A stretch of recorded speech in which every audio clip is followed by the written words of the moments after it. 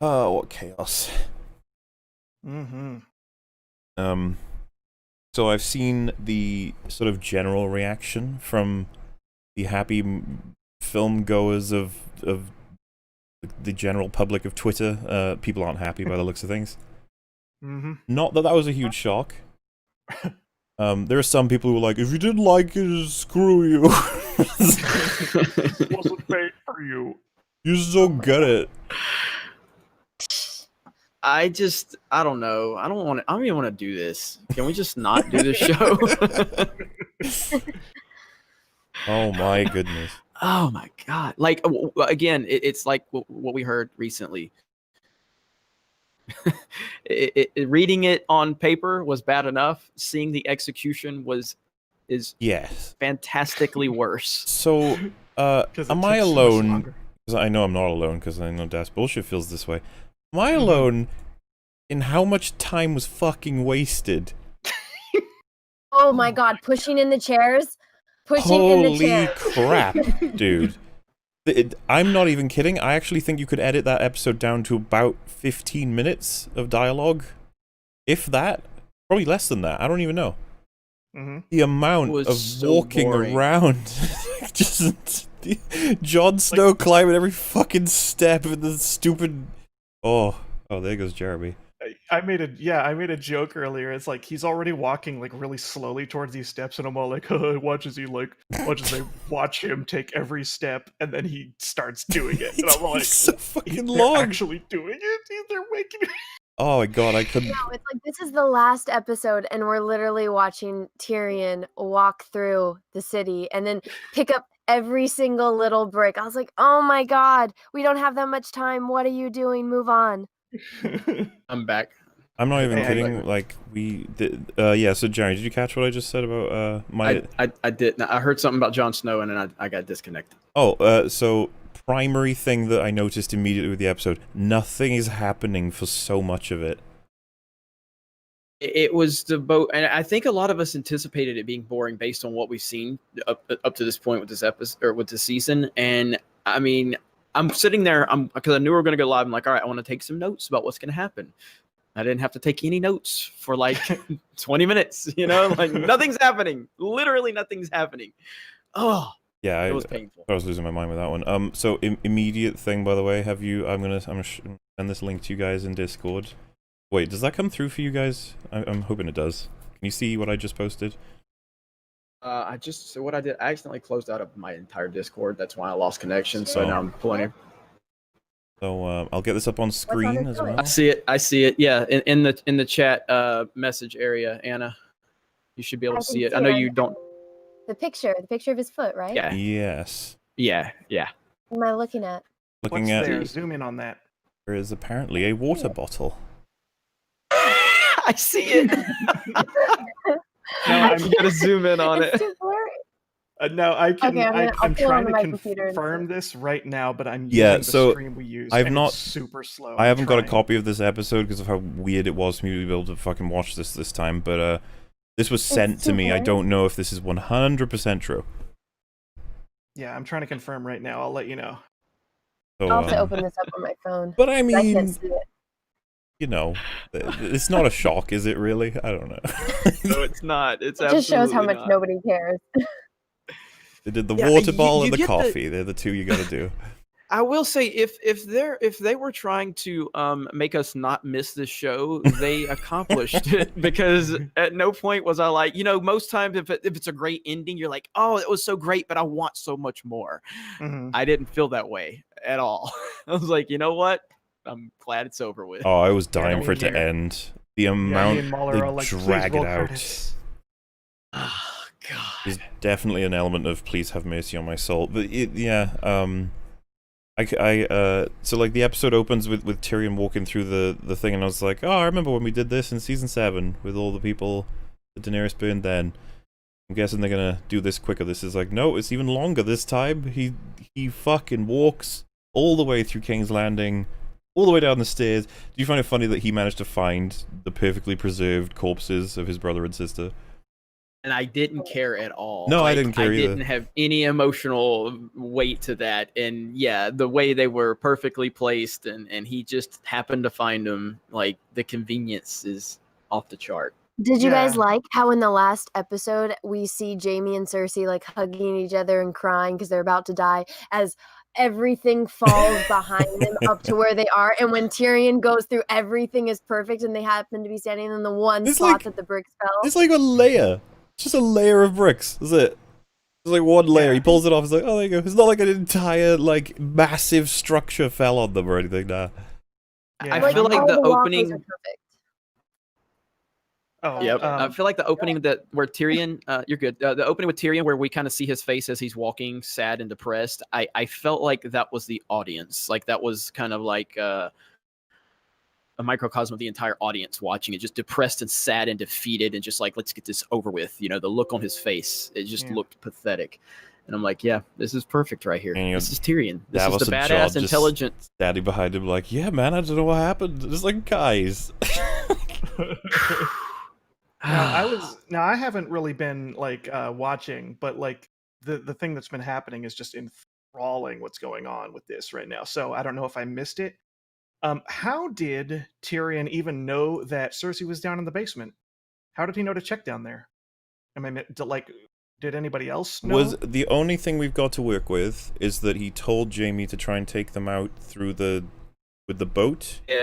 Yeah, he did tell Jamie to go down to that area, so I guess you can make a reach to think he knew they would probably be in that area. I guess you can It's make that reach. He just sort of homing beacons right to them, though. It's a bit like, okay. I don't know. I probably would. I like that. Didn't he climb through the hole? By the way, there was like a hole at the top. The of same hole that we talked Yeah. about that Jamie didn't try to climb through. It was a hole like Yeah. it, yeah. And he was just, Tyrion was just like, yeah, I can climb. I guarantee you, apologists will be like, yes, but Tyrion is shorter. You see, he is able to climb through such holes.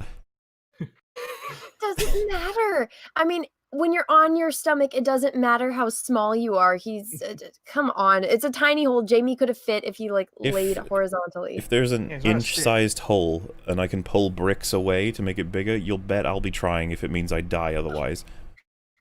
But no, Jamie was just like, yeah, we're fucked. It's over, guys. It was fun while it lasted, I guess. Many things to pick apart in this episode. Oh yeah, I'm holding off until we get to them, but there's a couple things that I really want to bother me. make sure we So- do it like properly. I'm trying to really say like he walks through. Oh God, no! I'm reminding myself. Guys, how do you like how Grey Worm knows how to teleport? Yeah. Do you guys Oh, Oh my god, we Wait. noticed that too. we'll do our best to do this in order, but we have to talk about that. So he walks up to Grey Worm, sees him executing people, and he's like, "Don't do that." And then Grey Worm's like, "No, I do that." We'll get to how stupid that conversation is too, but like, no, we'll do it. It's like, okay, fine. I'm gonna walk to the Queen there he away is. from Grey Worm, and he walks all the way to her. And Grey Worm's already there. It's like a video game. We are like, wait, what? The NPC like. He's like the Flash. He was the Flash. He's the Flash. Yeah, he was busy slitting the throats of the rest of the surrendered soldiers, and then he had time to get there long before That was- Jon Snow. That was so bizarre. I was like, wait, why was he grey? What? And oh my god, the fact that he's slitting their throats after we just talked about, like, hey, this is maybe something you shouldn't do. And Davos is like, you know what? Yeah, let's talk to the Queen about it. Okay, and he just begins killing them while they walk away. It's like, could you wait before? No, and I laugh, but like, good God, Jon Snow, you're not Jon. You never would have let that happen. You're not supposed to let stuff like that happen. You're such a weasel. He's just like, you shouldn't probably kill innocent people who've surrendered. And he's like, no, we will. And he's like, oh, okay. Okay. McQueen. I'd like it if you McQueen. didn't do McQueen. that, but I mean, okay. McQueen in this one, and I was like, I can't wait to hear Mauler talk about McQueen. Oh, he actually said it, didn't he? He said it Yeah, just before yeah, he stabbing her. did. He goes, "You're my queen." Oh, it's so good. That entire scene was so bad. It's all of it's awful. There's no words. I did say in my upload, where my reaction, my review of it, I did say that there was one thing that I did like about this episode, and that was the cinematography. It was beautifully shot. Yeah. was Yeah, great. when Danny I don't comes know- out in like the dragon wings, that was Yes. cool. Oh my God. Like, and just the visual, everything. Like when Jon Snow's walking up those steps, and just the visual of that, it was fantastic. And I'm just like, if I could have seen the 5 episodes that came before this to develop all of this might be cool. But we didn't see anything to get us to this point where she's crazy and she's turned into General Hux from The Force Awakens. It didn't. It's It didn't work for me. I think it is good cinematography, but like when I saw those drag wings behind her, I was like, I get it. Yeah, get it. subtle. did like the visuals. The whole episode visually was great. But that's not, again. And maybe it's because everything else was so bad that I was like, hey, this is decent, you know. But god damn. You like that, like I have a question John? about the weather though. Oh yeah, apparently ahead, it's Mauler. snowing again. That was weird, wasn't it? It wasn't snowing So that was yesterday. supposed to be the ash. So why was is ash? some parts of the city? Yeah, That's that was what I had ash. That was the whole figured it thing. That was. wasn't snow. Because when you first open it and it's Tyrion walking through, it's sunny and there's slight clouds. But for some reason, wherever they are, when Danny comes and is talking with everyone and Jon, it's all of a sudden cloudy. So whenever Jon is walking through the city, it's cloudy and it looks like it's snow, but it's supposed to be ash. And I was like, what's going on with the weather? I could have sworn when he walks up to Drogon, he's getting snow off himself, not ash. Was it really ash? Yeah, all of that is ash. None of that is snow. It's real. It's real. I wasn't sure about that, but I think she's right. I mean, I didn't It's know. not snowing. You would have seen his breath. That's how you know the difference. Everything is ash because it's kind of like the same ash when Arya was Man, walking through. they need like safety masks and stuff. That The, shit's gonna get in your lungs. The thing, by the way, it's real. Timestamped at 04403. The water bottle is real, folks. The water bottle It's is been real. confirmed. It's easy to miss because it's a quick pan shot, and Tyrion already covers it up as it's panning around to everybody, but it's there. Mm-hmm. Absolutely. People are saying there. snow and ash, it's all the same in Westeros. So a lot of people are saying it's snow, and some people are saying it's snow and ash. Well, So look at the shot I've got It's up not on the snow. stream. It's not snow. Look at that. Like, how many of you guys have seen ash that works the way... It doesn't even look like snow or ash at this point. It looks like salt. Are we in crate? That was the twist. It really does look like salt. Well, hey, this is their audition for Star Wars, guys. Yeah, it makes sense. It's an homage. Got the oh, writing. Gosh, this is going to be Got a the knife beautiful trick. disaster with these guys getting into Star Wars. Oh man, that's another discussion. I'm going to make plenty of videos on that. At Mauler, it's Snash. What the fuck is Snash? It's clearly... Mixed Yeah, like I said, I don't know what's going on there, but whatever. The only way to explain it with the episode would be that it's ash, but that just seems so fucked up, doesn't it? That whatever. I just wish Jon had a soul about all this and was a bit more aggressive about all these things that are happening. How long it takes Tyrion to convince him to do anything, by the way, that was amazing. God. And Jon justifying Danny's actions was He what? sounded like fans online. He did. She's like, actually, both of them did. Tyrion was like, you know, got her head cut off and she lost a dragon. What the She's- fuck? She got scared. trying to find like, You're like, that's not justification for murdering innocent women and children in the streets after they surrendered. Yeah, it's like- And If she got scared, and like had this moment of relapse, like people are trying to get her to believe, you would think like afterwards, when like all the adrenaline wore off, that she would like feel really shitty about what she did in the moment. exactly. But she didn't. Not at all. Not a bit. Mm. Well, didn't you guys also like how Tyrion spends that entire scene trying to convince Jon, you have to do this because you're the rightful heir, you're the one. What would you do if you were on a dragon? Oh yeah, that's right, you wouldn't murder everyone because you're a good person. You always do the right thing no matter what it costs you. And then a few scenes later, let's not even mention Jon when we're trying to make this monumental decision, but I just convinced him to go kill the queen.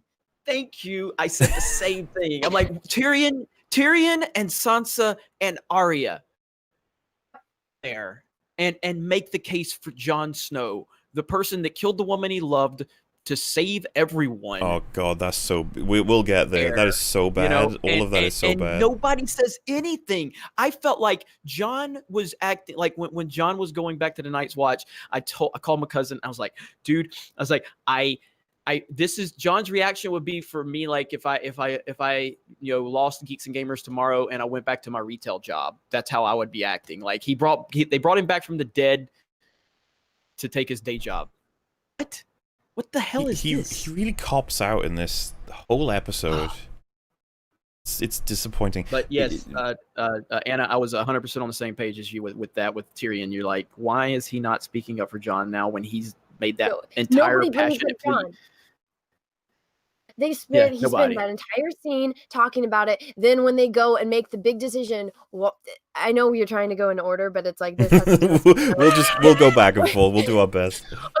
Okay, when we get to there, I think we all have problems, but I just want to re-stress. I'm just gonna say this before we get there.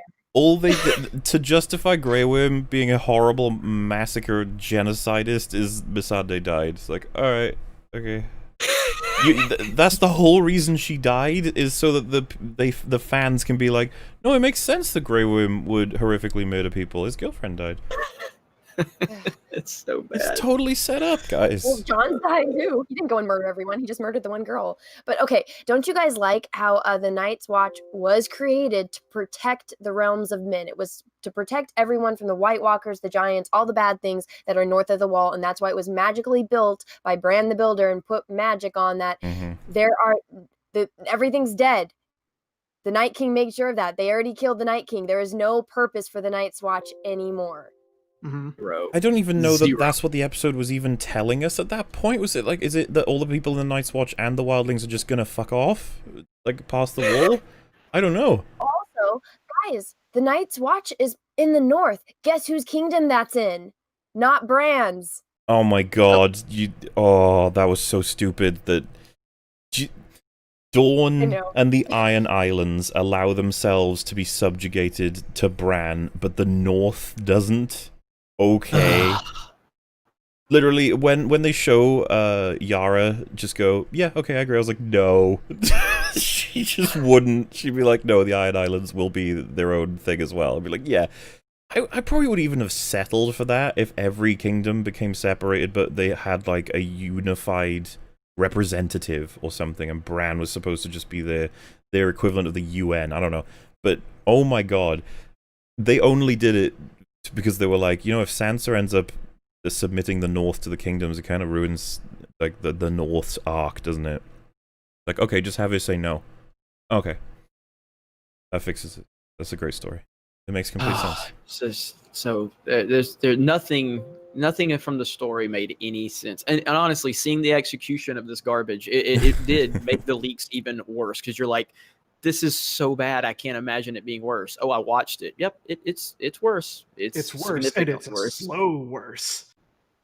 But the UN is useless, isn't it, at Mauler? Yeah. No, I don't think Bran's gonna be useful. It's clearly everyone else on the table is the ones that make the decisions. Bran just goes, Did he say he was gonna go look for Drogon?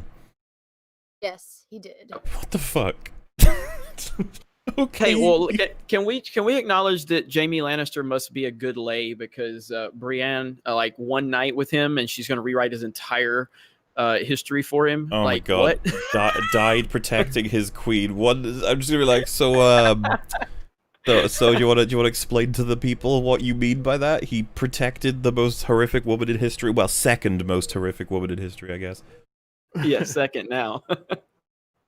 Wasn't like putting the queen and not putting like whether it was Daenerys or Cersei, giving him the benefit of the doubt for people that don't know. Yeah. I think that's the goal. It's like, just don't. There's like an asterisk next to every sentence. Just don't ask for the details. Just don't ask for the details. It's very simple. He's a good man. Yeah, just belaboring the point. I just hate that Jon looks back at these people getting executed, and he's like, "Yeah, I'm gonna go talk to Daenerys about this. I don't like it." Like, no, he would actually have his Northmen fight the Unsullied over this. It's wrong. Yeah. Shouldn't let it happen, Jon. You worthless character. Hey, shout out for the consistency of being inconsistent this season. So, I mean, at least they just said, you know what? We've been inconsistent all season. We've ruined every character. Let's not start now.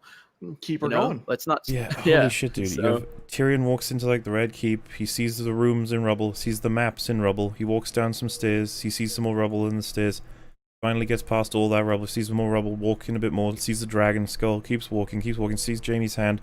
Walks. Pulls some stones. Pulls some more. Pulls some more. Sees them both. Cries for a bit. Then pulls another one. Then slaps it down on the ground several times. And I was just like, I can't believe how much you've milked this. Like, Jesus Christ. Anomaly Inc. just said they have yet to release the inside episode documentary for this garbage. I wonder why. They probably realized they should stop releasing those. How soon do they normally release those? Because I don't watch them. So I thought they were attached Right to the after. How soon episodes. after? Yeah. Immediately after the credits. interesting. And shout out to Anomaly Inc. You've had a lot of success lately exposing Dumb and Dumber, buddy. So congrats. Got you a 1 million view video. So keep it up, man. Dumb and Dumber. Yeah, that's a fair way to describe it at this point, certainly. But yeah, I've got it on screen. In case you guys just want to know what I'm referring to whenever I'm saying stuff, so the one on screen right now on my stream is the where Jaime and Cersei are almost packaged to deliver their death to Tyrion. I'm looking on what screen are you talking about? My stream. Oh, I have Just it bring up the paused. chat on another window. You'll be able to see it. I had the stream paused. But yeah, just the insane convenience that would be just to allow Tyrion to have his moment, and then for him to, because it leads him directly into being like, "I'm not your hand anymore." And it's like, yeah, you just got to get all these things happening, I guess. Have you guys ever seen that commercial of the panda? And it's about like cheese, and the panda just comes and like breaks everything, and like you need to buy this cheese, or the panda's gonna like come break all your stuff. That's what I thought of when I saw Tyrion just walk up to her, look at her, take the hand off, and throw it. So it was so cringe. I haven't seen that commercial. No, it's a whole thing. I'll send you guys a link, but you should check it out. It'll remind you of this scene. The next scene that turns into, we watch Jon for ages move from the bottom of like this courtyard all the way up the steps to see Dany. It's excruciatingly painful. How long did that take? At least 7 or 8 minutes. As I was watching it with DasBoShitt, he made a joke. He was like, "Oh, they're gonna show every step now." And it's like, "Oh my god, they're showing every step." And this is the thing, you might be like, well, you know, it's nice to pace it out and stuff. I'd be like, yeah, but we've got stuff to do. We've got lots of things to do. It's like if this is the last episode, guys. It's the last one. Exactly. If you had to pace it out, at least give Tyrion his walk. Maybe shorten that a little bit, but then stop with all the fucking walking later. You don't have to play it out. There's so much walking in this episode. Yeah. So, then he finally, so that's when he meets up with Grey Worm, which was hilarious. Don't even know. Oh, God, here Unsullied are fully restocked. I forgot about that. The Dothraki. They're and all the Dothraki, there. Yeah. This screenshot, which was in the promo, in fairness, insane amounts of an army. Where were these guys during the long night? Exactly. They could have been really helpful. They put them motivated as behind the walls. hell, man. They're chanting. And you're like, where were these guys? Like, holy, look how many there are. Like, wow, guys, this is significant. Now you've started a monster. They want me to react to the panda cheese commercial now. I don't even know why. It's awesome. I'll do that on my personal channel. You'll ever see. I asked myself the same question, like where were these? Where? You know? What? And yeah, you know, right, because like I they come from? think I was talking to, I can't remember who I was talking to about this, but I assumed the point was to mirror like a sort of empire feel. Like she's got this huge standing army of people to tyrannically control. It's like, we have to stop it. Like, you can't just... I say this, they do it in The Force Awakens. They're just like, yeah, First Order has like 1 billion troops. You're like, how? It's like, they just do. That's what I was saying. That's what with Daenerys going with her General Hux speech. Yeah. You know? That's what it felt like. And Hitler's speech. Yeah, that was disappointing too. I was saying to DasBoShitt, I was like, it's really a shame that, one, she doesn't look gaunt like she did in the previous episode from lack of eating. She looks fine now. Yep. I thought she was supposed to be like, you know, sort of withered and a bit crazy looking, but okay. And secondly, she doesn't seem to have a single regret whatsoever. None. even when she walks away from Tyrion and Jon, you know, just arrogant as hell. It felt so strange. Like a complete assassination. This over, because at least we could have had her be like sobbing over what she'd done, but no, she's mostly okay with this. Trying really hard to justify it, like just in some way, and she can't quite figure it out. So maybe she just avoids the topic altogether. No, nothing like that. She's just like, I don't give a fucking shit.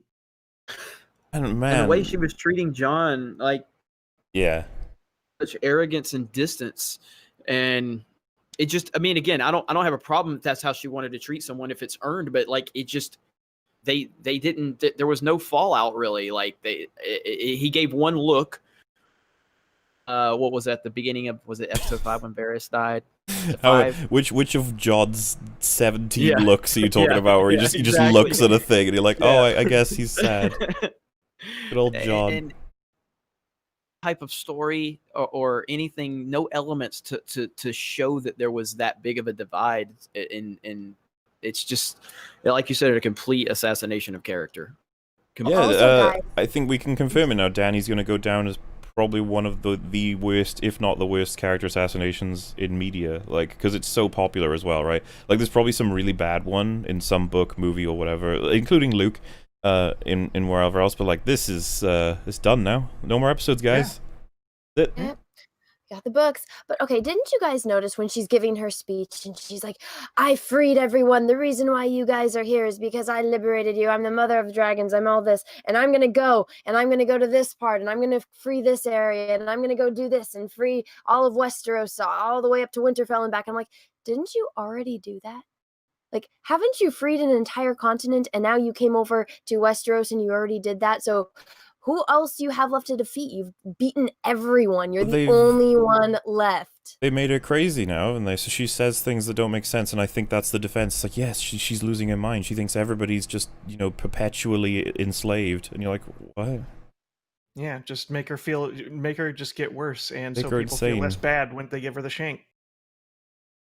It's such a shame. She's, I was, like, the way I look at it, especially in a conversation with Jon, she just became a cartoon. Well, I mean, Daenerys has never been like my favorite character, or even close to like my favorite character on the show. But I've always enjoyed, Emilia Clarke's performance, and I've always thought that Daenerys was, regardless if I thought she was like a strong character, she's definitely iconic. She's definitely an iconic character. This is just probably the worst shift, like 180 I think I've ever seen from a character. Like, again, with Luke. I get it, Luke Skywalker's the greatest character, movies, all this, but I mean, we had the 30-year layover. That doesn't justify what happened to Luke, but at least there's, I think I was talking to you about this, Mauler, I can't remember, but there's room to at least go, okay, people can change, whatever, yada, yada, yada.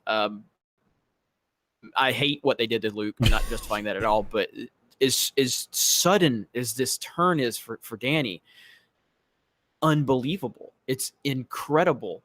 And yeah, I mean, it may be fresh in my mind, but to me, this is probably the worst I've seen. Yeah, it's definitely fresh. I watched like the first, like, it was either the 2 or 3 seasons. I can't quite remember. It's been a while. But like, as much as I found her like annoying as a character, she at least had some manner of consistency. It's like, you know, again, with the whole doing her best to protect the innocent and stop them from getting all stomped on and everything like that. And then, like, even I knew that this was a massive turnaround. It's like, and so it's like she was consistent at least. So while I may not have liked her the most, it didn't mean I didn't like her because she was badly written. Line directly from it: we will not lay down our spears until we have liberated all of the people of the world. What do you mean, Daddy? Who are you talking about specifically? What are the people who are fucking controlled by you? She's already liberated everyone. We'll break the wheel. Well, she didn't even need to do much. Like, she had to kill Cersei, that was it. And killing Cersei... Bro, we don't even know what Cersei's rule was like, by the way. We don't even know if she was a horrible ruler. We always assume she is. Just like, what was being done about King's Landing? Was there operations? Was there projects? Was there taxes? what was up?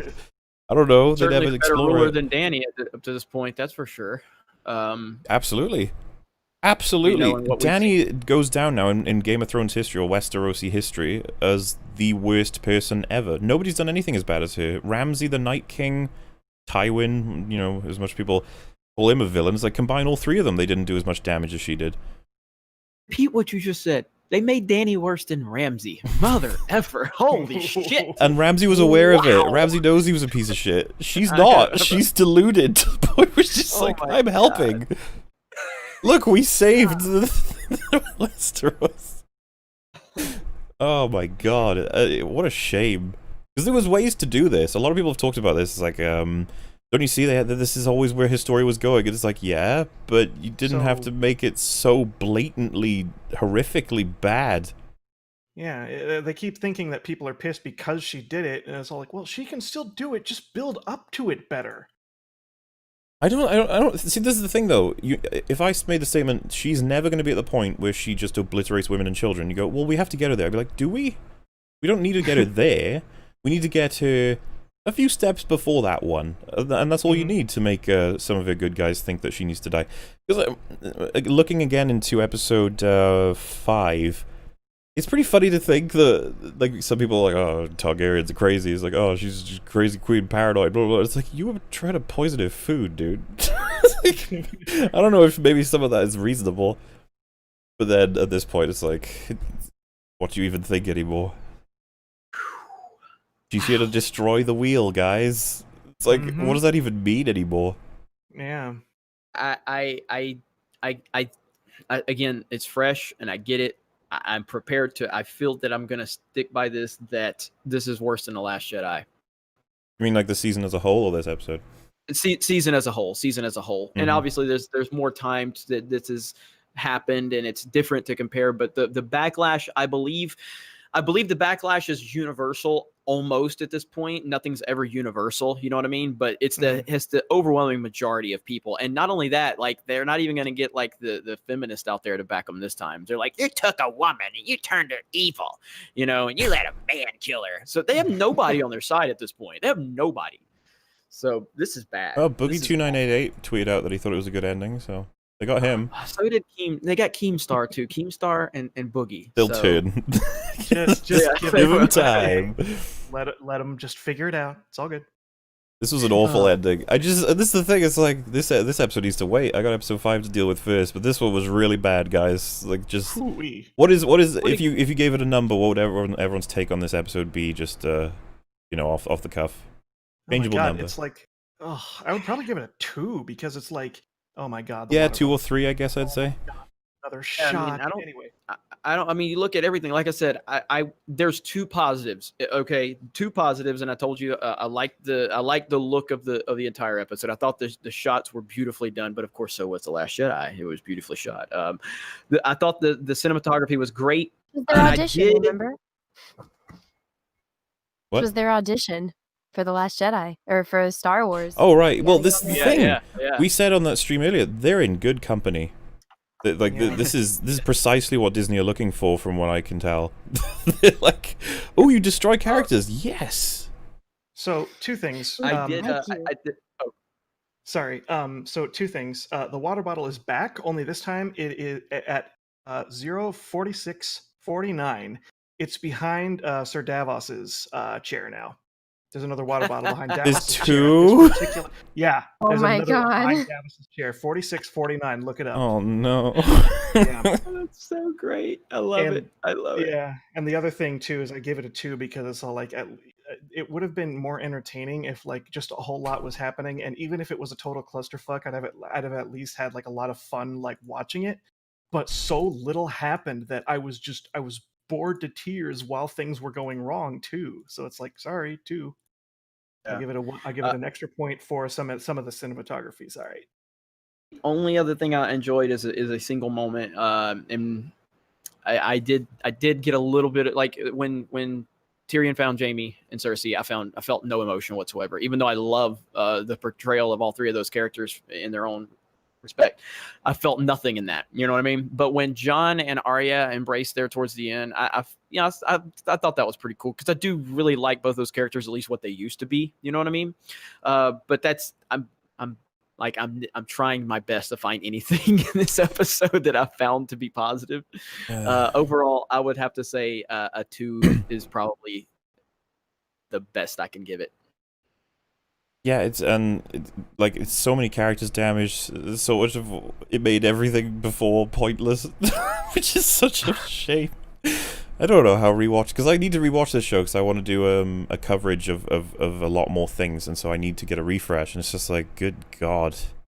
I would have given it a strong 9 out of 10 if when John killed Danny, he would have said, "No one's ever really gone." That would have been fantastic. Have you guys? There's another thing that's being passed around. This needs to be confirmed as well. I'll post it for you guys. I've shown DasBoShitt this already, but apparently, I was wondering about this. Go ahead. I'm sorry. So apparently. But again, I can't confirm it because I'd have to look back at the episode, but I'm sure someone can/will. The shot they used for John, just giving a little cuddle to Wolf, fucking Ghost, is from season 4. Look, when that happened, I was like, did they add this? Because that's exactly what I thought. Yeah, I absolutely guarantee it. If this is actually from season 4, then they added it because of the backlash. I absolutely thought that. I was like, this moment feels so retroactive. Like, it does. It really does. This is exactly what people wanted. And it also stands in the way of everything they said previously, which was like, we couldn't do it. Not possible. CGI budget wouldn't allow it. It's like, oh, it's right there. What do you mean? Well, did you guys also notice that when he leaves when he leaves Ghost, I didn't notice him missing an ear, and in this episode he's missing an ear. Is that just me? Oh no, he definitely lost an ear. And wait, you were saying you did see his ear in this episode, or no? No. In this episode, I didn't see the ear, and when he didn't pet him when he left, I feel like I saw an ear. Oh no, he definitely didn't have one. Yeah. He didn't? Okay, then that was just me. But yeah, I seriously thought this. I hope we can get this confirmed. Yeah. Oh my gosh, that would be beautiful. Obviously, I would have done it, but I've just been waiting to start this stream to talk about this episode. So, yeah. So if that's true, oh my God, how well do you think this episode's gonna age? Like, holy shit. This entire last couple of seasons are not going to age well at all. No, and it's going to be a thing of like, wow, guys, you rushed it to do this. I just at this point, I see that the next water bottle. I see that. So yeah, now there's 2 shots of water bottles, guys. There's Waldo with water bottles here pretty soon on this episode. they'll be airbrushing those out of the streamable versions. They're going to be like, no, they're not there. They needed a water boy, apparently, to go around collecting the fucking bottles. I can't wait to see how this is going to affect Star Wars. I'm getting ahead of myself, I know, but this is so bad. This is so bad. Yeah, Did you guys notice this? Because when I was watching it, this kind of threw me off. When Tyrion goes into the crypt and you kind of see that long shot of him and he's looking at the dragon skull, left of this screen where there's darkness, it seems like somebody is standing there and it's like their cloak or something moves. So I totally thought that somebody was alive down there. Did you guys see that, or was that just me? I didn't see that, but it could be there. Catch that. Yeah. Could be. At this point, it could be a stagehand. So. Some guy with coffee, like, oh, hello, Peter. Would you like? He's like, wait, Phil, wait. Oh, fuck. So I guess plot point wise, next up is you get like a nice long shot of Tyrion looking, walking forward, looking, and then stands next to Daenerys, and she slowly turns her head and notices him. And I swear to God, I think I noticed this more than most people probably did, but I was noticing every second of this where I was just like, get to the point, say stuff, please. Just like so much of just, Tyrion is standing next to me. I shall turn my head. I go. Well, it was especially bad because of what we were working with. Yeah, so for clarification, I couldn't get this where I normally get it, so I was having to like stream it from one of the stream sites that a lot of people use. But like, I guess it was congested because a lot of people were streaming this, and so basically I watched like 1 minute and had to wait a minute and then watch a minute and then wait a minute and so breaking it up like that allows you to really appreciate dialogue, because you're like, I get a minute of progression versus a minute of not. So every time you don't, it's painful. And there was several sections where it's like, well, that was a nothing minute. Great. Just gonna have to wait for the next one. And yeah, I'm tempted to do a supercut of like all of the time in this episode that's not spent doing a thing, just to show how much there is out of context. If you mute the clips and just play it, painful. But yeah, she says, you're a traitor. You released your brother, and then he's like, you killed everybody, and she's like, you go to jail. He's like, okay. It's like the most cookie cutter dialogues. They were just like, what happens here? I don't know. She puts him in jail. He's not gonna kill her. So Right, that shot with Daenerys right there. All I thought was General Hux in The Force Awakens. That's it's all I like, thought. puny Tyrion. I don't even understand this. Like, if I was writing it, I'd be like, okay, so Daenerys has to be guilty at the beginning of this episode. If I was stuck with the previous one, I would make it so that she was almost inconsolable. And, you know, Tyrion's really pissed at her, and Jon's just trying to find a way to make something better happen as a result of all this. Fucking, let's just have Grey Worm still a psychopath killing everybody, because I don't think the writers care about his character any more than they do about anyone else's, so... But yeah, she's like proud and continuing her sort of reign of terror, like, and next I shall put the Tyrion in jail. You're like, just whatever. It's like they desperately, because they're like, okay, we're gonna kill her soon, so we gotta make sure people hate her. Yeah. And she's the woman that stood up to Khal Drogo and said, no, I don't want your men raping all these other women, all these innocent women and children and young girls, but I have no problem roasting them.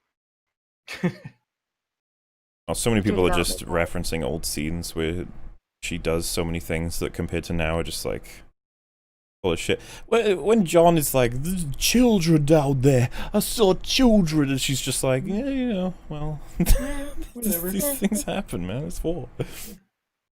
I mean, when he Oh my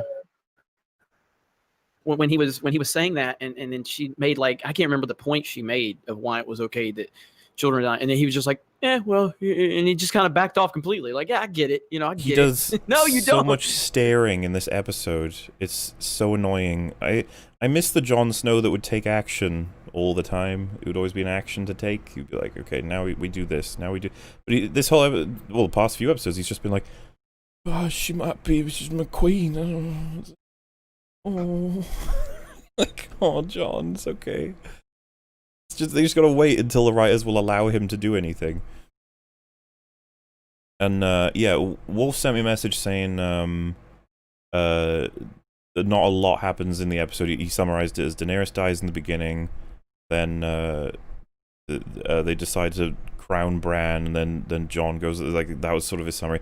And I was just like, Jesus Christ, it takes a while for them to kill Daenerys, when I thought it was, like, he said it was the beginning. I'm pretty sure it's like halfway through the episode that we're finally recovering from her death. And they could have done it in like 10 minutes. Could have her land, and Jon just straight up fury kills her or something. I don't know. Tell me this, and maybe I'm just, and it stood out to me, but what was she wearing last episode? Who, Daenerys? I think it was the same thing. Yeah, I think it's the same Was thing. it the same thing? Yeah. That's the same thing. I couldn't remember when I first saw it. I was like, was she wearing that last episode, or did she fully Notice go how like dark clean it side? is now. Oh yeah, she does. No. She does kind of look darker. I'd have to compare them, but I think it was pretty dark in the previous episode as well. Yeah, it You know was what, it was here. the same. I was looking for But we- screenshots. see- She miraculously got clean. Yeah, Her she got hair's clean. fixed, her face is clean, her clothes are clean, nothing's ripped or Maybe torn.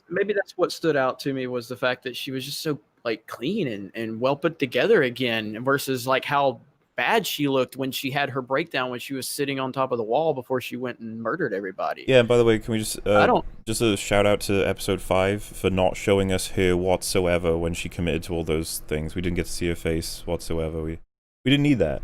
We didn't need to see how she felt about it. We just needed to see her kill everybody. Yep. That's great.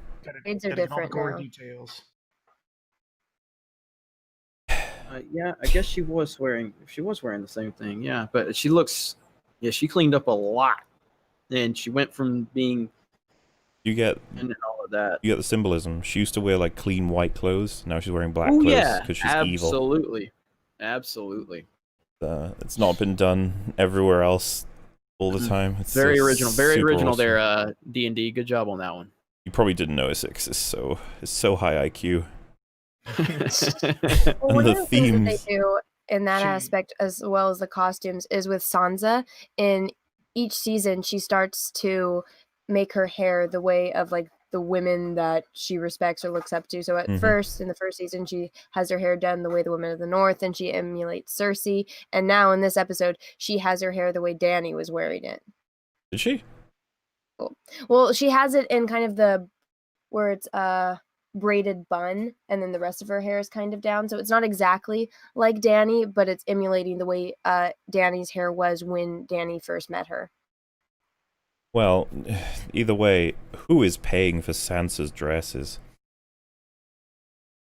There's some extravagant dresses, man. Like that last one she puts on in this episode. Wow, like that was some details. I like the costumes in this show, but even I'm like, is that really like we're in trying times right now, guys? It's like heavy winters. We need resources. Like, you really getting people working for hours on these amazing costumes? Like, get some food, do some farming. Well, also, okay, so Cersei in a few episodes ago, she had all of the food like from the Reach brought into the city. So that was another like justification to why Dany wouldn't come and burn down King's Landing, because she got all the people there and she has all the food. And at the end of this episode, when they're having that little meeting and Tyrion's like, well, we need food. Can you do it? And he's like, yeah, sure. And it's like, well, didn't all the food burn? Like, what happened? Now all of a sudden their food problem's gone? Well, continuity is a word that D&D have banned from vocabulary thing anymore.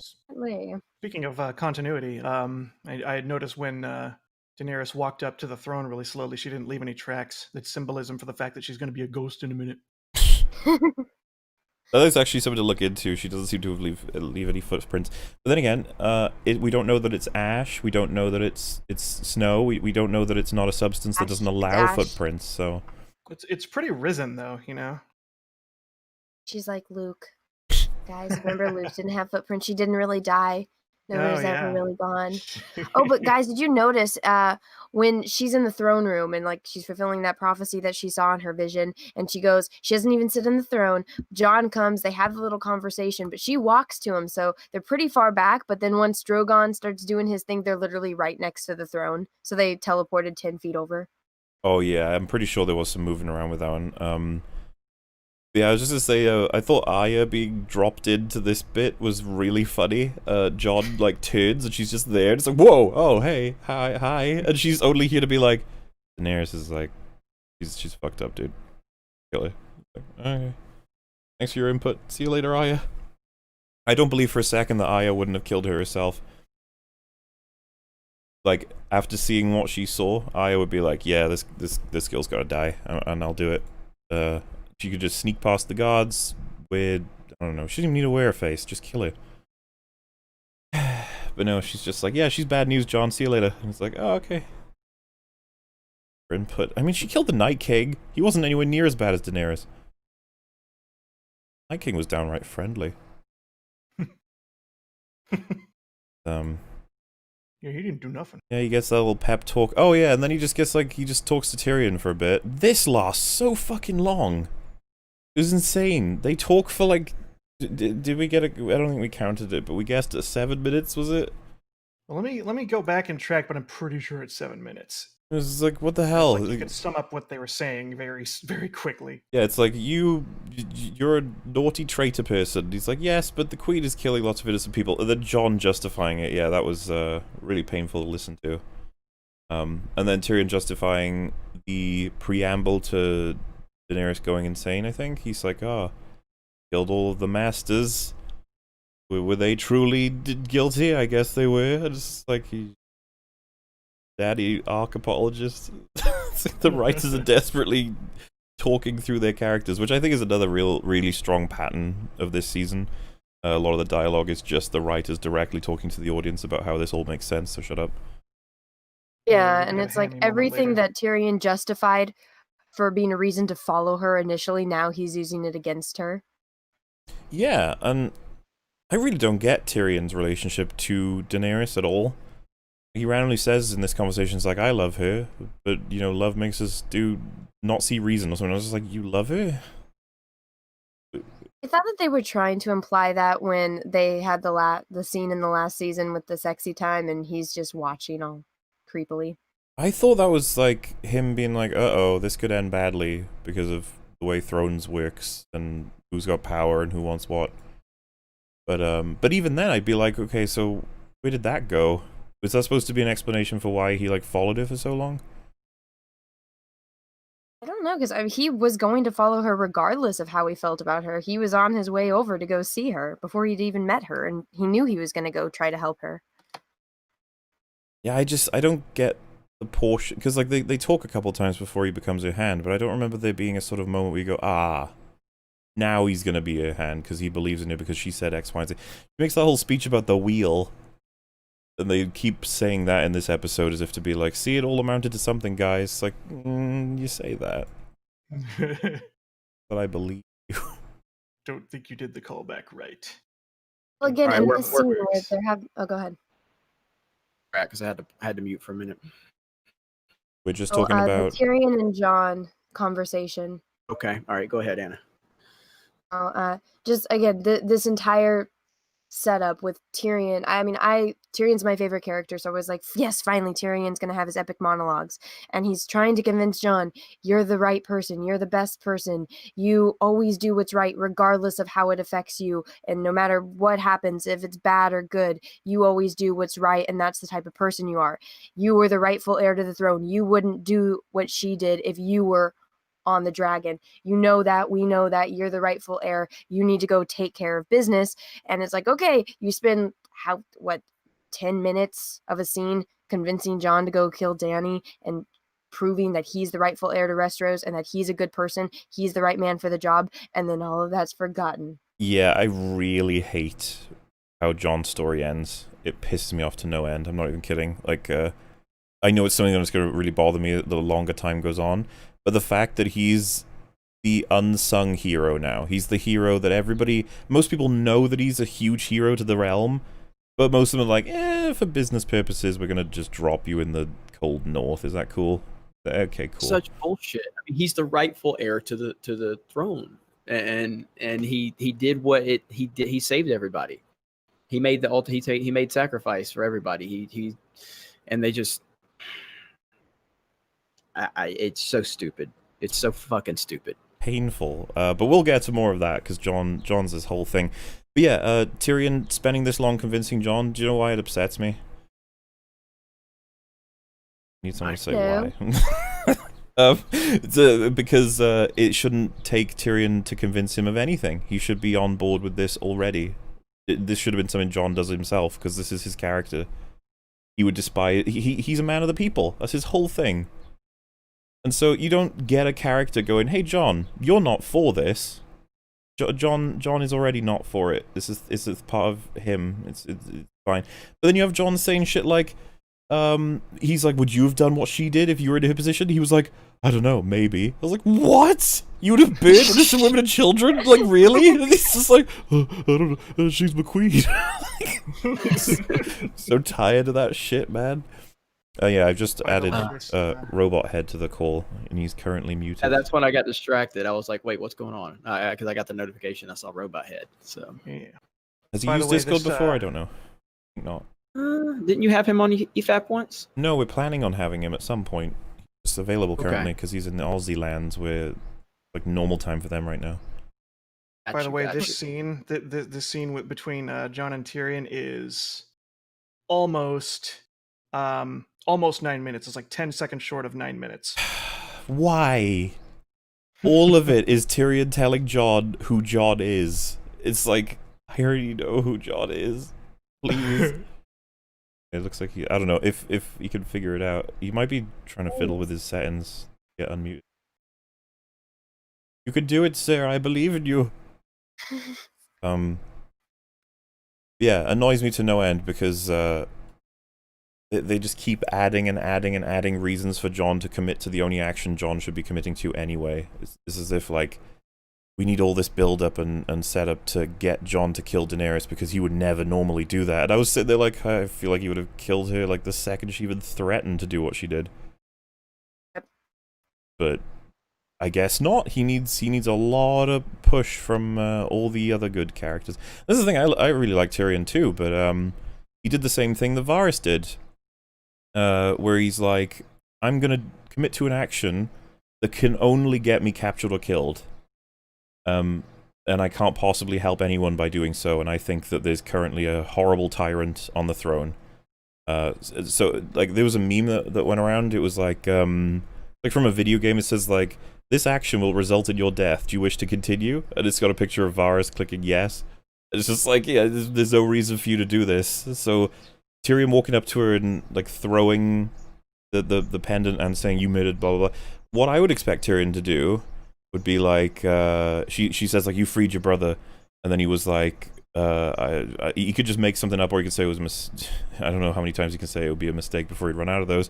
But he could also say that she did the right thing, and that he's so proud of her, and all this other shit, to just place himself in a position where he can still help.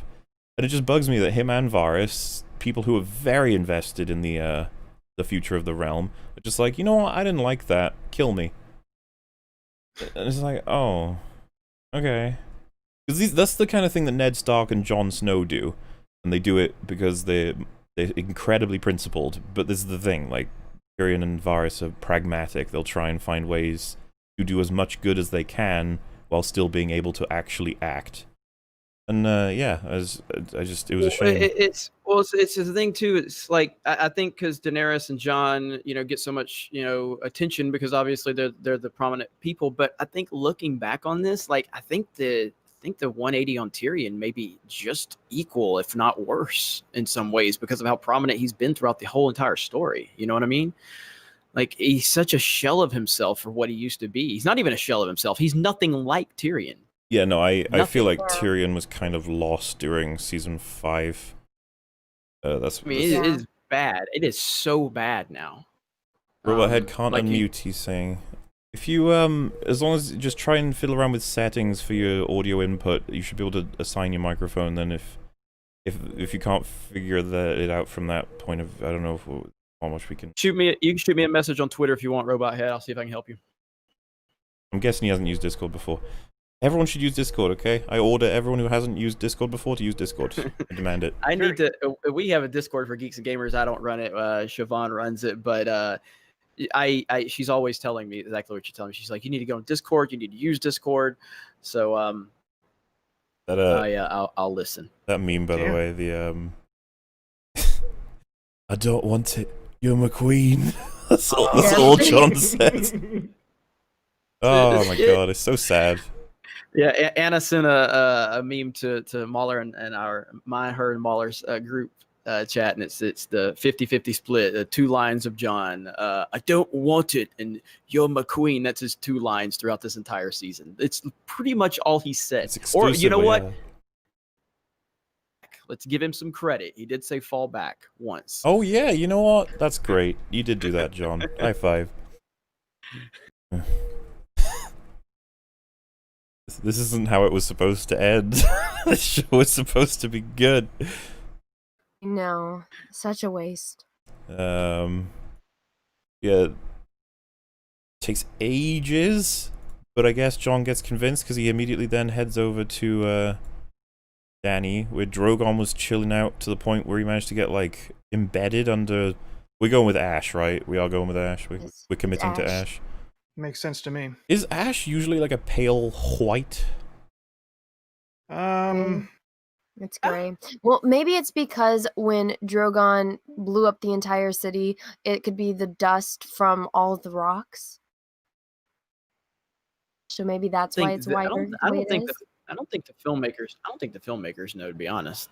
This was their audition for Star Wars. They had to make it look like that one planet that we don't talk about. Like, my genuine take here is, like, that's obviously snow, but we're getting told it's ash, and it can only make sense to be ash, logistically, so we have to call it ash, but, like, look at it. Like, I've never known ash to look like that. I think it's a lot of people think snow and ash. I think that might be the most logical.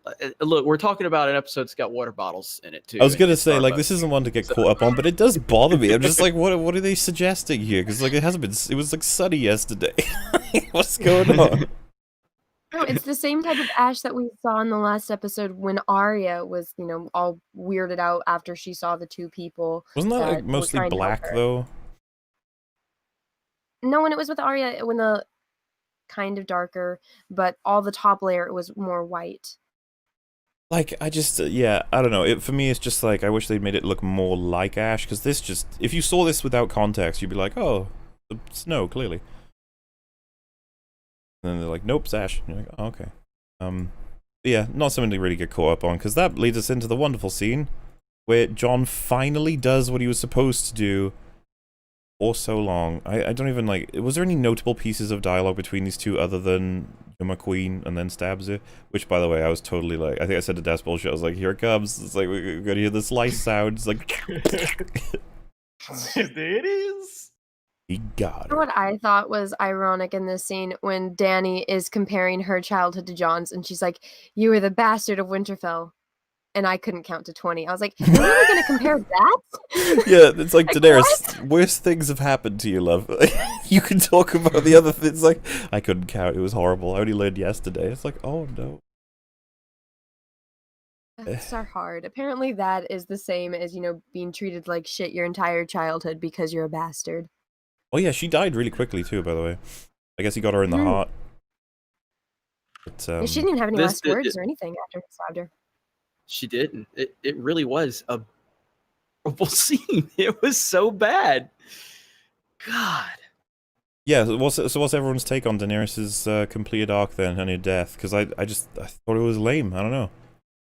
It It was so lame and topped off by Drogon. Just like what the hell is this? You know what I mean? I guess it's fitting for the fact that they botched her death because they completely botched her entire character arc. So again, their inconsistency was still consistent. But yeah, I thought that there would be a little more emotional weight to that moment, or maybe give her something to say, or it just didn't work. It didn't work on any level. Not that we thought it would work, because when Mauler and I read these spoilers and these leaks, we heard how it was going to happen, and we were just like,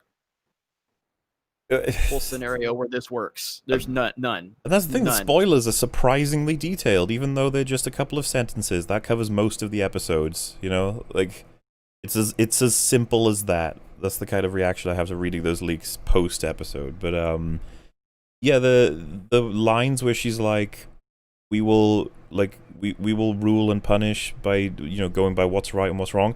And then John, sounding like an absolute child, is like, well, how do we tell what's right and what's wrong? What about all the other people who think they're right? And she unironically says, well, we will be the ones that choose. It's like, what? Because they're not the queen. Which scene do you think is worse, that one or the dialogue in the scene in the Attack of the Clones with Anakin and Padme? So the leeway that Anakin has is that he's got, like, problems growing up where he hasn't... There's a lot of things to say about how the Jedi bring somebody up, while, like, Daenerys has had every opportunity to understand exactly what's wrong. Oh, and some people are saying you might need to give a role to Robot Head. This is just like a normal chat call thing. There's no, like, roles required or anything. And, yeah, it kind of sucks that we can't, like, get it to work for him, because... Yeah, I'm kind of trying to type some troubleshooting over to him, see what sticks. Hopefully we get sorry, were you asking, like, do I think it's worse that Daenerys says that versus something Anakin Well, says? it's extremely similar. It's like the person that you love is saying crazy stuff, except Padme doesn't murder Anakin in that moment, whereas John does. But that's because Anakin didn't just murder everyone. But I thought that there was... she's more than outdone which Anakin. go into their audition tape for Star Wars. Yeah, they'll be funny. like, look, That's we a did good your point. Anakin scene, but we did it better. Then she killed more kids. It's like, okay. I don't like Ash. Yeah, that'd be a line. But yeah, she's like sort of excited and happy and talking about how she's right because she's right because she's right because she's good because she's right. And I was just like, man, remember when Daenerys was like a character and she would like actually have reasoning and a sort of build up, but now this is what I mean about the whole cartoon one-dimensional thing. Everybody's just running off like cue cards. Like, what do I say? Oh, I say I am, I don't want it, and she's my queen. Okay, what does Daenerys say? I am right, everyone bow, or be imprisoned / killed. It's like, okay, what does Tyrion do? I don't like that you'd being a bad person. Okay, cool. What else we got? Davos, he doesn't have any lines. Okay. This is what we're left with. And when you have characters this well developed, dialogue is supposed to be really easy, because they all essentially write themselves. And dialogue's always been such an incredible part of this series, and interactions with characters. And now none of it feels right. None of it feels earned. None of it feels necessary. None of it feels like it's getting us from point A to point B to pay off in point C and D. None of it feels connected. And how about the time jumps? Oh yeah, I don't want to get into that. I don't want to get into that yet. But oh my god, like I blinked and I blinked and I looked at my wife. I'm like, did I pass out for 10 minutes? What the fuck just happened? Why does Tyrion have a beard? What the fuck? You know, like, wait, what? We get to yeah, so he does give her the old stab-a-root. We got the shot as well where they show the throne in the background and she's laying on her back with the knife in her chest and he's looking terrified or sad. It's just like this to me when I see stuff like this, I'm like, oh, this is gonna be in somebody's like thumbnail where it says like Game of Thrones, a masterpiece? ? A video essay. And they'll be like, the throne is in the background to represent what split these two apart. These two who had such an amazing relationship. Don't you love Jon and Daenerys' relationship? Isn't that one of the best in the show? No, it's, I mean, it's only. I mean, it makes Han and Leia look like Amy Adams and Henry Cavill in Man of Steel. I mean, this is the definitive relationship of our time. Obviously, I'm being sarcastic right now. I'm being very sarcastic. It never did feel like it should have felt, but we bought it because of the characters, even though the characters never really had that true chemistry, but it's really fallen apart. It's almost like they had chemistry with other people, and then they were slapped together. We sort of just went with it, because it's like, oh, I liked these two enough. They both had relationships before. I could believe it. But like, imagine they had a relationship since like season 1, how much this would hurt. Yeah. But they met each other like a season ago. No. And they're like, I love you. I'm so in love with you. It's like, you don't know anything about each other. You guys have had 3 conversations. Oh, man. Yeah, so I wasn't feeling it. I was just like, all right. Mauler, I just want to remind you, Mauler, when we first talked about these leaks, and we talked about there's no way it can be this bad. Significantly worse. Significantly, yeah. It's the same as episode 5 where you read all of the leaks and then you're like, oh wow, that's how it goes. Then you watch the episode and you're like, oh wow, it really did go this. Wow. Like, because I think we said it before, but there's connecting tissue with the leaks where you can make these work. You can make they make it worse than the leaks. The leaks were a better story. I read the leaks and I was like, yeah, that's dumb. Then I watched the episodes and I was like, whoa. Guys, maybe Drogon is flying Dany back over to Marine so that way he can take her to that one witch lady with the Lord of Light and she can be resurrected. No more theories, guys. It's over. It's dead. It's gonna be new directors. Didn't you see the petition? That's what it's gonna that's what's gonna happen. Somebody was screaming at me that whole entire thing in my live or my premiere earlier, and I was like, it's not gonna happen. It's not gonna happen. And think about this, like, if they're really wanting us to care about this, I mean, just a few minutes prior to this is when she gives him the cold shoulder after she makes her speech and treats him like a stranger, basically. You know what I mean? Like one of her just soldiers. You want us to care about this moment, but you had her treat him like he was meaningless to her just a few scenes prior. Like, some dialogue and some of that quote unquote chemistry that they're supposed to have in that scene. Like, she's just treated him like shit. And now suddenly we're supposed to feel that he killed the woman he loved. Such a fucking mess. Such a fucking mess. And yeah, and then Drogon turns up and it's like, there's just infinite questions. It's like, so Drogon, is he mad at Jon or not? Does he just leave forever? Why did he blow up the chair? What has Drogon got against the chair? It was so stupid. You're like, don't you understand? Thematically, it is Drogon saying, you know what? my queen, my mother died for this chair, so I'm destroying. It's like, how would what you can't. How would what? he come to that conclusion? Dragons are really smart. You don't understand. It's like, okay. Okay. Yeah, smart enough to, like, I don't know, not torch the guy that just murdered her. Yeah, he seems to be accepting of it. Like, okay, she was kind of a bitch, in fairness, but I do hate this chair. Like, okay, Basically, but why? he basically he turned into Falcor. All Yes, of a sudden, from the never-ending story, he just turned into Falcor. Just leaves. So awkward, because I remember, because I read before I watched this episode, I read somewhere that, like, when we see him fly away, that's it for him.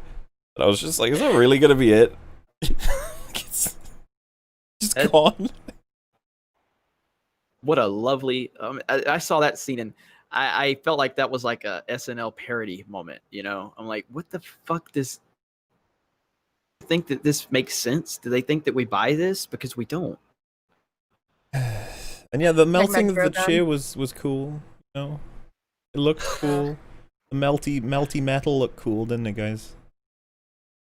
It's horrible. It's like, are we finally gonna get to see that Jon can't be burned either, like Dany, Nope. and then it's gonna like reinstate that he's the rightful heir to the throne, and then that doesn't happen, and then we know that Drogon likes to eat humans. I was like, is he about to eat his mom? I didn't even think about that. I didn't think about him burning Jon. Yeah. Well, a lot of people have already said Jon got burned in season 1, so I don't know. It would. Did? By what? He grabbed the lantern from your Mormont and it burned him, and he had to put the little bandage on him. Episode. Oh. So it'd be like, oh, he can be burned. And this is the thing: Dany wasn't burned by literally like anything. She had like the super hot egg or whatever, and she's like holding it fine. Yeah, I don't know. There is a small misconception apparently of the like it's a Targaryen thing rather than just a Dany thing, the fire immunity thing. But I don't know how much of that is supported by the books or not. Well, her brother could get burned, so they said that Rhaegar was a dragon and that she's a dragon, but Viserion wasn't. So it could be like specifically certain Targaryens that have this gene. I don't know enough about it, but the only thing I would be cool with it, right? Like as a scene, it's just that one thing in season 1 kind of makes it a bit awkward. Cause, how does that make sense? You know, it's like, would have been cool in the big scheme of things. Also, Virtual Souls said, according to Mundane Matt, you don't want people trying to defend this garbage fire, so you won't invite him on. I had no idea he was interested in coming on. He's interested in coming on? Apparently. What does he want to discuss? I guess does Mundane Matt like this season of horrible garbage? I don't know, maybe. Okay, well, I mean, we haven't turned down anyone before. Yeah, I don't know if that's made up though. That might be made up. Matt Matt's been defending this season, so poor man. But I mean, whatever. Take whatever takes you want. Everyone feels the way they feel. It's all good. And yeah, I guess we're having. I feel bad for Robot Head. He's probably right there, ready to talk, ready to rant. God. He's so ready. I can tell. He's determined. He's keep trying to. Yeah, because like anything I suggest is just gonna be basic stuff he's probably already done. You know, like I'd be like, "Oh, have you tried this?" Yes. Like, oh. Oh boy, the chat has exploded with the mention of Boulders. Thing. I've talked to Matt on a couple occasions. He had him on Geeks and Gamers, and he was on the High Council a while back, and that didn't end too well with that one. If ever he wanted to come on, he'd have to come on while Rags is here. Rags would not want to miss that opportunity, I don't think. I would feel bad. I would love to hear Wolf and Rags and you with Matt. So please make that happen. Because I believe that can heal a lot of the wounds that we have from Game of Thrones. But yeah, like anybody who hasn't seen the episode, Drogon, no shit, he just flies away. That's it. Yep. Like, okay, he doesn't kill. He doesn't even try to kill the guy that killed his mom. And this is the thing, you're left to create Drogon's personality. Because I think fans that defend this will be like, no, you don't understand. He's at peace with the idea that Daenerys was a tyrant and that she kind of needed to die, and you know the throne was just messing up. Drogon understands all of that. Okay, it makes sense. But if Drogon had killed Jon, they'd be like, Drogon was angry because he killed his mother. It makes complete sense. Like, I don't think there's anything anyone can do without someone going, hey, that doesn't make sense. Hold on wait, a minute. you haven't got the Oh, mute we sign. got him. Robot head? Hello. Oh my god! Hey, we have him. Can you hear me? We Yes, we have can. him. Hey, Oh my god. Finally, determination. We did it! Hello, everybody. What was the problem? Well, I downloaded the desktop app. I was using it off a browser, and that's a bit of a problem. Oh, yeah. Oh. I always assume Yes. people have already done that. I should always open with that. Well, hey, you're here now. Excellent. Did you love the episode? Oh, it was just fantastic. It was just, I was hugging my Ryan Johnson doll watching it. This was the greatest thing I've ever seen. Now, correct me if I'm wrong. Where did you drop off? Because you were still pro Game of Thrones past episode 3, right? Or were you not? No, it's 3. Yeah, no. The first 2 were fine. 3, there was just too many faults. But I had the feeling that it could come back. But Yeah. then, And 4 happened. 4, yeah, 4. That the ending of 4 on the wall was just ridiculous. So yeah, I was completely gone by then. Then you But I was got halfway there by 3. then you got 5 with the assassinated Varys, JB, and Daddy all in one episode. It was impressive work. All done behind a special effect. Like, we don't see anyone actually die. There's either things falling or flames, or falling into flames. I don't know. But It we don't. feels like a lot of cut corners, doesn't it, in this season? Oh, and it's like where we ended up. It doesn't bother me that much, like the actual story beats. But it's how we got everywhere, or how we finished something off so quickly. Like, it's the most rushed thing I've ever seen. Mm-hmm. And that's the thing. That's the thing. A lot of people don't understand. A lot of these people that are criticizing the criticism. I don't have a problem with Dany turning Mad Queen. I don't have a problem with a lot of the things that we ultimately ended up. I mean, maybe a couple of things, but generally speaking, I have a problem with the execution and the path that got us here, and the lazy storytelling and the easy opportunities that they just kind of rushed things into instead of just trying to develop it and trying to respect the audience and the characters that they develop. They just like, no, let's just turn on a dime. And that's the frustrating part. Yeah. That's where I don't agree with people saying that they're hacks. I think that it's just lazy. It's just having no respect for the audience. Like, I think they could have done a good job, but they just just wanted to get out of it. It's good to talk to you again, Robot Head, too. So, Yes, well, it's good that I can be heard. Yes. That is a plus. Yes. We'll say. But yeah, so we're just doing like a sort of breakdown of the episode, and we've just gotten to the part where Jon killed Dany. Did anyone else find it hilarious that they just cut to the future so we don't know what happened? So did the Unsullied? Did they walk into the room?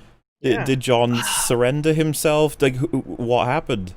I don't know. Easily the dragon worst took part off. of the episode. Easily. Like, up to then, I was trying still to enjoy it, but that jump again, these time jumps all over the place. Like, who wasn't excited to see what was going to happen next after you had to walk out and tell everyone what had just happened?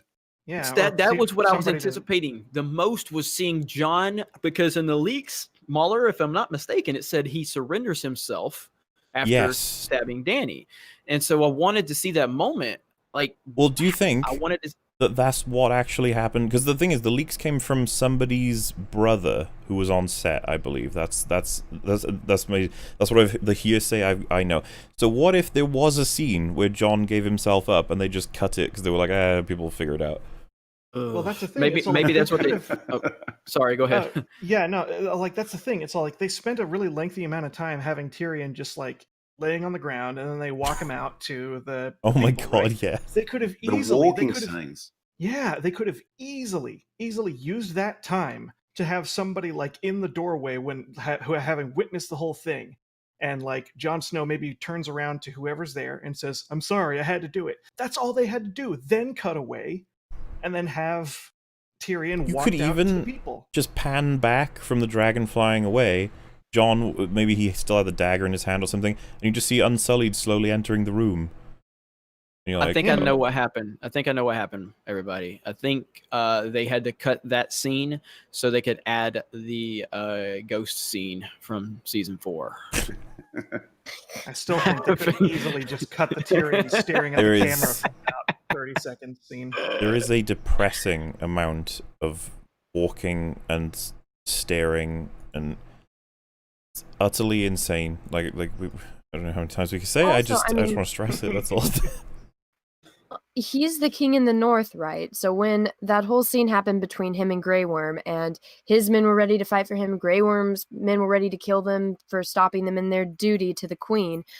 Queen's dead. Jon's the king in the north. Why didn't any of his men try to protect him and say, "Oh, he did what was in his right because he's the king in the north"? Apparently, And he then surrendered himself. Tyrion knows. The funny It's thing like- is, you wouldn't even know that Yeah. if you didn't read the leaks. The leaks gave us a more coherent plot than the episode. And they just showed him executing people in the street just for following the enemy.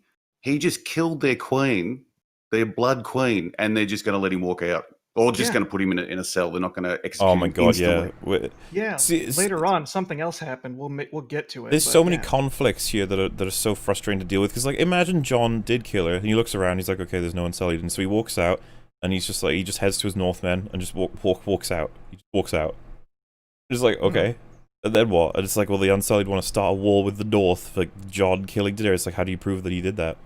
Well, she's gone. It's like, Drogon's also gone, so maybe she's just floated off with him. It's like, there's a pile of blood on the floor. It's like, that could be anyone's blood. Yeah, there was a lot of blood. We saw a shitload of blood on the way here. It blows my mind that Jon, I'm guessing Jon must have gone up to an Unsullied and said, I just killed Daenerys, here is the murder weapon, please arrest me. Like, He started with, don't no, the kill me. dragon flew Like, off with the, don't hurt me. murder weapon. Oh, right, that's true. Yeah. But he must have explained not to kill him on the spot first. Well, Like, that's the just thing. How do they take not this easy, immediately what I'm kill about him? to tell you. I had a really good reason, so like before you kill me, just let me get this out. Like, Well, Grey okay, Worm, since if he it's so knew nice. for a fact that Jon had killed Dany, he would have just taken Jon's head off.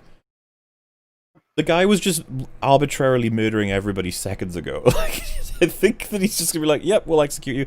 And what, they keep a prisoner of Jon for weeks and Tyrion? It's like, that's clearly not what the Unsullied do. Their whole thing is like, okay, we don't enslave people because for some reason they see prisoners and slaves as the same thing. So they would have just killed him.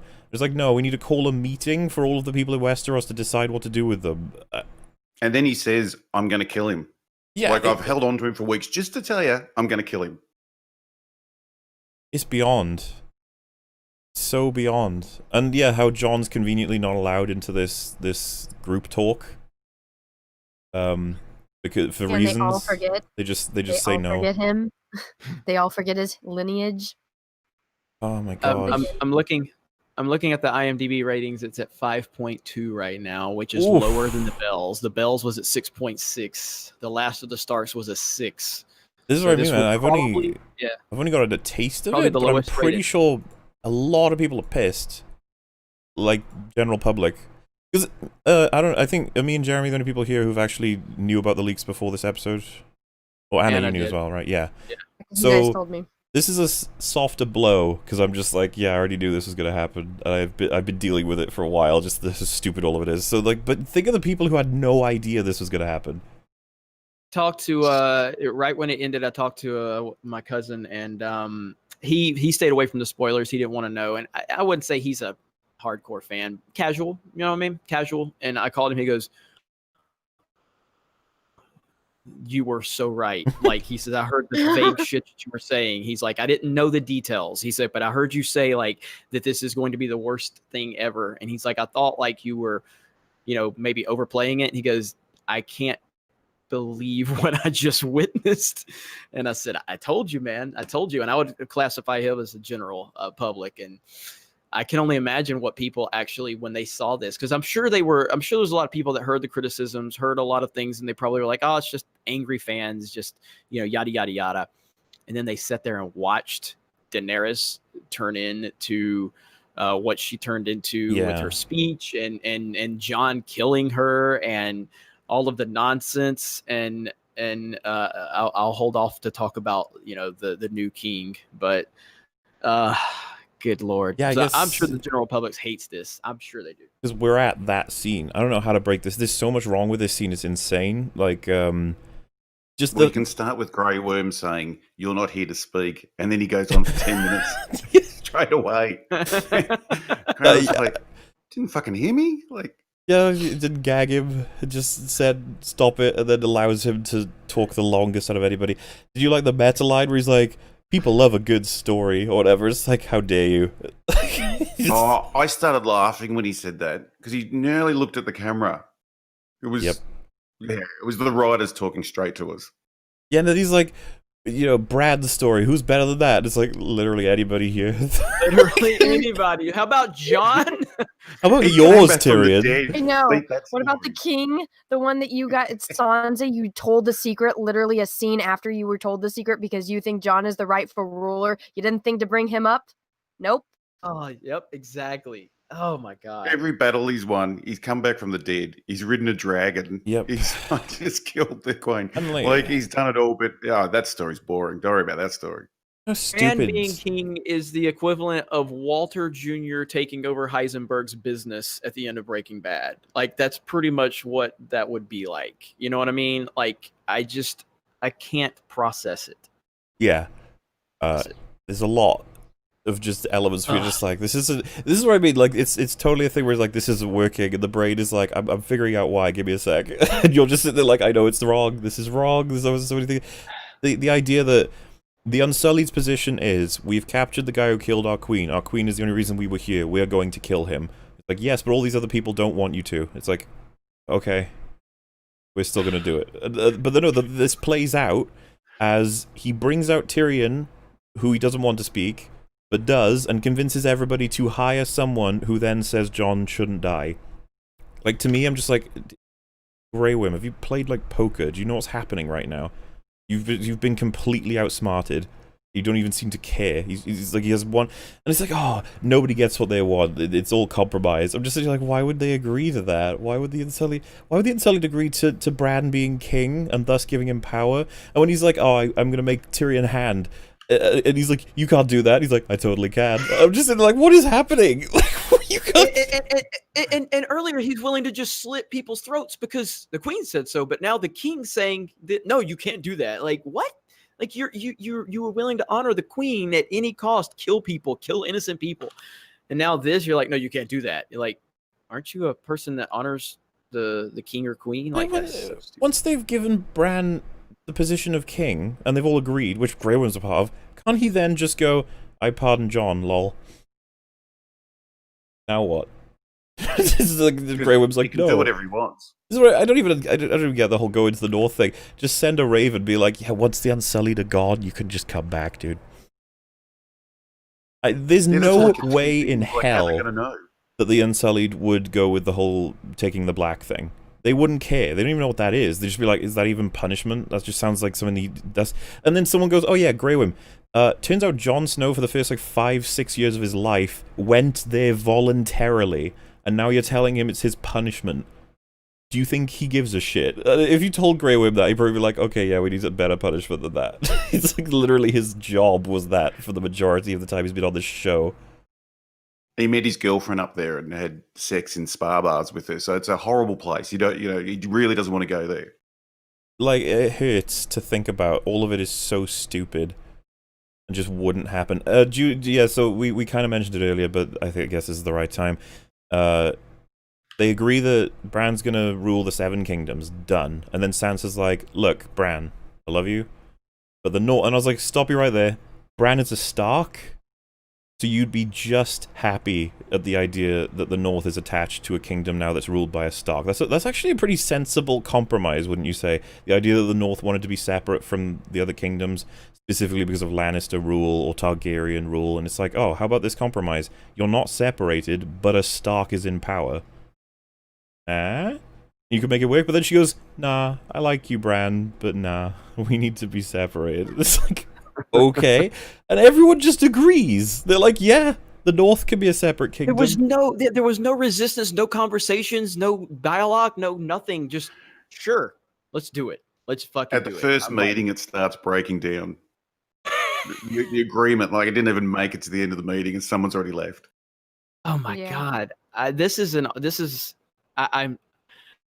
And so, yeah, you're sitting there like... I do believe that this is going to go down. People are going to discuss this for a long time.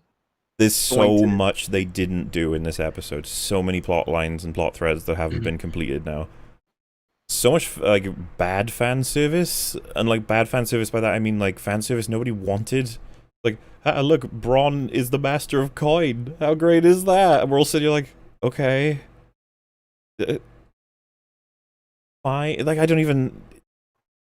Do you even need the other two Bronn scenes in this season? The one where he's told to kill them, and then the one where he meets up with them. Do you even need those two? Could you just play that end scene as it is? Anyone disagree? do we need? I don't. There's so much though. I mean, and I think once you break this episode down even more, as you kind of separate yourself from it, you're going to find even more problems. I think that there's a lot more problems to find. It's frustrating beyond belief. How many more water bottles are there, guys? It's like, where's Waldo? Where's the water bottle? Where's water? If you're just joining us, we have almost 11,000 people watching, but Hey. there were 2 water bottles spotted so far. 2 water bottles have been spotted in Game of Thrones Season 8, Episode 6. The masterpiece finale with water bottles. So it's a game. How many water bottles can you find in Season 8, Episode 6? If you find a Starbucks cup, you win. If you find a Starbucks, you win. Yeah, and yeah, so the other half of that problem, right? So that's the first half, the fact that the North wouldn't be comfortable with a Stark being the boss of the kingdom, so they're already whatever. She could be Warden of the North. What's so whatever. So the other half of the problem is that everyone agrees, and you have the Eyrie agree, which to me, I'm like, I can see the Eyrie agreeing. It's still a bit like I'd want them to be like, okay, we need to separate too. We deserve that right too. But yeah, the Iron Islands and Dawn, there's no way in hell that those two kingdoms would agree, especially if another kingdom has decided to split off. It's just not going to happen. And you got Yara being like, I pledged myself to Daenerys, and Jon killed her. That's fucked up. It's like, Yara, you have no idea what's happened this whole time. You came to Dragonstone, you said, yeah, I pledged myself, then you got captured, and then you went home. You have no idea what's been going on. And her input in that scene is so annoying. Like, she's supposed to be Ironborn. Isn't the whole thing that they don't even have allegiance to other than themselves? I love how she didn't even get told about Theon's death, by the way, or react to it. This is what I mean. The more you think about this, you're gonna find so many problems, so many things that were never resolved or talked about. And Also, like Sansa doesn't even have the. Oh, go ahead. What you said about her hair, that does look like Daenerys. Her hair, it really does. I'm telling you, I watched an interview by the person that does the wigs, the lady that does all the wigs and the hair for Game of Thrones. That's one of the things about Sansa, is that she imitates whatever strong woman is around her. So at first she did her hair the way the Northern girls did. Then later on she replicated Cersei and the women of, the South and King's Landing. Then Then she kind of went back to the North, but now it's exactly the way, well, not exactly, but it's very much similar to the way Dany had it. She had it, kind of up, half down with the circular braids in the bun area. The third hairstyle she did, I think, was like the Tyrells, because Marjorie. I think that was it. Oh, yes. Yeah. But yeah, no, I think you're right. I just didn't realize if that is the case that she would have done her hair like Daenerys. Why would she do that, though? I thought she hated Daenerys. Well, she hated Cersei. But No, she still wore her hair didn't she wear her hair like Cersei's before she started hating her? Because I think then that scene with well, it's like the hairstyle of the women of the area. So that was the hairstyle of King's Landing for like the noble women. And so now she's just being replicating the fashionable. Targaryen. Did you guys One like of the things that bothered me about this scene was how when Sansa's saying exactly, we're going to leave, we're going to be the North, it's going to be separate. It's like, it's still not your decision because Jon is still technically the king in the North. Oh, that too, yeah. It's all so stupid and ridiculous and so rushed. Just get it done, get it done. Did you like that they spent a good 3 minutes making a joke about how Ed Muir suggested himself as king and then gets booed off the stage sort of thing? It felt so strange. It was a please laugh moment. I was like, oh. It was a Jeb Bush please clap moment. Please clap. I don't know if you guys saw that movie, yeah. But it's so good. And that's exactly what it was. And it felt so out of left field. You get his life has been horrible up to this point, right, Ed Muir? Like, he was Walder Frey's prisoner for years. He was like captured and forced. He was just used as a hostage, and the place got freed apparently when the Freys were murdered. I imagine, and now we see him. This is the first time we've seen him in ages, and he's just like. Because if you remember, the last time we saw him was Jaime Lannister, like, threatened to kill his family if he didn't get the Blackfish to surrender the keep. Yep. And to me, I'm just like, wow, yeah, what do you remember about Edmure? Oh, he made some mistakes, and he was like the butt of a joke every once in a while back in Season 3. And it's like, let's just make him a joke again, cool. Like, thanks. Taking really good care of these characters. Like, this is what I mean when... If I was writing this episode and I'm like, oh, what have we got to... If I was like, oh, Edmure, what can we do with him? Like, probably give him at least a line of dialogue to imply something of growth, that he's not as useless as he always seemed to be, and that he suggests Bran even. But no, he's just the butt of a joke, and it's a really awkward joke, and it's time spent on things that aren't important. It's like, oh lol, look at him, he bumped his sword on a stick. Okay. Like, think about the conversation that led to this moment. Like, think about the creative conversation. Like, why would you come to the conclusion that this was necessary in any way, shape, or form in that moment? What specifically? I don't understand. With all of to get the laugh, you know, yeah. just to use it, and there's so much that you could be doing to further enhance this story, and dumb moments like this are bogging down our time.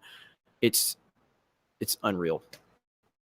Yeah, so he... Who was worried when they were talking about, Sam was talking about giving everyone the vote? I was waiting to complain. I was like, they'd never agree to I was this. like, my whole body was rising up with just ready to just start screaming, and at least they made a joke out of that. Yeah, at least we got that. And Sam was one of the ones that was very for Jon revealing himself as a Targaryen and the rightful heir to the throne, and does not mention him. Yep, that's another problem. This is what I mean. His attention Problems everywhere. Doesn't mention him again or say goodbye to him. Do you guys like that when everyone laughed at the idea of democracy, even Sansa smirked, and it really annoys me because she's supposed to be entirely about for the people sort of thing. And so, like, the idea that it's like, yeah, the people should be able to vote on a thing. She's been talking about this whole episode how the North are rising up and the North are going to fuck up. Like, they're going to start a war. They're going to blah, blah, blah. And it's like all these people who remember Jon, who chose Jon. And it's like, oh, let them vote. And she's like, no. Like, okay. Like, it really bothers me that she smirks. She should have been the one to keep a stern face. Like, no, one day there will be democracy. But they all sold Jon out. Like, no one mentioned him. No one suggested him.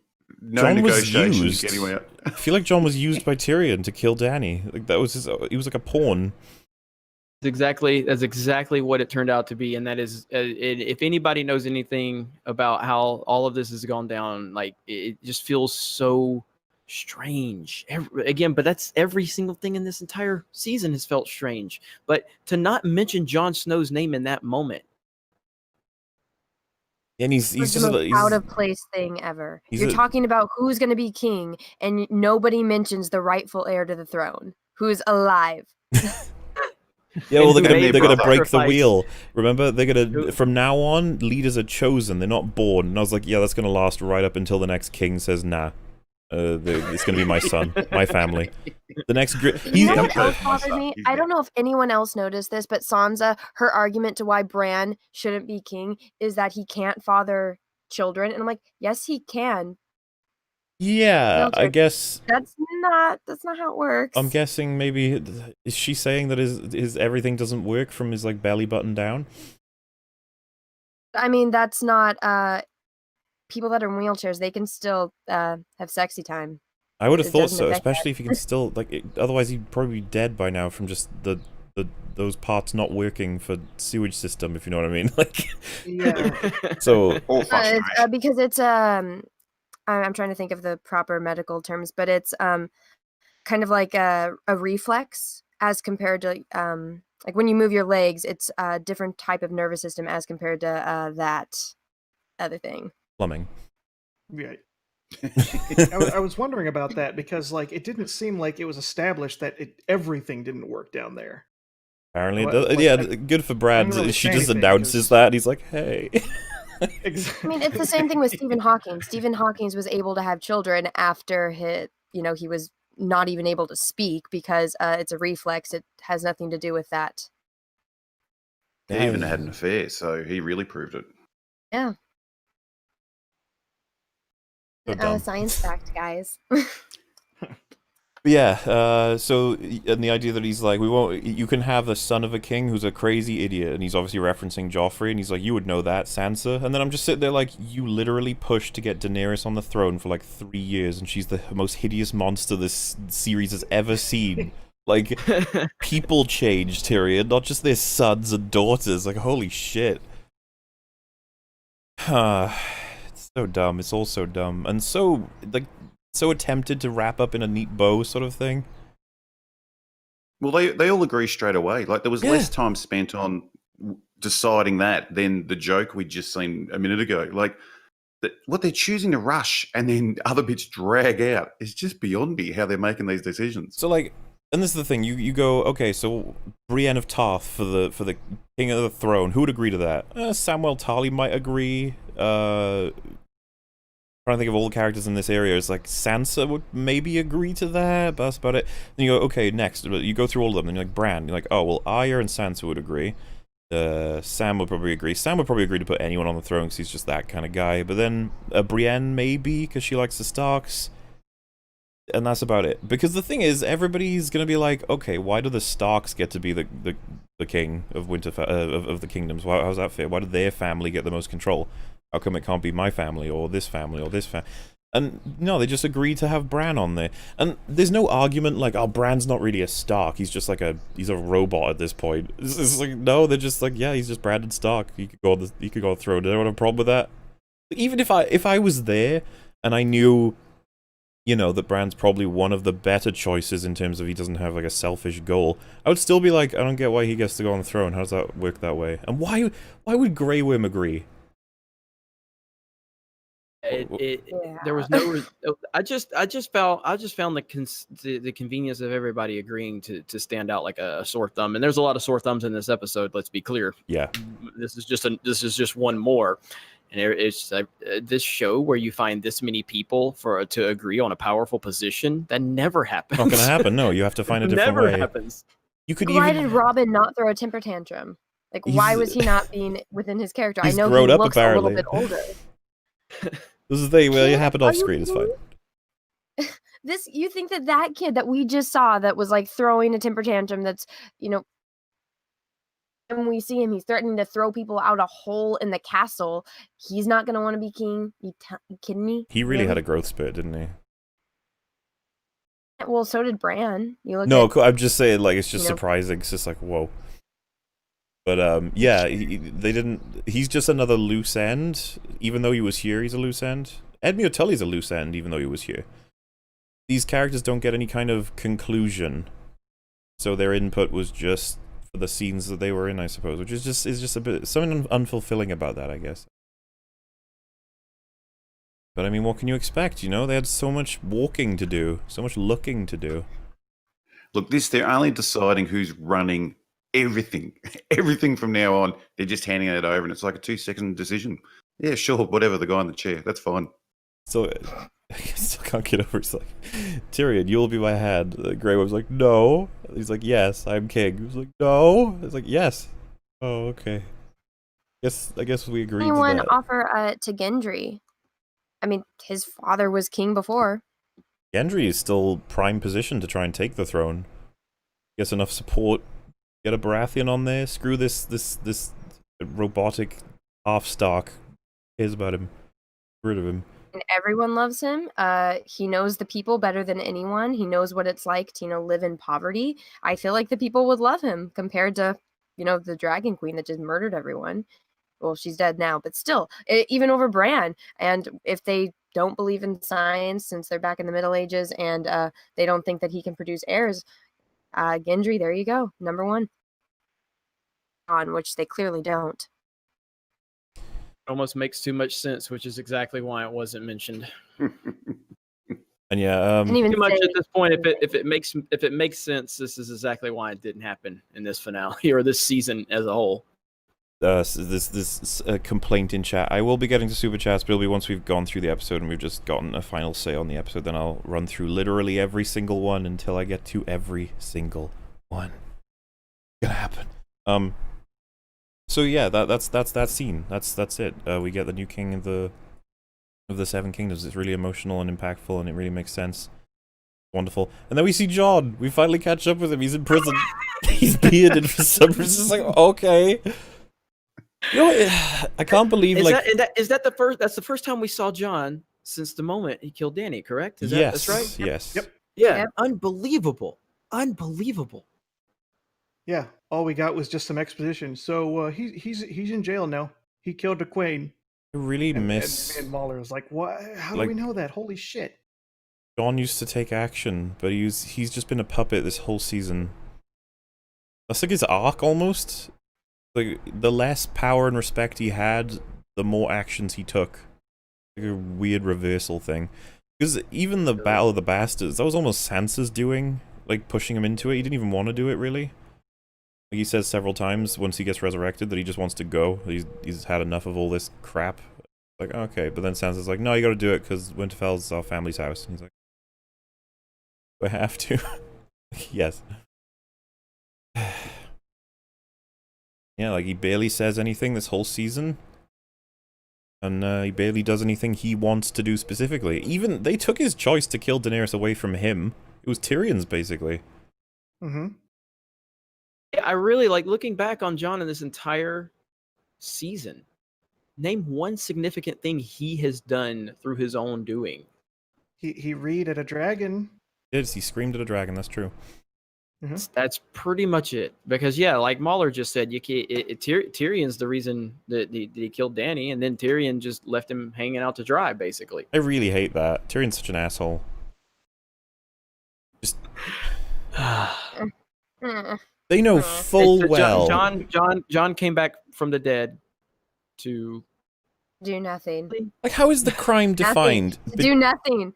Betray your queen. It's like, that's not even, it's you, like, Tyrion, what are you suggesting here? That he shouldn't have? Is that what he's saying? That he shouldn't have committed this crime? Is like, okay, yeah, I wish he could have undone it, because, you know, it's clearly a bad choice. Like, it's utterly bizarre that Arya, Sansa, and Tyrion would have let this happen to him, and especially anyone else who knew the story, you know, knew exactly what went down and what the stakes were.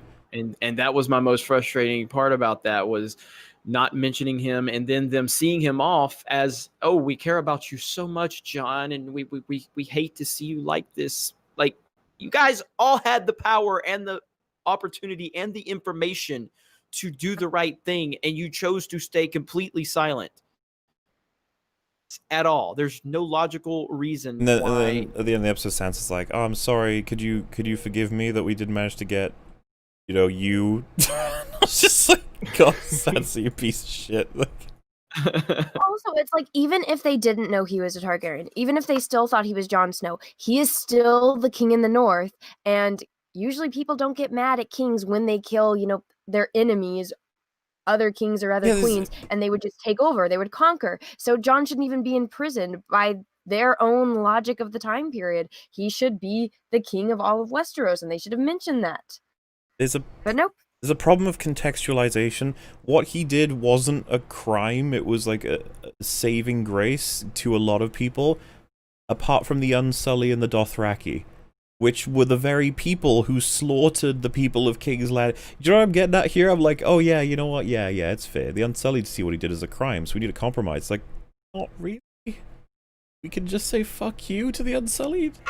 and it's like, oh, we don't have another war. It's like, I don't know, they've captured your king. Maybe you should fight for him. That could be the poetic ending, that they fight and break him out instead of what they did in season 1 where Ned got killed after being captured. You know, it's like a nice... Kill all of these. They do That is important. Remember, he's not Ned. I mean, the Unsullied leave the show thinking, like, this is their journey. It's like, we were freed by Daenerys to go and take the Seven Kingdoms with her, and then we took them, and then she was assassinated, so now we're going home. Wow. And also, their replenishment rate is incredible. It's like they divide overnight into 2, and then 2, and then 2, and it's just like, okay. I don't think there's a person on this planet who didn't notice that as well. Like, everyone watching was just like, wow, that's a lot of Unsullied. A lot. They could have restocked it to make it make more sense. Like, Dario Naharis brought over a bunch more. I'll help. I was bored over wherever I was. Yeah, because didn't she leave some with him? I believe so. He's another storyline that doesn't really get a finish, if you will. Yeah, I like that they... Disappointment is off the charts on every aspect of this. I mean, name one character that got justification in People this say the Hound. specific episode, even. This episode specifically? Yeah. Braun? Even that's not even justification because it didn't honor anything. He didn't honor his Yeah, I character. or don't his know. arc, Well, this is the problem. I don't like how anyone got anywhere they are, and I don't like where most people ended up anyway. We'll give you the Hound. I mean, the Hound, his ending was about the only thing that's made sense this entire season. Well, this is the thing. Most people reference the Hound as the one that managed to make it out. He made it out. Like, there's no scene that I don't like what the Hound does and says in the scene, if you know what I mean. Like, everything runs about right. So, yeah, the Hound did it, guys. High five for the Hound. Of all the, watch episode 1 again, true and then hero. say to yourself, the Hound is the one. He's the character that we follow and hope for the best. And yeah, the Hound was simple. That's true. That's probably why this happened. Was that they was you get him to fight Gregor, and that's all you got to do. Yeah, chat saying Theon. I forgot. I mean, Theon definitely. John ran know. into. Yeah, I gotta admit, his death is off-putting to me. How he just fumbles himself. He's supposed to be a really good fighter. No, the execution of it, but he did get the redemption aspect. Yes. Oh, the redemption would have been him fighting the Night King, not running into a spear. He runs straight into a spear. It still give him the redemption aspect of doing something honorable. I get it though. I'm not disputing that what they did was stupid, but Well, ultimately he still got some so type of redeeming. I think end. what Anna's getting at is, like, would it still be redemption to you if we had a scene where instead of sprinting at the Night King with the spear, he pulls out a pistol and shoots himself in the head and falls over? Because what we're suggesting is that's how bad his strategy was. Yeah, fair point. Fair point. So he's sort of awkwardly He could have like, stood there and fought the Night King. That would have subverted our expectations since we thought it was going to be John. He could have fought him, and we know that he's a good fighter because they said it in the first season with him and Rob, even with John. We know that he's good at a few things. Also- And that would have been cool, and then he would have died, and that would have been, satisfying to see. Okay, this character he fucked up, but then he tried and he died trying. Good for him, but instead, no, he ran into a spear. and how many people who are Theon fans are really cool with the idea that he died thinking he failed to save Bran? Yes, Theon fans. Like, because this is the thing, I like Theon. I don't like him hugely. I remember when I was super into the show, I hated him after season 2. He Me too. ruined everything, and I was just like, you're the worst thing ever. But I appreciate all the good things he's done since then. And just, yeah, so if I was like super invested in Theon, I'd just be like, wow, that was really lame that you made it so that as far as he's aware, he failed. Poor guy. That's a good point. Yeah. Or run. Yeah, well, he's been through a lot. He's been through a lot. Oh man. Yeah, so I guess John goes to the wall, but then goes to beyond the wall. Was there What was rules that? about that? Because I don't even Okay. understand entirely what's going on there. Like, are there even people in the Night's Watch? Is it like 3 dudes? Well, because Anna, they what do you left. think? Remember, everyone in the Night's Watch left when the dragon or Viserion broke down the wall. And again, the only reason why the Night's Watch is there is because they are trying to protect the wall from the monsters on the other side. The wall has been broken down and destroyed. And for some miraculous reason, they have somehow rebuilt that part of the wall, which got destroyed because we know that when we saw all of them come out of the ash. Yeah, and- there is a shot. I actually asked that myself when I was watching it with DasBoShitt. I was like, wasn't there a giant chunk of wall missing from this place? I'd have to check the exact positions to know, but the wall looks pretty healthy, honestly.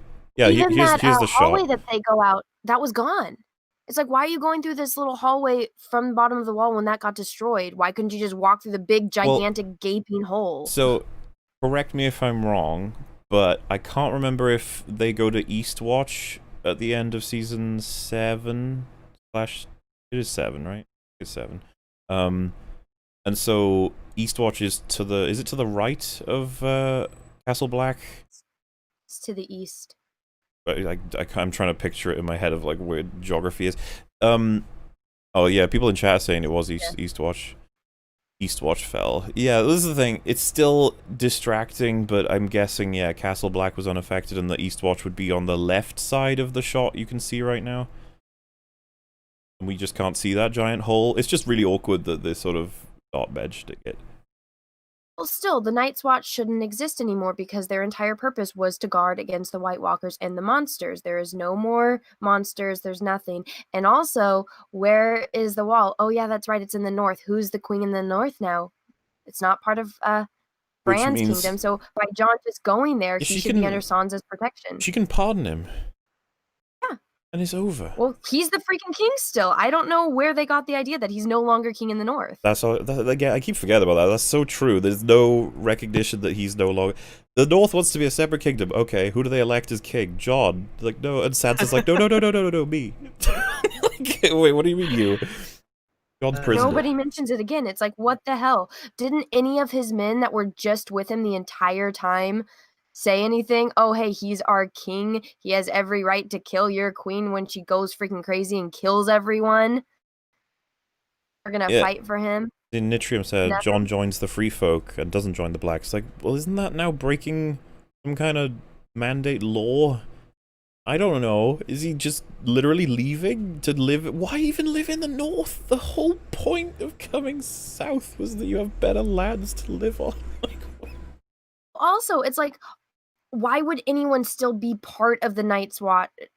Because the only reason you're there is because you did something wrong, and so you gave up your life, or okay, somebody gave up their life because something happened, like Jorah Mormont's father, or you're a bad person and you either chose that or death. Nobody's gonna stay there when the kingdom's in havoc, running away from the White Walkers and Cersei. So why is there even people there? Why would anyone willingly go and do that? And if the monarchy's not there anymore to prove that they were part of the Black, so why can't they just go and start a new life? I don't get any of it. I don't understand any of it. So many questions and no answers. And this is what I mean, like, just how can anybody, like, the best ratings this episode is gonna get are the first day's ratings. Yeah. It's gonna plummet, because nothing's been answered. Anybody who had an investment in this show is just gonna be like, oh yeah, oh yeah, oh yeah. And then they get to the point where like, oh. This is over. I got a text from one of my friends saying how sad they were, and they're like, oh, I'm excited for an Arya spinoff. I'm like, there's not going to be a spinoff. And they're like, well, yeah, she's going to go and explore the rest of the world. I'm like, the world is round. She's going to end up in Marine. Like, Euron Greyjoy was the only one that knew that in the books, and everyone thought he had magic powers because he was able to travel really fast around to different places, and it's because he's the only one that knew the earth was round. Arya's going west. Well, guess what? She's going to find out too. She's going to end up in Dragon's Bay. She's going to go see Dario. I'll watch that spin-off. It'll be so good. Arya and Dario ruling over Flavor's Bay. I don't know. It's all dead. Dragon's Bay, remember? She changed the name. Oh, right. You're right, yeah. Does anyone care anymore? I wonder how when they find out what happened when she left the mall. They'd be like, so what did she do? It's like, oh, she traveled over there and she was killed by the person she was in love with, I guess. Weird. And that shot at the end of, I want to say season 6, I think it is, where you have a whole fleet filled with, you know, all the different armies and her dragons. Like, you literally just needed Drogon. That was it. You could have left them all back there. You just needed Drogon. Just go boom.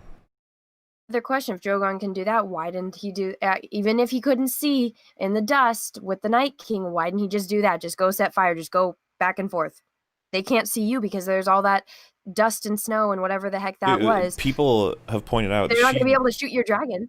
They had a more effective approach at nuking women and children than they did against the undead. It's like, why did you want that so much more than you did to beat literal zombies? It doesn't. That's painful to watch because, like, you know, the trench that stops the zombies for like 5 seconds. When you have a dragon breathe a line of fire, it essentially creates that, even if it is temporary. Like, it's still something. All you need to do is just keep cycling around Winterfell, resetting.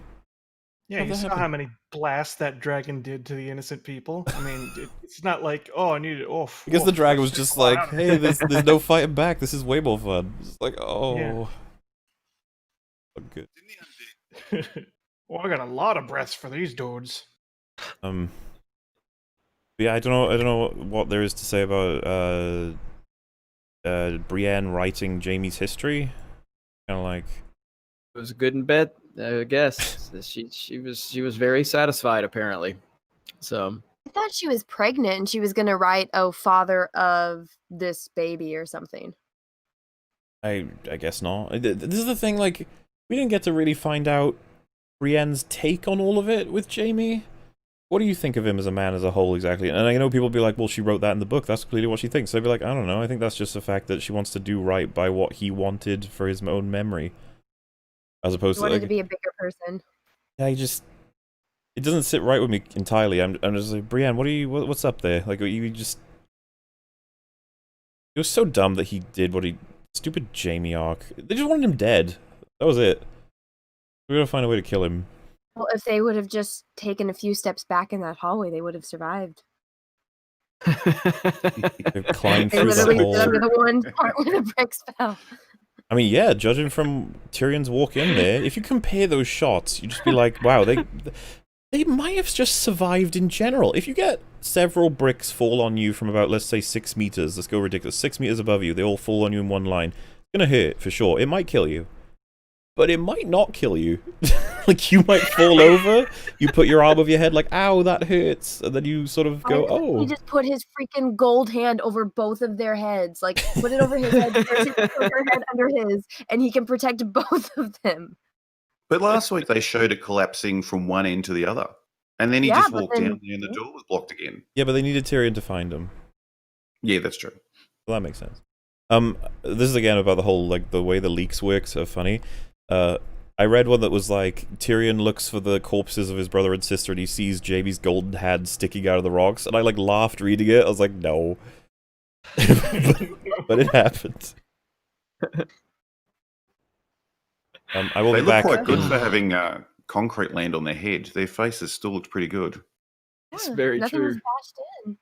No, Yeah, I was no, noticing- there was no broken skulls or... Yeah, they look quite good.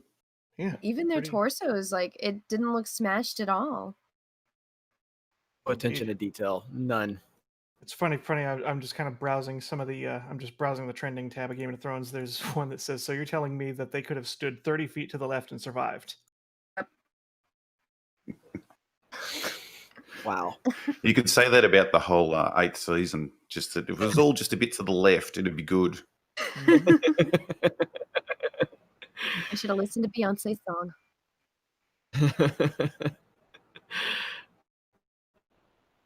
I am so. My head hurts thinking about all of the problems now. I mean, I thought they were bad enough, but now the more we talk about them, the more you realize how simplistic so much of this season was, and how no thought went into anything. How it goes, right? You have enough time to just sort of talk about all these things that you're like, oh, that was garbage. Yep. And this is the thing, like, more power to all the people who just casually want to watch it and enjoy the satisfaction of being like, yeah, that's where those characters would go, and that's what they would do. I had fun. Signing off. Game of Thrones is over. But, like, if you don't want to talk about it in detail, then don't engage with the people who are trying to talk about it in detail. Like, I always find it odd. It's just like, oh, can't you just enjoy it? Like, what does that even mean? You can, yeah. Well, no, but yeah, like when people say like you can't use, well, you can just enjoy it all you want. Nobody's stopping you from enjoying it. Because they're actually saying, can't you stop talking about it? Which I never understand. Like, if I want to talk about it, just, you don't have to listen. Yeah. Yeah. It's like you don't have to watch the video. You don't have to click on it. Yeah. Do you guys like that Arya just like, I'm gonna go west, and then Sansa's like, what? And she's like, yeah. Yep. Bye. West? I mean, why not? What's west? Then John's like, who knows? It's like, okay. Marine is west. It just amuses me that they don't seem to give a shit, really. They're like, oh yeah, I could go west. All right, you go west. Like, screw it, just go. Gets herself a ship and a full siege, even gets Stark sails. It's like, oh, I guess someone's fun to go for that. Must be Sansa. It bugs me how much everybody's still functioning just fine after like the billion wars we've just been through. Resources, everyone has everything that they need. Convenient, right? It was just. Was it better or worse or the same as what you were expecting? This You finale. broke up there a little bit. What were you saying? So was this finale better, worse, or about what you were expecting? It's significantly worse based on the execution. Yeah, I would have to And that agree. I was expecting like a lot of things to be tied up like rather haphazardly. Didn't even do that. And the fact of like even going honestly, I wish they would have just followed the leaks to a T, because at least would have gotten to see John actually surrender.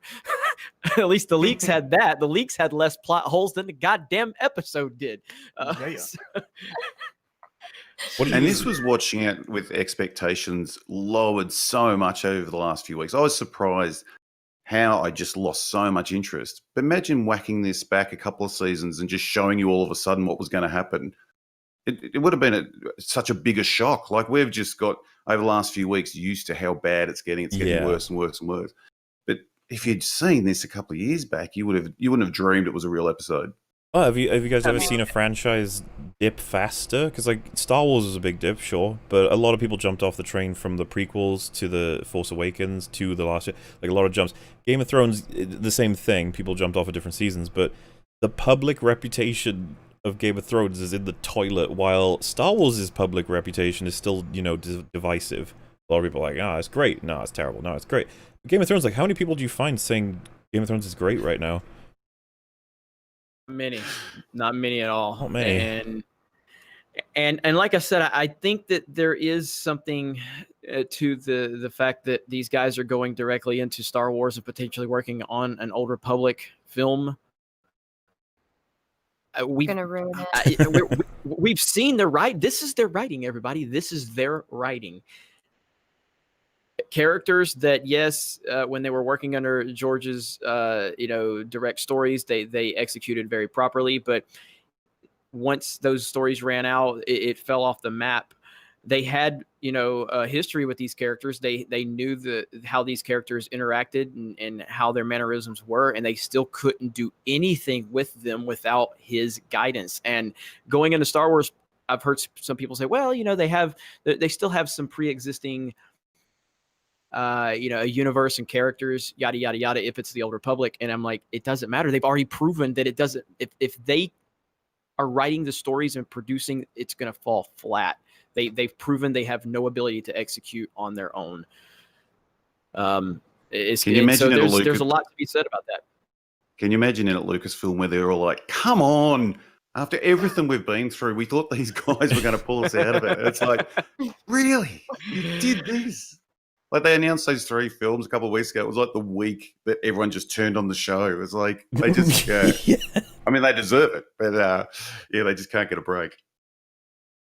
Oh, man. They're doing it to themselves. Yeah. Just showing again their I feel like they choices have the are Wreck-It Ralph incredible. challenge. You see, talk about like people are going to be grasping at straws to define this season as a masterpiece. The whole wasted time thing. I got actively frustrated with DasBoShitt when Tyrion was just fixing these chairs.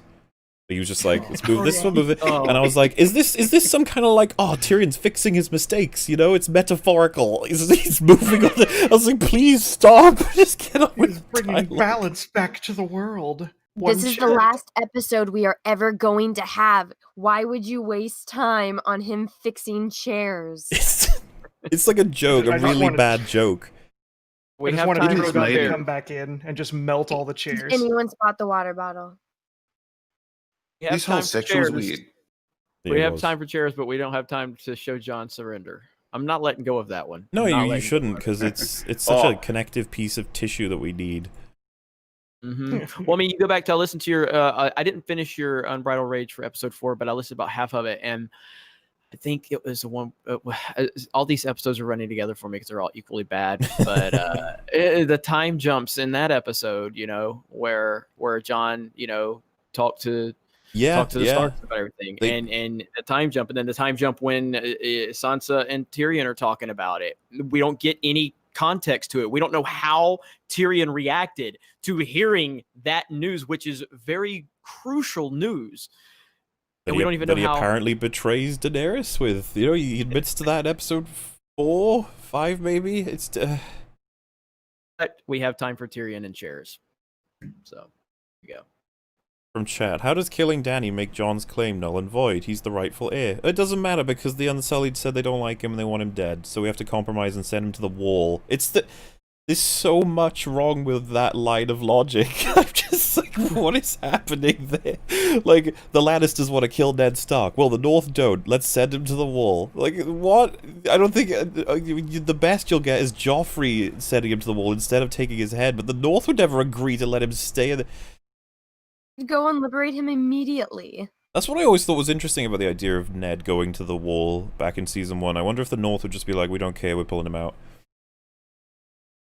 Yeah, But, they would probably Making the ambush image- the campaign to take him, or the little caravan that's taking him to the wall.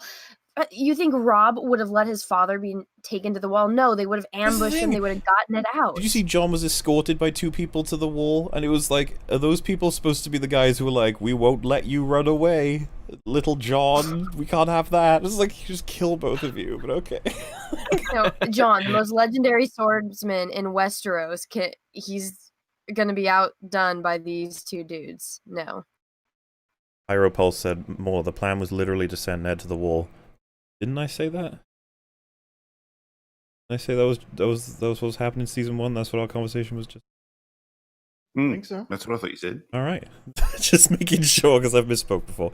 So what do you guys think of A Song of Ice and Fire being just slapped into the screen? So lame. It's Ice is just out. And before we can comment on it, like, narratively, a lot of people are calling bullshit for stealing Lord of the Rings, ripping Lord of the Rings right off you. Sam Oh, yeah. Bilbo and Frodo's, like, all contributions to writing The Hobbit and the Lord of the Rings into one, like, big sort of book. And the idea being is like, oh, that's the book we're reading. You know, that's such a great little thing. It's like, this is like, oh, this is like George R. R. Martin's book right here. It's like, fuck off. You didn't earn this at all. And you took it from somewhere else. And didn't they say that in the book? What did you say, sorry? Didn't they say Tyrion isn't mentioned in the book? Yeah. That was a that's- whole joke. Yeah, it's a joke. Like, He's how not would in you it. even tell? But were they actually seriously not? Like, how would you even tell the story and not include him? No. That's funny. Isn't that funny? So funny. Felt like that scene was like forced fan service that actually wasn't fan service. This is what I mean. They make a lot of choices that I'm like, did they think this was fan service? Like, this is really awkward. I don't even... Song of Ice and Fire. Yeah, you nailed it, guys. It's like everything's coming full circle. Do you reckon there's any hope that they actually readapt Game of Thrones? You could make an animated version, maybe. Maybe Yeah, if the maybe. books ever get finished. Yeah, assuming the books get finished. Which, yeah, so what's Brienne's position? Is she just captain of the Kingsguard? Is that what's going on there? I thought so. That's what it looked like. It's the gold outfit, I guess. I guess Davos is master of ships. That would make sense. I guess Sam got made Grand Maester, even though I don't think that's how that works. I'm pretty sure the Maesters would To be a decide. maester first. Yeah, like he's not even a Maester. So how is he in the King's Maester? You have to be Grand Maester, so that would be decided by the Maesters, surely. And then Bronn is Master of Coin, which almost seems like a funny joke. Again, like the whole point is just like, Bronn, Master of Coin, because he likes money. Yeah. Like, okay, I got it. Yeah. And apparently This whole that's scene was so odd. yeah, and that's apparently how they're going to rule Westeros now. It's like, all right, nailed it, guys. I thought when it was fading away on this, I thought that was going to be the final shot. I'm like, are you kidding me? Yeah, I did the Doing same slow. thing, Jeremy. Yeah, the slow fade. And I'm Yeah. like, you got to be kidding me. I was like, You gotta- fuck no. Yeah. Well, you know the bit where they it's not like- like it got better after it, but yeah, I thought the same thing. you know when he Yeah, says yeah. "Long may he reign," and then they all like slowly try and repeat it and fumble it a little bit and stuff. I was like, is the episode saying it's really dumb that this is the situation we're in? Like we're wishing Bran king of the seven. I can't believe that happened. When I first read that leak, I was like, no. It's right there. This happened, guys. I'm just there's so many moments where you're just shaking your head. The fact that you're actually witnessing this go down. Think back to seasons 3, 4. You know how amazing this was, and to see where we've ended up now. It's like we need a moment of silence. Somebody just said in the chat, I think this is the best way to look at it. It's so stupid, I love it. I think that's the best way to do it. It's so stupid, I just love it. It was funny to think the whole world was tuning into the same show to laugh at it and work out how bad it was going to get. I think a lot of average viewers will be like, Bran? But really? what about... Like, I don't see how anybody wouldn't be like, what if they... Where's John? Shouldn't John... No? But again, he lost interest in the first meeting. He stayed like 30 seconds and they wheeled him back out again. Yeah, it's a good sign of a good... He's a great leader. That's the thing, he seems to be for show. Yeah. Guys, don't you get it? It's symbolism. See, the throne is like a musical chair, and the guy who wins is the guy who never stands up. Wonderful. It's almost like he's symbolic of like Kathleen Kennedy at Lucasfilm, not really doing anything, but and so they can act like she's in charge, because that's Bran's not going. Like, does anybody feel like when we see John in the end of this episode, that's the king. It feels like the king. He looks like the king. We've seen his journey. He's the king.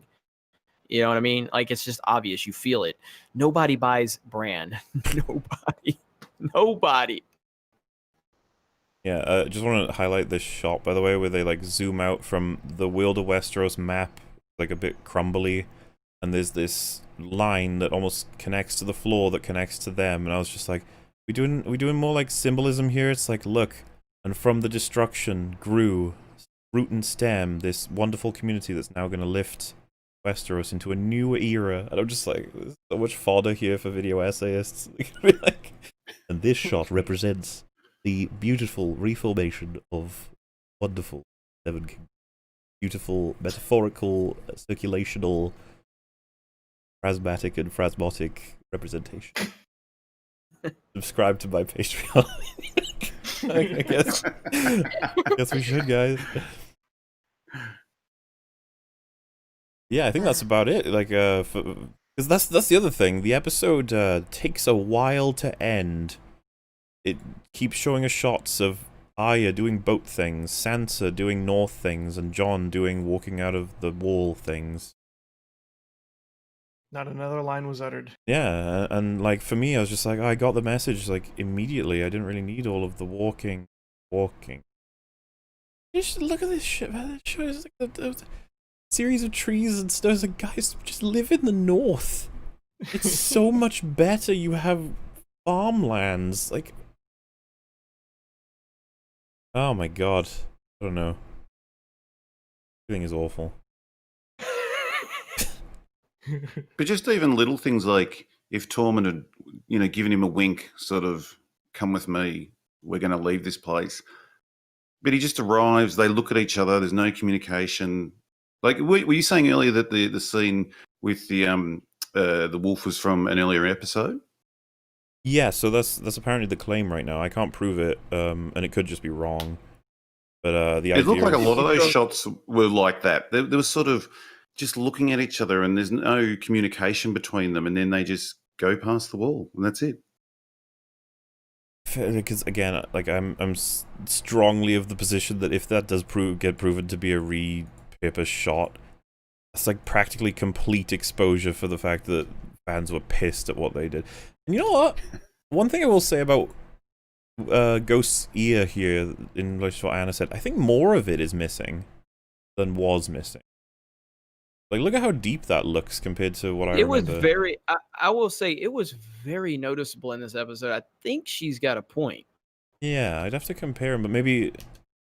That shot looks like I haven't seen it before, but maybe it is a repurpose. But this is the one that people are saying was used. I don't know.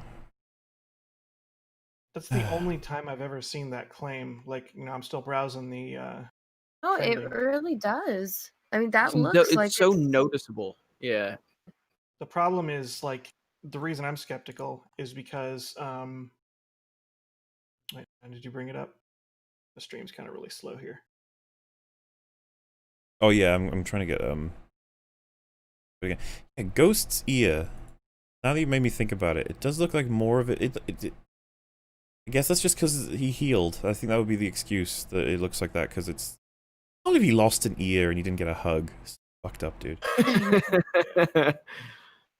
But And the fact the that reason they I'm kind of skeptical is because, like, yeah, they're not really specific on which episode of season 4, if that's the claim. They just plain said, like, yeah, season- well, just give it a day or whatever. We'll find out the truth eventually, because yeah, we'll see. But the part that gets me is that they made a claim that it's just too hard to do. But then they have it here, so it's just like, why would they say that? Mm-hmm. I don't know. But yeah, that takes us to that was the No, episode. look at John's clothing. Is that the same outfit that he's wearing right now in this shot as he was when he got there? Or is that the outfit he was wearing from season 4? I would have thought if they were going to repurpose the shot, they'd probably want to put him in the same clothes he was wearing in season 4, but I mean, looks mostly. Didn't they sort of? He sort of looked like he was dressed from earlier on in the show. I don't think that's the same cloak or gloves. I mean, that looks like it was just a repurposed shot, just based on the background and everything. I feel like I've seen that before. He puts his hand on him. Does that not look at it? Look at it again. See if that, and maybe it's just the way that the stream was going. But it looked like, right? It looked strange on it. It does look strange, especially if you like slow it down and watch it again. But again, like, this will just be confirmed once someone can actually find the scene or fails to find the scene. Yeah.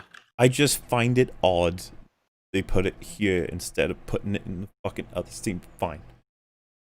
Yeah. Also, I feel like that they probably had this done because John has his hair up in the half man bun thing, and then when he goes back, his hair is back because he's, reverting back to the character that he used to be. So they could have done that because of this, but I mean, if they're adding it in after, that also could be an argument against it as well. Already shot it to where his hair was down, and then having this come in later. I don't know. Yeah, a couple people in Maybe. chat are saying it's definitely in season 4. We will find out. People will make the comparison. People care about this stuff, so it'll definitely be known. Just keep an I'm eye gonna on do Twitter, the probably. research. I'm gonna go find it.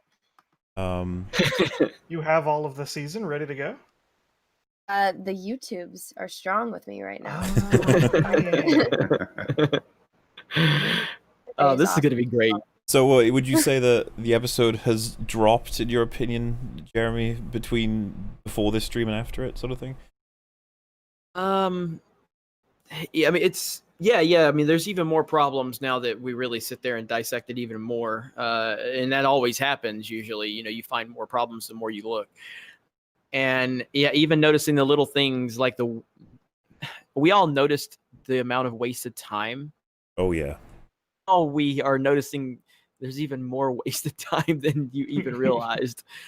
And it's so confusing to me because there is so many things that could have been addressed, that could have been fleshed out, that could have been developed,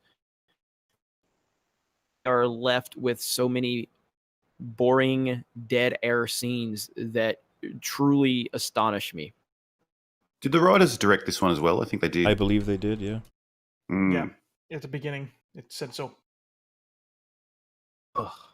What do you think? And all that Robot Head, wasted overall? time. Well, all that wasted time for a start just points out the things they're not doing because it makes you more frustrated. They would have been better cutting the show down to an hour instead of having it longer.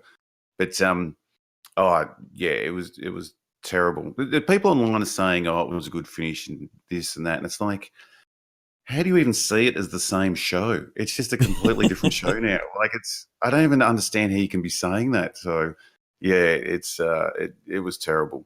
Yeah, it was terrible. I mean, if you can just turn your brain off and watch the dragonfly around, it might be fine. But if you want to have it in any type of context, what's meant to be going on, it just doesn't make any sense. Yeah, watch the women and children die. That's what you came for, right? I found and it. they took You found You're it? They kidding took me. that year off. I didn't find that one scene, but I found his ear. There's more of the ear in the last episode when he doesn't pet him. That is weird To a that point. they would have But done now that. in this one, it's like completely flat, right? Yeah, I think so. I don't have that image up, That's but so I funny. found it. It's so Now you funny. just have to For the other confirm that it was reused. Oh my goodness, there's so many problems. So many problems.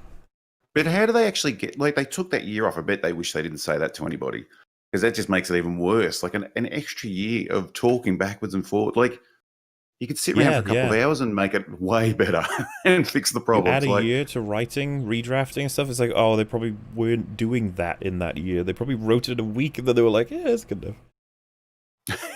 Nobody's gonna notice. We're amazing. the week before they started. Yeah, it'll be fine. Jeez. Wonder I what think has the after episode been posted yet? I don't know, but I Hey, look that up. I'll look that up. well, I I'm know sorry, that but they're apparently releasing like a mini documentary thing about the making of Game of Thrones. I believe at the like end of this month or something like that. I heard about that. So that'll be interesting, I guess. But yeah. So I've created a poll. No, it's not fair to poll this audience specifically because I'm pretty sure that they're already biased towards not liking it. But give a vote. What do you think the finale was? Even though I've not really made that very good English with all those options, but hey, you guys check it out too. I'm just curious how everyone's sort of feeling typically. Because there are some people out there who think it's a great ending, and I want to see what this split is like, even though I'm very biased. there's no after after show. Oh, posted. well, yeah, it might be delayed, or they're just going to be doing the documentary as a sort of cap off, I guess. I don't know. See, it looks like the last one has 87,000 downvotes to 44,000 upvotes. So I'm sure they really don't want to see the results of this one. Oh, hey, there's more votes for terrible than worst episode of Game of Thrones. Yeah, I think that I'm not too surprised. What would people's picks be for the worst then? Would it be episode 5? It has to be 3 or 5. Three is the one that really broke me. Yeah, Like, same so, for like, me. I don't- 3 is the one that I don't even suddenly... care. Yeah, 3 made me not care enough to worry about if these are bad. So it's like I don't even care anymore. What's the thing? We could be Yeah, like, they've definitely 5. killed Daddy here. And it's like, yeah, but they killed her in 5. But it's like, Yeah. it's like the show has been made pointless by this finale. And it's like, I don't know, episode 3 kind of made the show pointless already. Yeah, it was like at 3, it took everybody by like complete shock. They did not see this horrific thing coming. So by 5, they're kind of expecting something shitty to happen, and that's exactly what they got. But to have the initial shock, that's probably like where everything falls apart for most people. So I would say 3. Yeah, even 3 after 3, you know, Mauler. Who are we streaming with? Mauler on my channel. There's me, you, and You talking about when Rags came on as well, or were you talking about? that's right, Rags, and Anna was there. Cecil? Cecil was there, yeah, and we were basically making the point. And there were actually that was the night we had a lot of people. I Yeah, think Nerdrotic we was had there as well, I think. Yeah, Nerdrotic. So we were talking about was this TLJ level bad, and I wasn't really willing to go that far because I was like, I want to see what they do next, even though I hate this episode with a passion. And then 4 happened, and that's what motivated me to look at the spoilers at that point because I'm like, I don't care anymore. This is awful. So I don't really know how to judge 5 and 6 independently because I already knew what was going to happen. So already knew that they were going to be terrible. I just needed to see that if the execution was going to be as bad as I thought it would be, and it actually was worse. Yeah, I agree with that. Yeah, and so I think some what people 4 are saying do a sorry, go ahead. So Mauler, you, and again, I think I've asked you this multiple times, but it's after 3 is when you looked at the spoilers, right? Yeah, that absolutely killed me. So You can tell my video. ahead, though. I am more angry in that video than I've ever been. But I'm still upset about all the character assassination and the plot fuck-ups. There's no way that didn't still annoy the crap out of me. But now we run into the sort of zone of, let's try and make it funny, guys. Let's joke about it. Let's get over this, because it's... Lol, democracy. Some people But are Hatter, saying that you we should gonna- straw poll which episode was their absolute worst, but it looks like 3 is like running away with it already based on the chat. We can do that Yeah. if people want. It could be. I would be interested to I see am that pretty one actually. curious. What will the What are the options 4 be? options? 3, 4, 5, 6? 3, 4, 5, 6. Yeah. We should guess on how it results. I think it would be the top I'm vote. I guessing think 3. Yeah, 3 would be the top vote. 5 would be second. Do you reckon? And then 4 would be Yes. third. Mm-hmm. No. I'm sorry. I would say I the think finale si- would be yeah, third. 6 would be 4 third. I think 4 would be. Even though. And then 4 would be Interesting. Yeah. All right. Let me make this. it would be 3, 5, 6, 4. Yeah, I agree. I think 5 has an opportunity to give 3 a run for his money because that was the episode I think that was the episode that broke everybody. There were still people that were still trying to hold on after 3. 5 broke everybody. I wonder how many people broke on Ep 6. Like, I wonder how many people were like holding out hope. They were like, episode 6 broke me. Actually, there's probably a lot of people for that because it's the finale, right? They know that there's no hope. All Yeah. done. Okay. I have made the poll. I will post it on. Now this I'm looking forward to seeing. I think the death of Cersei turned a lot of people because other people, the battle was just bad, but they didn't get into it as much because it wasn't sort of the intrigue part. But when Cersei just disappears and has nothing to do, and just that's the end of her, I reckon that lost a lot more people too. Right. It was like lost a different crowd. I'm going to vote on screen. So, what do I honestly think is the worst episode? The thing for me is between 3 and 5 because assassinating characters is really high up for me on like the most damage you can do. Yeah, But for sure. damaging like the entire theming of the show and making the majority of it pointless, like ooh. And like talking about the Night King outside of like a thematic level, just the sheer force and the element of him and the mystery of him is all ruined in a second. Gone. Tell me out, guys, which one should I vote for? I'm saying 3. I'm saying 3. I think I'll go with 3. As much as what Yeah. they did to Danny was horrible, it's just like 3 is what got the Unbridled Rages to get started. true. Oh, it looks like we were almost right. It's between 6 and 4 right now. Pretty Now close. 6 is at 9%. It's 1% ahead of 4. That's really interesting. I wasn't expecting that. But 3 is definitely running away from it, and I agree. Mm-hmm. 3 is hated. Not that that's a huge surprise. Dude, 4 and 6 are tied now. 53 Crazy. votes each. Oh, even though me Crazy. displaying it is probably going to change the result at this point, but Oh, maybe. Yeah. because people will be like, I gotta vote for that one to make it fair. Benner is going to jump in. I can still fit this on screen. So, hey, oh look at that! It slots in perfectly now with 6 faces. Lay. Advantage of the. Remember when we all thought episode 1 and 2 were gonna be the worst? There were a lot of people who felt that way. They were like, episode 1 and 2 were the slow episodes. So, wait, you guys were actually like expecting the first couple of episodes to be bad? No, so the idea is that people watched the first couple and were like, this is the lame sort of one. Oh, got it. And we're gonna get the great ones. But it turns out 1 and 2 are probably the best of the season. I don't see how Yeah. anyone would argue why 1 and 2 wouldn't be better than these 4. Yeah. I love the season up until 3. Personally, worst would be 4. 4's got the lowest amount of it. What happens in 4? Oh, 4 was the one I just covered, wasn't it? Mhm. Yeah, Yep. I did. There was a lot of things I had a problem with in 4. But hey, I think that matches our prediction 1 for 1 now. Yeah. I guess just people voted about. for it just so we could feel we were right. That's the only reason Yeah, they did pretty it. much. You know what we should have done? We probably just shouldn't have said anything. And maybe like see what happened then. Ooh. True. Blind study. I think 3 definitely. I think 3 definitely would have won no matter what. Oh yeah, Yeah, I the- think so, the too. The chat was blowing up with 3s. There was no way 3 wasn't going to be the worst already. Well, what's interesting, right, is a lot of people reference Ozymandias, The Red Wedding, and a couple of other episodes. It's like, oh, these are the trophy case TV episodes where they're like the best of the best. It's like, oh my god, you don't. so good. It's like The Long Night might go down as one of the worst episodes of TV in existence for the damage it did. It'd be like, don't ever The Long Night your TV show, okay? Don't have a long night.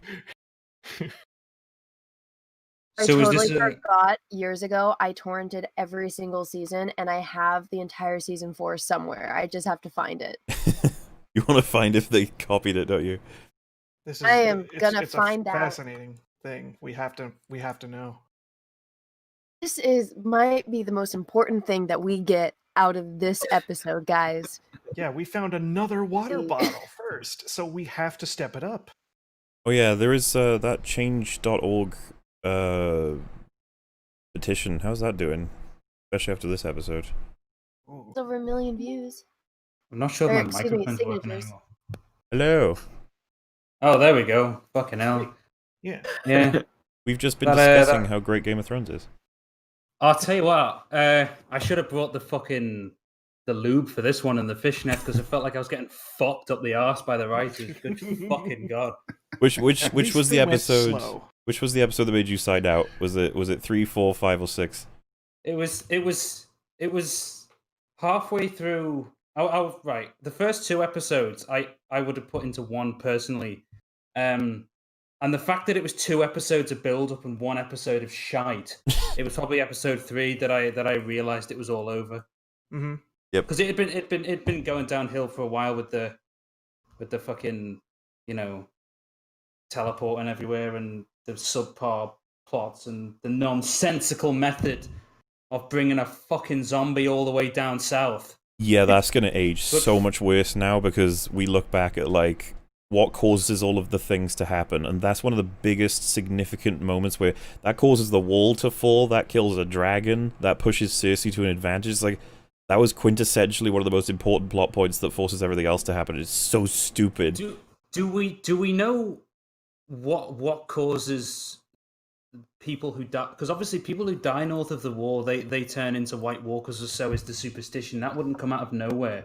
So does anyone, or pretty much anyone who dies north of the wall, basically become undead? Well, we know that according to the show, it's that the Children of the Forest created the Night King, who created creepy frost babies that I assume turn into frost men, who then all can just lift their arms and they raise the dead. Apparently that's their hierarchy. Well, it wasn't fucking... Yeah, well, to be honest, I haven't read the books, but I liked Game of Thrones best when it was the War of the Five Kings, and I know the overall big bad wasn't supposed to be the politics, but I did enjoy that aspect of it. I mean, I would have been okay with it if there was like they defeat the Night King and then they recognize that they've still got a lot of work to do because of the bad blood between all the houses, and it's not just erased. Something that has to be done, that sort of thing. But like, It's throw an ire at the Night King and just be like, well, that's done, let's go back to politics. It's like, oh, okay. I'm just so... What that old nan must she her legacy's fucked, isn't she? Her children were born and died all in darkness. Did they, Nan? Fuck off back to the asylum, because this winter lasted a single night. I mean, If that. it wasn't even snowing. It's like a joke. It wasn't even snowing in King's Landing. It was fucking ash. Yeah, that's. I mean, there was certainly. Like, I'll absolutely agree that it's ash because it can't. How could it be snow? It wouldn't even like. When did the last episode? It was clear skies. Like, okay, those clouds, but. And does anyone know that after Daenerys bit the dust, which was ridiculous? I don't know. You probably discussed this at length about how Drogon picks her up and flies her off to I don't know do what with her, but whatever the fuck. How much time passed between that event and then the council thing where they Apparently, They said weeks, was it? yeah, weeks? yeah. Yeah. Ugh. Apparently. What's worse is we were just talking about it too. It's that they had said like, oh yeah, we got Jon Snow, he's all locked up and everything like that. But then you kind of are sitting there wondering, it's like, well, how did they catch him? The fucking dragon flew away with the body and the murder weapon, and no one saw this happen. No, So it's you like, know what it's the fuck Johnny. happened? You know, but my honor demands I hang the boy. Yeah, I yeah, killed my yeah. queen. Yeah, And you'd he's think not we'd gonna want to lie. see that. We'd like to see him do that, but no. Exactly. So then you- 5.2. That is a I just low love. rating. I love how he goes from a man of the Night's Watch to the Lord Commander to the King in the North to the heir to the Iron Throne to a man of the Night's Watch. I love how he just regresses all the way. Don't you see? back It's down you go. poetic. It makes sense. It's a great Yeah. arc. It's so great. It's great. Jon Snow's storyline could be visualized as an old man slowly climbing some stairs, only to fall down at the very last minute and break all of the bones. That's Jon Snow's fucking story arc yet- right there. And yet, that would be better. I would prefer Than what we that. got. Yeah, it would. Way better. Good fucking god. And Yeah, Tyrion. something popped up in the chat. We have here somebody who says he's located the recycle. Ghost and Jon Snow reuniting was season 4, episode 5, first of his name. Timestamp 52 minutes. It's not the same exact shot. There might be another one else in there. Oh, is it Yeah, the yeah. one where I know exactly what scene I Anna, saw check your that one? inbox. Yeah. Twitter, I sent it to you. They're talking about they're not talking about the one. This is season 4 or 5. He says So season 4, episode 5. Is that the one where they've defeated Craster's keep people? Is it the end of that episode? At night in the fire, but his hand is on the opposite side of Wolf's head, or Ghost head. I think they've reused a few direwolf bits. That's the prevailing theory right now, and it's not looking good if that's the case. Yeah, so That Thank shot you, of blame the controller Overwatch. We'll look into that. Yeah, the reviews on IMDb are lower than Rotten Tomatoes are, which is interesting.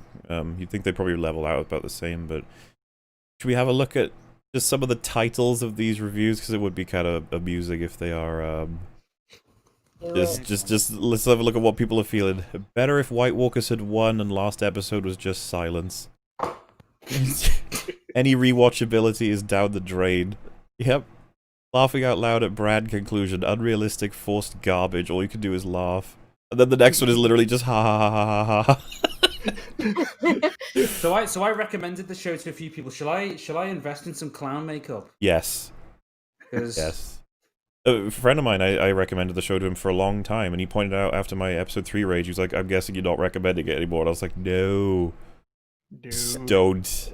This is the type of thing I'd recommend to someone out of spite if I hated them and just wanted Look at this to one. waste their money. How do I rate 0 out of 10?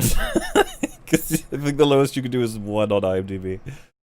Oh, these poor people. Not good. The greatest TV show of all time had the worst finale. A parody ending to what was a brilliant series.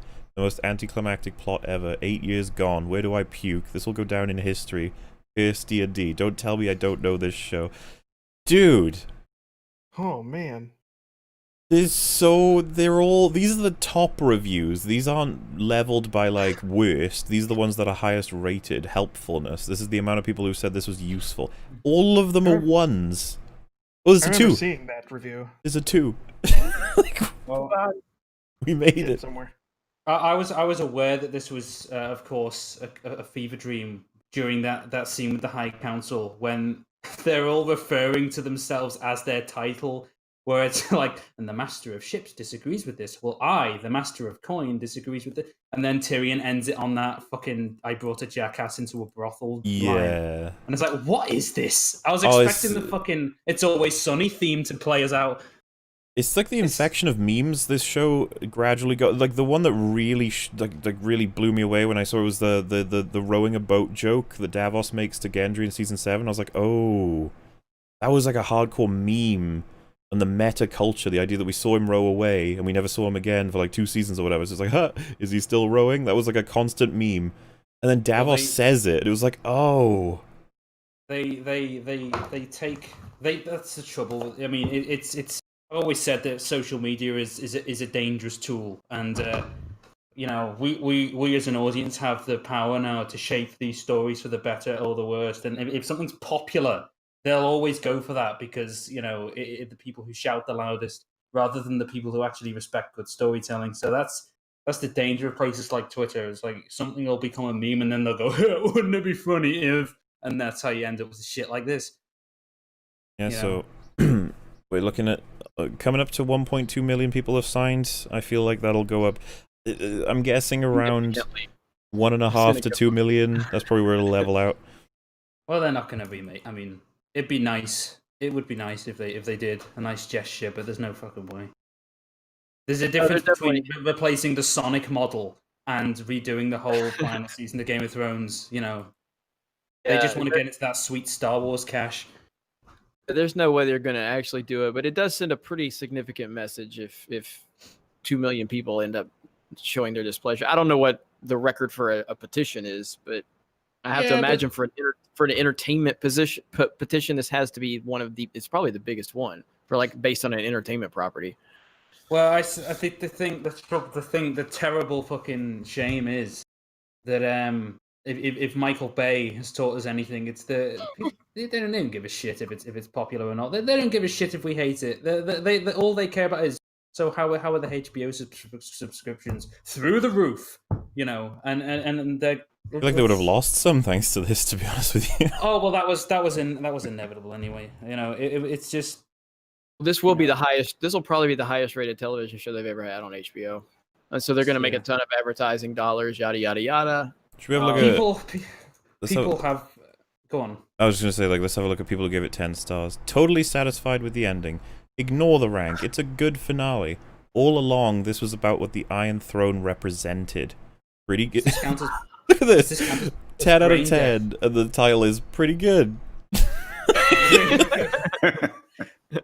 That's a hard 10. Thank you, Game of Thrones. Haters gonna hate, but thank the gods I'm not one of them. Great finale. This bad reviewers will be forgotten. Well, as will your comment, good sir. Thank you. 90% of reviews are written by trolls. Are you one of them? Unexpected final. Stop whining. Perfect. Perfect? Really? Perfect. Couldn't have been improved at all? Alright. Masterpiece. Oh my. It's been an amazing journey. Fitting end. These are written by the people who've taken Game of Thrones and turned it into Big Brother, whereby it's not about the story, it's about who's if their favorite character wins or not. Yeah, pretty much. Do you like this one? 10 out of 10, and the title is Not Entirely Sure About How I Feel About This Finale. Don't give it a fucking 10 out of 10 then. Do you know what numbers mean? Oh my god. Well, either way, I should probably start getting to super chats because it even says it didn't meet my expectations. Maybe that's a good thing. It's subverted. Yeah. Why the fuck did they go for 6 episodes if they knew for a fact that they couldn't wrap it up in 6? Which they didn't give a shit. Like, fuck it. I also can't help but notice how much of a big deal this is for everyone. You know, a perfectly operational train, especially of significant value, is absolutely a thrilling sight, but not as much as a crashing one. You know. Mm-hmm. So for as good as Game of Thrones was, the awe of perfection is not as engaging as the ecstasy of crisis. So it's always wonderful when something so magnificent just falls to the lowest of low. And that's how you end up with situations like this, with everyone universally panning it. And that's the thing. Game of Thrones, pretty damn watched, to say the least. And yeah, this sort of happened. Anyway, I'm going to start reading super chats, and obviously all of you are welcome to come and go, leave and stay as you please. A lot of these are going to be related to Game of Thrones, so we'll have plenty of discussion to go through. But yeah, hey, and since you mentioned that, check your inbox on Twitter real quick. I'm going to have to bounce. That is absolutely fine. It's been great to have you, dude. And do you want to just plug your channel quick? Man. Let them know why they should subscribe. I believe it's in the description as well, so... Yeah. You guys can check me out over at Geeks and Gamers. If you like a sarcastic asshole that talks a lot of shit and talks about Hollywood and all of their identity politics, you might like my channel, and you might not. I don't know, but check it out. Check out geeksandgamers.com. I have a website. We have a full staff of writing, a writing team, editors, everything like that, and they're not as sarcastic as I am. But thanks for having me, Mauler. It's been nice to stream with all of you. I appreciate it. And this stream is significantly better than season 8 of Game of Thrones. That's an achievement right really there. It's a high bar. So yeah, thanks for coming on, man. Appreciate it. You scored higher than the div kid at the back of the classroom who's only allowed to use the plastic scissors. Yeah. It's like fucking gee. There's the bar right there.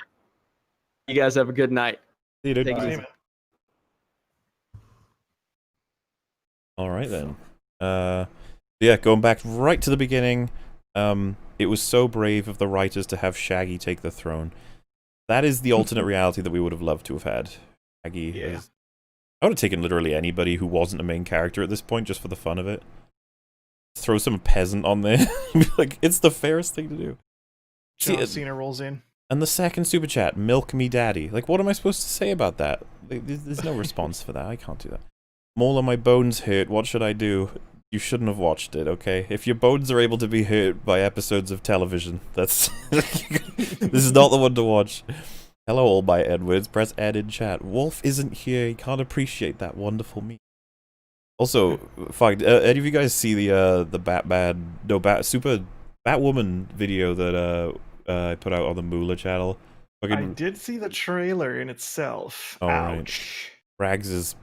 Poor Rags' reaction, and he lost his mind with that trailer. I saw yours as well, Anna. It was you got flustered, to say the least.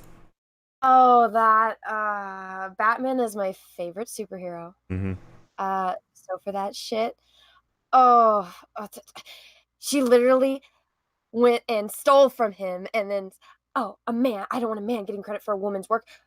Bitch, you fucking stole. I'm sorry. I don't know if I can. Wait, sorry. I just looked this up. Is this real? I'm looking at a woman dressed as a bat with a fucking red wig on. Yes, is that real? that's real. That's real. That's real. fucking real. I just Yes. typed that in right It's now. real.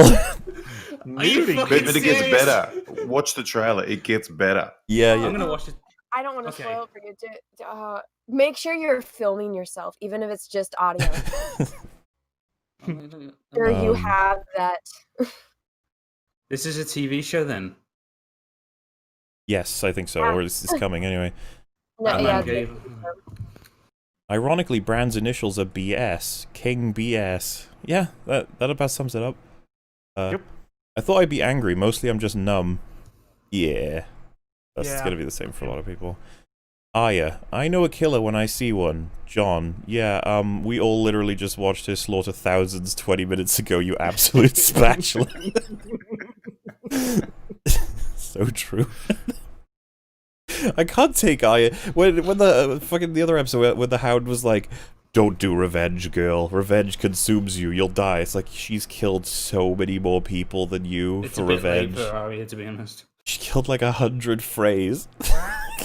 She's like, "Oh yes, my soul is still unbesmirched." It's like, "Oh, okay, good." I'm convinced that Kathleen Kennedy bribed D&D to sabotage Game of Thrones to make Episode 9 look good in comparison. There's a potential there, but who's betting on Episode 9 being great, or being even halfway decent by comparison to... It probably will be better than Game of Thrones Season 8, though, right? That's probably I worse than think that. so. Yeah. I Okay, mean, maybe. Like, JJ's taking it back, so at best it'll be all like, eh? Yeah, maybe we can just get some meh going, you know? Yeah. Toxic Brood assemble. Absolutely. There's more endings here than Return of the King. There's a lot of it. Yeah, a lot of people are drawing, they kind of, their take is that they kind of ripped off a lot of Lord of the Rings with the ending for this. Especially the book writing and then the sort of peaceful, everyone is going away sort of thing. I don't know. I think it's just badly written and possibly just a rip-off, yeah. See, I feel bad now. Jeremy, I'm a huge fan. I want you to come over to my place and feed me chicken nuggets with your shirt off. What do you think? I'm afraid he's not here. Anna, could you answer that question?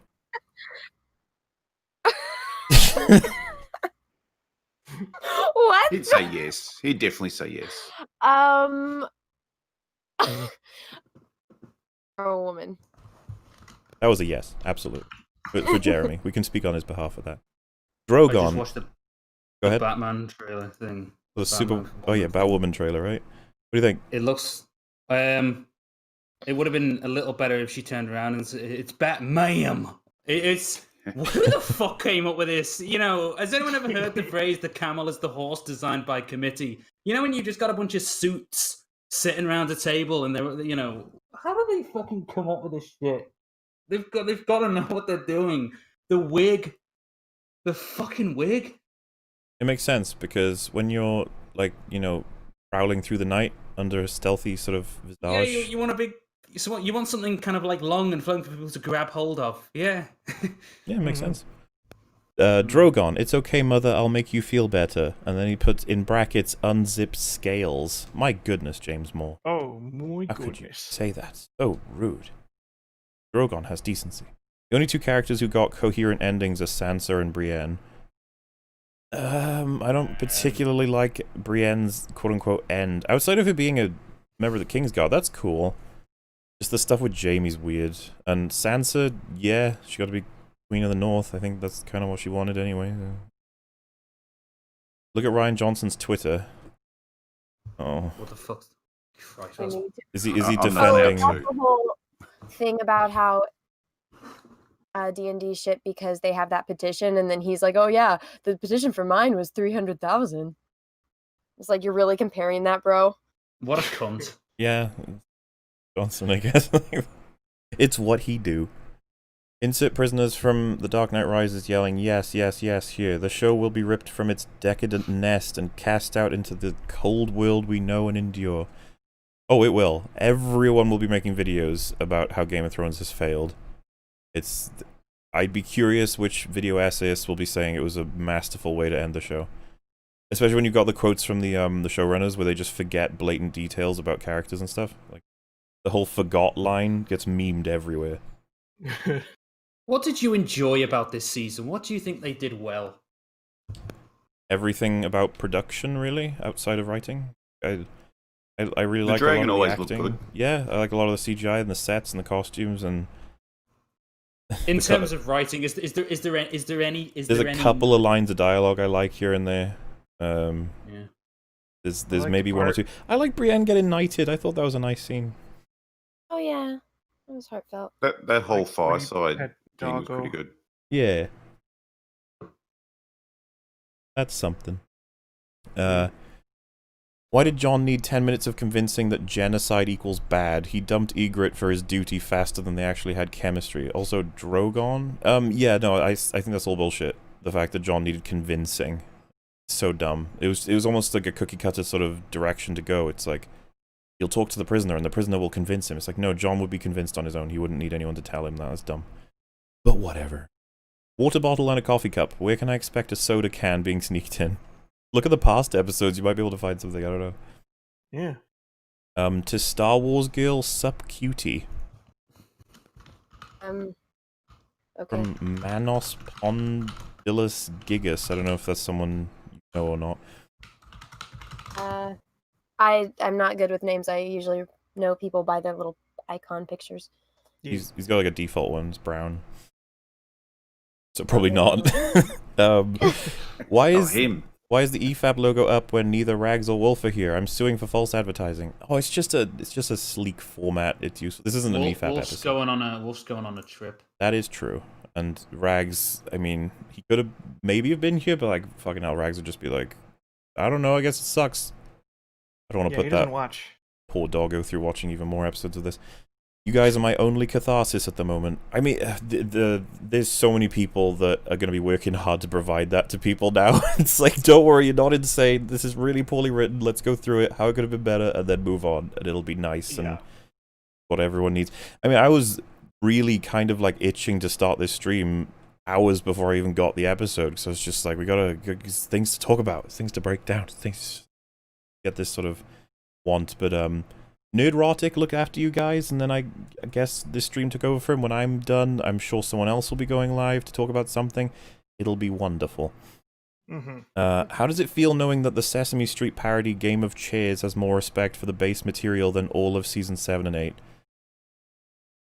At this point, it makes sense. There was a Sesame Street thing? What?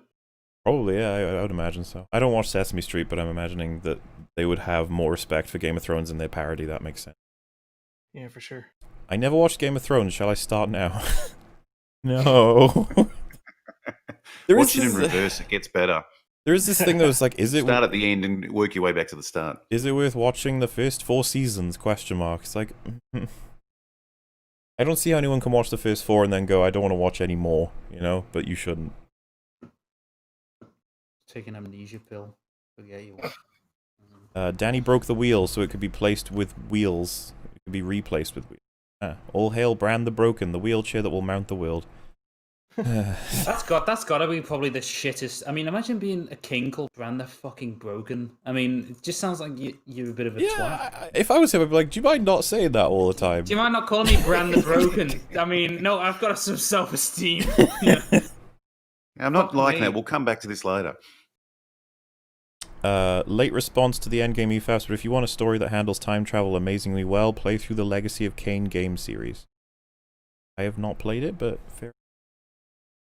The thing, D&D are getting a shot at Star Wars movie. May God have mercy on all our souls. Oh, Star Wars died a long time ago. There's always more to kill, though. You just keep killing it. Yeah, like they're resurrecting the Emperor. Oh, wait, are they... Oh yeah, I forgot they put his little laugh in, didn't they? This is what I mean. Whenever we think it's done, it's like they'll be like, "Oh no! Did Vader really die when he was put on the pyre? Did he though?" Gone. No one's ever really gone. Exactly. Yeah. No franchise is ever truly unmilkable. Anyone also wonder where the horse went? Oh, Arya's horse? Or Where did the horse go? it was a metaphorical ending for the previous episode, so it wasn't required in the opening of the next one. Just like, no, that was for the image. She doesn't have it anymore. Do you all think is definitively worse than what TLJ did to Star Wars at this point? Season 8 as a whole to Game of Thrones versus TLJ to Star Wars. What do you guys vote for is the more damage? I would say Game of Thrones. I would say Game of Thrones. Yeah. Well, I'd say Game of Thrones, but that's only because I was never really that invested in Star Wars. So Yeah, it was like with I'd say Star Wars. Last Jedi. You're just Really? destroying Luke Skywalker. That's pretty big in my It book. is. I But in agree, but- fairness, we've got if you could, Daenerys is gone, Jaime's gone. I think Jon and Tyrion have been ruined. Varys is ruined. This is a lot of characters to knock out in this one season. Not to mention the and Night even, King. I'd argue- even though Luke's been around longer, we've mathematically we've spent more time with the Game of Thrones on screen. Mhm. So And you can remove the new Star Wars and still have complete sets. You Yeah. can't remove this Yeah, ending. It's and really have hard anything, to so draw a line with you Game of might Thrones. have convinced me. Yeah. Exactly. Yeah, I think the best you can do with Game of Thrones is just leave it off where, like, just stop watching and pretend that it got canceled, and you can just leave it up to your imagination. Is when Danny's on the boats heading to Westeros, and it's like that Yeah. hope. Oh my gosh, he's gonna go. It's gonna be great, and just never watch it again. Just pretend it ends there. I feel like every critic on the internet now is Wilford Brimley from The Thing when they're just dissecting it. This gruesome Yeah. Mexican, like, oh god, oh. It's like everyone's just taking that. The definitive answer on whether or not it's snow or ash. James Moore says they're salting the ground in an attempt to prevent good storytelling from taking root and growing again. Go. Ooh. The Night's Perfect. The Night's Watch is more like the Night's Hangout now, where you go north and get drunk with Tormund, I guess, which John is going to do now. I mean, I'd be on board for that. I would watch an hour. What's the nice watch? Sorry? Go on. I was just gonna say I would watch. I- You go first. Go first. Jesus fucking Christ! I'll just very quickly. What's the purpose of the Night's Watch now? It's more like the Night's Border Patrol, isn't it? Yeah, we had brought that up We too. don't know. Oh, And they're not well, going to answer it because they don't have to. They can just end the show. You can imagine what the purpose is. Yeah. All right. Well, continue. Yeah. So what I was saying was like the idea of just a scene of Pullman getting gradually more drunk with John and a couple of other wild things. I'd watch that for like hours instead of any more of D&D's work to do with Game of Thrones. At least they talk more. Yeah, they'd probably you probably get John being like, so what is the point of the Night's Watch? And then they talk about it. We could be like, yay, answers. Game of Thrones, a song of chair and wheel. I held the door for this, Hodor. Yeah. Well, you know what? Bran became king, so... How the fuck did that happen? they made it happen. How the fuck? It is like South, where, you know, where they give the div kid the role as the king for comedic relief. Yeah, so they're like, well, you know, the dragon melted the chair. Bran brought his own. There you go. Problem solved. Exactly. She broke the wheel and replaced it with two. Great. Yep. Now we got fucking 2 wheels to break. You fucking stupid cunt. That's how it works these days. It never ends. Even though, well, they're doing prequel shows, right? That's the idea here. People were saying that they were going to totally set up prequel shows. I don't know if they have, unless the Arya one is going to happen. Not a prequel show, though. Off. God, there isn't an Arya show, is there? I hope not, but maybe. We'll have to see what they do. I don't know. She ends up in fucking... What would happen? She goes to Marine. That's you make it sound like they pay attention to continuity. She just rocks up and is...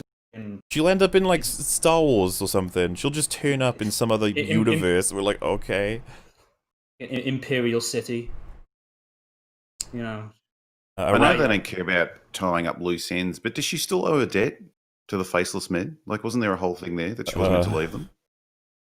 No, she just left. She's just like, man, like, there's this sacred order of assassins that you can never leave, and she just... Does she owe a debt? It's like, oh, fuck. Do you really think they remember anything that happened before an episode ago? They don't even remember that they brought Jon back for some incredibly important reason that will never be explained. Good God. A random soldier should have licked the ground to see what it was. That would have been a neat trick. Yeah, they could have known for sure if it was salt. You guys ever play that EFAP meme video? Possibly, because that could refer to a couple of them. Do you mean one that was made by ER or one that has ER in it? I'm not... Oh, was it the one where it's an ER intro? Yeah, we need to play that one, but I lost the link. Someone wants to send me it on Twitter tomorrow, because I'm going to have like 2,000 notifications, so I'm going to probably skip over them, because go through them would be insane. So send it tomorrow, person who has that, maybe. You com Susa Todd Oof. D&D making Star Wars. I think that's a reference. Drogon seemed to think the throne killed his mom. Yep. I'm pretty sure Jon told him that mentally.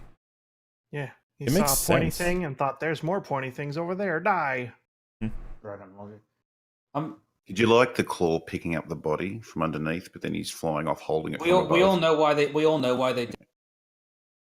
Because they knew that a wide shot of that would look fucking ridiculous. You can't... I don't think a dragon wouldn't be able to It's fly. balanced on one leg. Yeah, a dragon wouldn't be able balanced on one leg, trying not to fall over. That's literally it. Like, dropped her, like crushing her head with a claw and then picking up this mangled mess in the end, and I finally got it. Because the way the wings work is that you need to have an open palm to spread them out, right? Because they're attached. So like to hold someone, you'd close your hand, you close the wing, you can't fly. So it looks good to pick her up with the hand, but it also looks terrible to fly away with it. So, but it looks terrible to pick her up with the foot, but it looks good to fly away with the foot. It's just like, yeah, fuck it.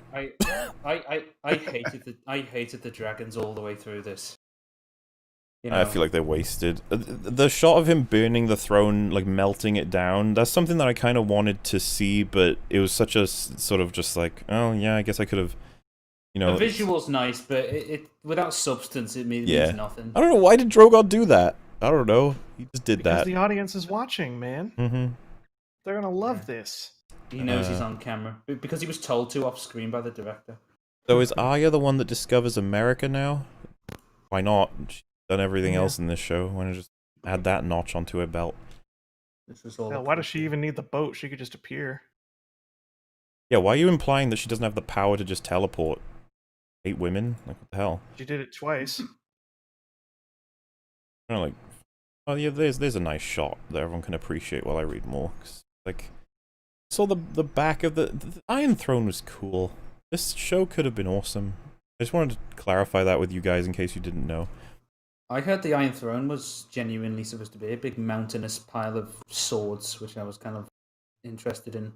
There's a lot of artwork that shows it like that. I guess the show sort of wanted to go a little bit more minimalistic with it. Ash is of course and rough and gets everywhere. Ash is coarse and rough and gets everywhere. I nailed it. I also agree. A friend of mine is an English teacher. He agrees/applies objectivity to writing. He not only likes TLJ and Game of Thrones Season 8, but thinks it's good. No joke. Yikes. Well... Well, if he's a teacher, that explains everything. If you want to go teacher, those who can't teach is the old adage as it goes. Fuck me. What's west of Westeros? We'll discover that the Seven Kingdoms is part of the same park as Westworld. Bronn was obviously a patron and not a robot. Again, that would be a better ending than what we got. Where did Bronn come from, by the way? I was under the impression that he last threatened Jaime and Tyrion with a crossbow. Yeah, and then they don't address that really. He's Master of Coin now. It's like, cool. And they gave him the castle. And Master of Coin, fucking Bronn. Yep. Poor Jeremy, he wanted the Wire ending. Possibly. Wanted a good ending. Fun fact, Narth, place where the Dothraki and the Unsullied go off to, is known for having butterflies that carry a lethal disease that only the locals are immune to. They're all bloody dead. Yes, but not in the show continuity, so it doesn't count. That's what D&D probably are laughing their way to the bank saying. They have yet to release an inside the episode documentary for this garbage. Can't imagine why. Yeah, like I'm pretty sure they're doing some kind of documentary thing. Someone in chat was saying it's a week from now that's coming out. To who knows what's going to be in there. And who knows how many lines, like, you'll get, like, we're about to film our final scenes, what are we all thinking? And then you just have another one where Daenerys is like, this is hell. Just hell. And then they're like, oh, cheer up. This is all over YouTube and Reddit. It's just going to start off with Captain America sat on a chair going, so? And then into the documentary they go. Funny how got Star Wars, Marvel, and Game of Thrones all, like, reaching sort of climaxes. And, like, Marvel's the only one that I think will escape with a good reputation. And, like, Game of Thrones it's got so much more prestige than Marvel did. Like, a lot of people are like, oh, superheroes, meh. Game of Thrones, it's like, super awesome fantasy. But it's like, no, Game of Thrones and Star Wars is both, Well, I say that. Episode 9 could be great, right, guys? Episode 9, great? Right? What? No. Well, I think I get a sideways thumb. Yeah, I didn't really.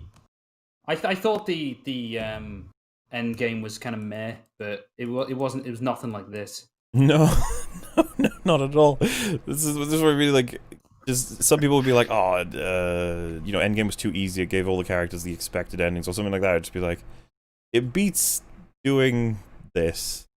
I think maybe I'm being biased. My friends and family mocked me for years for disliking and not trusting Daenerys for the self-righteous time bomb she was. Joke's on them. Yeah. Mauler's completely right. Tywin was the best ruler. Oh yeah, Tywin on the throne. Everything would have been sorted out immediately. Yeah. Finally, the Mauler that was promised. Family have been dying to see your response. Long live the three-wheeled raven and his tripod. Well, yeah, this will be the extended response, but there will be an unbridled rage for this episode. There's no fucking way that's not happening. Finale, character endings determined via dartboard. Yeah. Yeah, they were like, where does Jon go? They threw it and he was like exiled to the wall. And they were like, does that make sense? Yeah, fuck it, whatever. Who's on the throne? They threw a dart. It's like, it hit Bran. It fell off the dartboard and hit Bran. We didn't even put him on the dartboard. It's like, oh well, I guess it's him. Oof. Mauler, you're my favorite massive. Thanks for the vids. No problem, Zach. I'm glad those are the non-smashing face rocks. Oh, right, because, yeah, so that was the other thing, I don't know if we mentioned it, but, those faces and bodies are very well preserved, considering a building fell on them. You know, you could half expect them to be crushed, but it was like, no, they look pretty good. Bit of blood, bit of blood. They're fine. It looked like they just kind of dropped a bag of gravel on them, and they didn't, like, And they fell throw asleep. the bag. Yeah. Just put a scratch. Oh yeah, I made a joke while we were watching it. I was like, you see Jaime's hand out of the rocks, then you also see Cersei's wine glasses. And he's like, oh no, Cersei.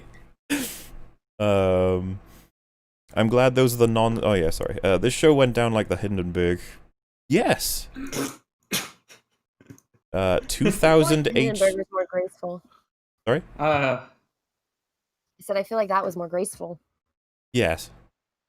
No, Hindenburg jokes. Fuck me. 2000 HUF is $6.87 USD, paying $2 just to educate. Fair enough. At least I didn't have to watch Arya get naked again. Yeah, a lot of people felt very uncomfortable with that, but I think you could agree that other issues have completely eclipsed that conversation. Like, I don't even know if anyone's talking about that anymore. It's just there's other things. Don't you know, Mauler, you can buy Unsullied and Dothraki for $3.99 at the corner store? Yeah, there's probably like a whole set of 10,000 for just $3.99. Why Brad? That's the question we're all asking. The Snickers didn't help. Yeah, there's lots of memes about how she just eats a Snickers. If she just eats a Snickers, she'll be okay. I once bought a jackass and a honeycomb into a brothel, Tyrion Lannister. Yeah, and that's his last line. In the whole show. It's a meme. It's the funny meme. It is. I've already seen people defending this. They were never going to make everyone happy. It's always a realistic tragedy, not a fantastic story. Oh God, there's a difference between a happy ending and a good ending, you know. Yeah, I didn't need a happy ending. Yeah, it just needed it to be consistent and believable and earned. Yeah, it's like you can look at the movie Seven. That is not a happy ending, but it's a good ending. I mean, Scarface, for fuck's sake. Mm-hmm. But, you know, everyone gets fucked over in that film. Literally, all the characters you refer die, and The Godfather isn't particularly a happy ending either. But they're satisfying. No, everyone hates those films. Everyone hates those films. Everyone calls The Red Wedding the best episode ever. Yeah. It was like the most traumatic. And I'm like, I didn't expect it. I wasn't too happy about it, but it was still the best episode I'd seen. Probably the best TV I'd ever seen. My girlfriend and I just finished the episode and are now laying here in disbelief. Lol, glad we have you to listen to. Well, hopefully we can entertain, because we're all in the same boat. None of us would... This is not what we wanted. Nobody wanted this. I don't even think D&D wanted this. They probably wrote it like, well, we're giving the fans what they want, but we don't want it. Also, shit, I don't know. So what happened to Long Man Bad? D&D took as long as possible on each and every seat. It didn't even need it at all. Just endless walking. Yeah, I feel this. Yeah. So much walking. So much walking. Arya took the face of Dan and Dave and killed the show. Yes, she did. Liberate equals burn. Yeah, Danny has interesting definitions. We all try and get used to them. Yep. Cannot believe how padded this episode was. Yep.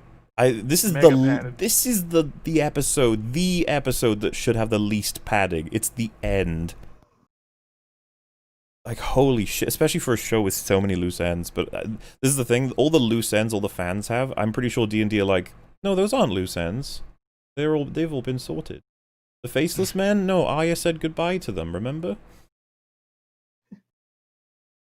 They'll just hire J.K. Rowling to come up with some... Oh, they can do some retroactive continuity, right? From like Twitter, D&D will be like, people are asking where Drogon went. He's actually just chilling with Jon in the north with Ghost now. Yeah. We're just like, okay. It'll just be shit like that until they say that everyone shat on the floor before they invented toilets, all that crap. Yeah. Danny basically became the Joker in The Dark Knight. It's not about the throne, it's about sending a message. Everything burns. Yeah, but the Joker was a character. Why the fuck did she burn the place that she was going to be living in? It's like, did you it's hear like welcome to your new house. It's like, well, I don't like you very much. So I'll tell you what, I'm going to smash your house up and burn it. Oh yeah, well here are the keys. Thank you. Wait, in the inside the episode, they were like, Dany's victorious, but she feels hollow because of how like quick and easy the victory was, and so she stares at her ancestral home, the one that was taken from her so long ago, and she gets a sense of revenge. And I'm like, she stares at her ancestral home, the one that was taken from her so long ago, and chooses to burn it. What? I absolutely think that the tragedy of the Daenerys thing. I kind of get where they were going. So Barristan and Sammy said the Mad King gave them the justice he thought they deserved. You know, and with all her friends dead and her two dragons dead and half her army dead and Cersei having killed her best friends and the people of Westeros rejecting her, I can absolutely see her going apeshit because defeating Cersei was a bit too easy and she wanted justice, and the surrender didn't feel like justice, so she wanted to give them the justice she felt they deserved. I kind of get what they were going for, but the execution was fucking shite. Well, the problem is that like, it's already been established by everyone that Cersei doesn't care for these people at all. So, like, burning the shit out of them wasn't going to send any messages to her. No. Well, it's just bizarre how it's like I want to take this place and I'm going to be living in this place for the rest of my life. I know I'll smash it up first and then I'll move in. I'll piss all over the carpet and then it's you who's got to clean it. It's what the fuck did you do that for? The amount of rebuilding she has to do for the Red Keep is like, why? It's like, congratulations, love. You'll never see the beauty of King's Landing. You're gonna be fucking 80 by the time they fix this shit. There's a couple people mentioning The like smell of burnt flesh would be just there forever. yes. Yeah. Her family are originally from Valyria, and she was born in Dragonstone, meaning that those two connections aren't even necessarily valid. I was paraphrasing. I can't remember if D&D referred to it as her ancient home or anything, or the seat of her family, whatever. It's just the idea that they're like, this location that is important to you was taken by somebody, and you've now taken it back, therefore you explode it. It's like, what? Why? It's just so contrived. She doesn't even explode it first. That's the last thing she does after killing a bunch of innocent people. It's like, why? Daddy, why? Because she's scared. For Grey Worm to just better. It's like, don't you fucking think? Don't you have a brain to use? Yeah, Grey Worm's lost his character ever since My Sunday died. Walking through all the fucking burnt men, women, and children is like, this is justice. Is it? I don't fucking... Don't you understand? He lost his girlfriend. That's what all men do when they lose their girl. They kill innocent women and children. That's just par for the course. It's justified. I wish him luck on his fucking journey on his boat, which he fucked off to. Oh god, fucking! I what a shit end! Oh fuck this! I fucking hate. Oh. Continue. This whole thing is very similar to what happened to Dexter. First 4 seasons were fantastic. Season 5, 6, and 7 were a mixture of good and bad writing before giving up completely in season 8. Yeah, this is the thing. It's slotting in with Dexter and Lost is what a lot of people are saying for this show. It's like, you're gonna join word their on the shelf. street was, at one point, like, Dexter was supposed to, like, get killed by his sister, like, 2 seasons early. But then they decided, no, we're not going to do that. We're just going to make 2 more seasons. And then they just floundered, and then everything sucked shit. I almost forgot Daenerys was part of the show by the end of the episode. Yeah, she's kind of gone by episode, like, 3. Daenerys is just kind of out. 4, I'd say. Also, I just like to fucking... Her death wasn't even satisfying. Like, this... Just as a little note on sound design, her getting stabbed wasn't nearly as impactful because you didn't see it and you didn't really hear it either. It was just kind of like it was a romantic squelch. Stab. Okay, it was the most romanticized death I've ever seen. It was like Romeo and Juliet. It was thematically beautiful, and you don't get it because your IQ isn't high. Beautiful. Best thing about the entire show. Their relationship was amazing. I've been invested in it since the moment John decided he was in love with her for some reason. Ever since he was born a bastard and she couldn't count, they just decided to throw him. Yeah. I almost forgot to... Oh, yeah. The North is free. Only good thing in this episode. Yeah, but it doesn't even make sense. And it doesn't feel earned either, because... It almost seems like a consolation prize. It's like, can we be free, by the way? It's like, yeah, you can be free. Oh, okay, cool. Didn't earn it. They're just like, yeah, we're free now. Cool. Fuck. I'm just sick of shows giving up. And it's like, Littlefinger, he's a clever character. Nope. So we don't know what to do with him. Let's use good old-fashioned God of the Gaps. Bran, destroy this intelligent aspect because we're not smart enough. So he's gone. And then anything that's too difficult, like the Night King or Varys or Littlefinger, have you noticed that they always use some kind of godlike power to destroy it? It's like, can't you just... There's nothing. There's no element of this show, like character plot or world building, that doesn't have something horrible that's happened to it now. Everything's got pooped on. Outside of, I guess, everyone who died pre-season 5. You know what? You're wrong. Because I'll tell you what, Hot Pie. That was the perfect. Hot Pie is unruined. Hot Pie for the throne. Honestly, though, that's the most satisfying story I can think of.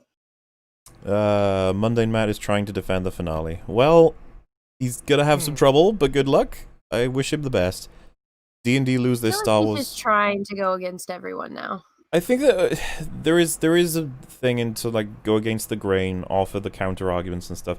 This is the thing, like I assume that we're with the flow on this one. We're no longer like when everyone was criticizing episode 3, there was a schism of like pro and con. It was a TLJ sort of thing. Then episode 4 came out, then episode 5 happened, and now it's like overwhelmingly negative versus positive. And there's a lot of people out there who'd be like, that shouldn't be the way that it is. That's bad. Negative, like being negative about a thing is negative overall, and that what did Just Right say? It takes fun out of the universe as a whole, something like that. Humans react to things the way that they do because like we wouldn't like things if it wasn't possible for us to dislike things, right? Well, you never know your opinions and ideas are good or correct if they're not challenged, so... Yeah, I think it's really important. We don't want this to happen ever again. What's happened to Game of Thrones? How do we do that? It's like, maybe we should tell the people who made it that this was a horrible idea.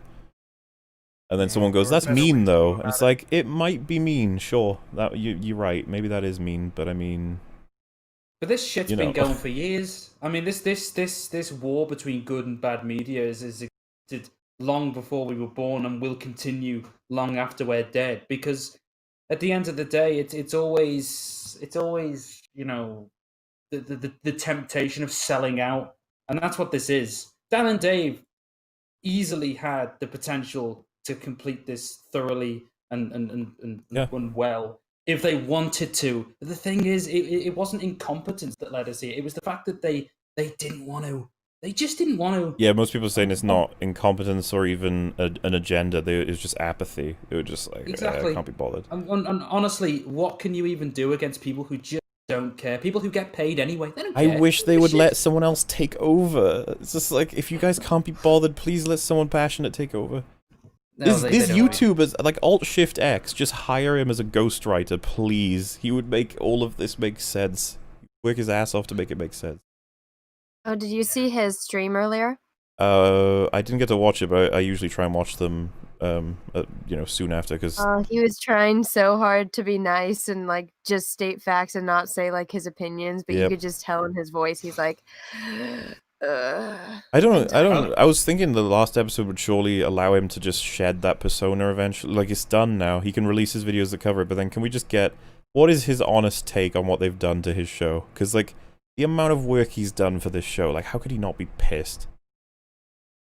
Poor guy. I think he mentioned that channel where he says his opinions. Oh, the Alt-Shift-X like, one? Indirectly.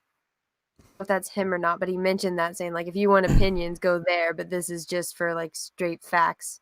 Yeah, remaining impartial is what he tries to do. He does let some of it slip through every once in a while. Like, I think he said something like, with Varys' death, he was like, he's choosing Jon over Daenerys now, and then he gave a bunch of reasons why that's dumb, and he's just like, I don't know why Varys is doing this, but anyway, let's move on. It's like, oh, he's getting angry. D&D lose their Star Wars to much universal backlash. I don't think that's going to happen. I think that they'll get it, even with all the backlash. But hey, maybe. Always hold out hope. There's always a first time for everything. Game of Thrones is dead, and so am I on the inside.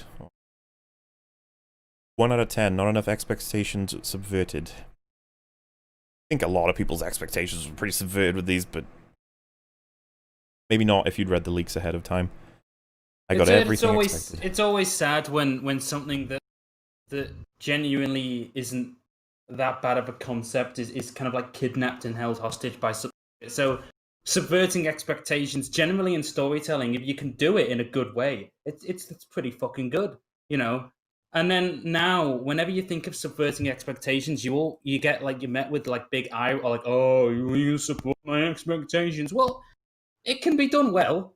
Mm-hmm. It's just, and it's always sad when good concepts and good techniques, like the subversion of expectations, which is a good thing in stories. Now it's just become like this. It's become popular to hate it, and it's because of shit like this. It's like how politics is now. Politics is a beautiful thing where people come together and discuss and debate and solve problems, but it's been kidnapped and it's been held hostage and tortured and brutalized. Now everyone hates it. You mention it, no politics. It's always sad when good concepts get fucked.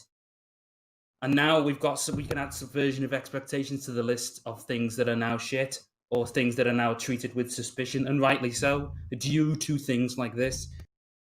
Fuck. It is sad. Gonna go play Total War Warhammer where real leaders are. There's not many left in Game of Thrones, I'm afraid. Question: did the Dothraki leave with the Unsullied? I didn't see them on the ship, and with Dany gone and given their culture, why would they leave?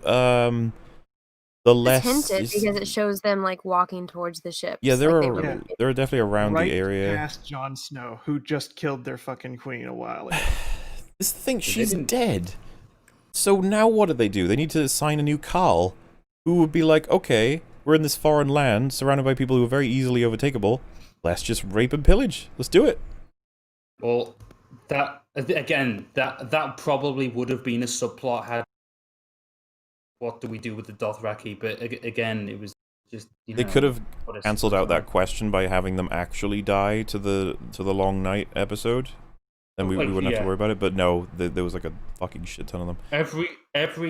Go from episode 1 and then go to this episode and look at the progression. I think you'll find that every single back to where they were. Jon Snow's still at the Night's Watch. Tyrion's still hand of the whoever the fuck king. The Dothraki is still random savages. The Unsullied, yeah, they've got a few fucking boats. Congratulations. But more or less, everyone's still in the same position or dead.